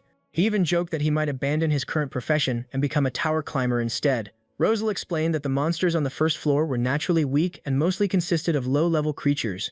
Hillen immediately warned the group not to become careless, simply because the enemies were easy to defeat. Suddenly, a loud scream echoed through the floor as someone announced that they had found the girl. Princess Elena could be seen sleeping quietly inside a cage. Hillen quickly ordered Granada to carry the princess and guide everyone back toward the kingdom, and the elf immediately agreed. While the group continued walking, Rosal mentioned that something about Hillen felt unusual. She pointed out that the old Hillen would have pushed everyone to continue deeper into the tower instead of retreating so soon. Hillen explained that their priority now was the safety of the others, since many could lose their lives during the battle against the Demon King. Rosal became even more convinced that Hillen had changed, though he simply denied her suspicions. In the past, Hillen had been driven entirely by greed and his obsession with glory. Now, however, he seemed calmer and far more restrained than before. Although Rajal admitted that this version of him felt unfamiliar, she also confessed that she actually preferred the person he had become. Her honest words briefly caught Hillen by surprise before he urged everyone to keep moving. Now we finally get a romance on this one. After rescuing the princess, the heroes returned triumphantly to the Hilderin kingdom, where a grand royal banquet had already been prepared in their honor. Inside the magnificent hall, the king openly praised Hillen for protecting the kingdom's reputation and rescuing Princess Elena from disgrace. He proudly declared that Hillen deserved rewards worthy of a true savior chosen by the crown itself. Despite the overwhelming praise, Hillen humbly insisted that the mission could never have succeeded without Rosal's support. The king appeared highly impressed by Hillen's modesty and presented him as a role model for every noble attending the celebration. Amid the celebration, Hillen suddenly realized that Princess Elena was nowhere inside the banquet hall. The king calmly explained that the princess was currently resting under strict protection after suffering through a traumatic experience. However, behind his reassuring expression, the king secretly began analyzing how emotionally attached Hillen had become to Elena. He believed that arranging a marriage between the hero and the princess could permanently tie Hillen to the Hildeharan royal family and transform him into a weapon fully controlled by the crown. Filled with pride, the king raised a golden goblet and announced a grand toast celebrating the man who conquered the Tower of Steel. The nobles enthusiastically raised their cups alongside him as he loudly proclaimed that no kingdom would ever dare underestimate Hilderin again. Cheers echoed endlessly throughout the banquet hall as everyone celebrated the kingdom's glory and strength. Yet far away from the feast, another plan had already begun unfolding in secret. Ernan quietly infiltrated the tower with the intention of rescuing her sister personally. She realized that the heroes capable of sensing demonic energy were too distracted by the royal celebration to detect her presence. Alongside her was Dais, who silently eliminated guards while warning Ernan not to waste unnecessary strength that might attract suspicion. As they advanced deeper into the tower and approached the staircase, several guards attempted to raise the alarm. Before they could react properly, Ernan immediately summoned her water spirit and unleashed a massive torrent that exploded through the corridors. The violent flood threw the defenders into chaos and completely overwhelmed the area. Standing confidently before the captain of the guards, Ernan revealed herself as the Dark Spirit Summoner, one of the 4 heavenly lords serving the demon lord of the Black Flame. Dais quickly realized that Ernan had intentionally allowed herself to be captured earlier, purely because she found the situation entertaining. While she attempted to introduce him dramatically, Dais ignored the theatrics and continued walking forward alone, irritated that anyone would underestimate him. The guards panicked after realizing that the intruders had boldly entered through the main entrance itself. The captain soon understood that Dais was deliberately suppressing his demonic aura to avoid alerting the heroes attending the banquet nearby. Believing this restriction weakened him, the elite guards confidently launched their assault without hesitation. Their confidence proved completely meaningless. Even without relying on his dark powers, Dais effortlessly avoided every attack aimed at him. He mocked the guards for believing they ever had a chance of defeating him in the first place. The violent battle shook the tower so intensely that even the massive chandelier inside Princess Elena's room trembled violently, waking her from unconsciousness. As she regained awareness, Dais calmly demanded that the captain surrender while explaining that he had already restrained his power enough to avoid destroying the entire tower. Desperate to escape, the captain attempted to flee and call for the heroes. However, the damaged stone wall behind him suddenly dragged him backward and trapped his body within the structure itself. The terrified captain cursed the Dark Spirit Summoner as he became completely immobilized. Dais found the entire situation amusing. He reflected on how kidnapping the princess again less than a day after her rescue would utterly destroy the kingdom's reputation and authority. When Dais finally entered Elena's room to properly address her, she barely paid attention to him at all. Instead, Elena immediately rushed toward Ernan and embraced her joyfully after recognizing her despite the disguise. She explained that she had already received Ernan's letter and understood that nobody else besides the Demon Lord would ever come to save her. Watching the reunion, Dais realized that the 2 sisters were far more alike than they first appeared. Curious about the situation, he questioned Ernan about secretly sending a letter to Hillen earlier. Ernan admitted it was true and appeared surprised that Dais had allowed her actions without interference. Dais responded that he never considered her actions dangerous enough to deserve concern. Finally spreading his wings, Dais ordered the sisters to return with him immediately. Meanwhile, back at the royal banquet, the celebration suddenly descended into complete panic. A terrified guard rushed before the king and announced that Princess Elena had been kidnapped once again. The king's face twisted with disbelief and uncontrollable fury after hearing the shocking report. Enraged beyond reason, he violently smashed dishes across the banquet hall while screaming at his soldiers for their incompetence.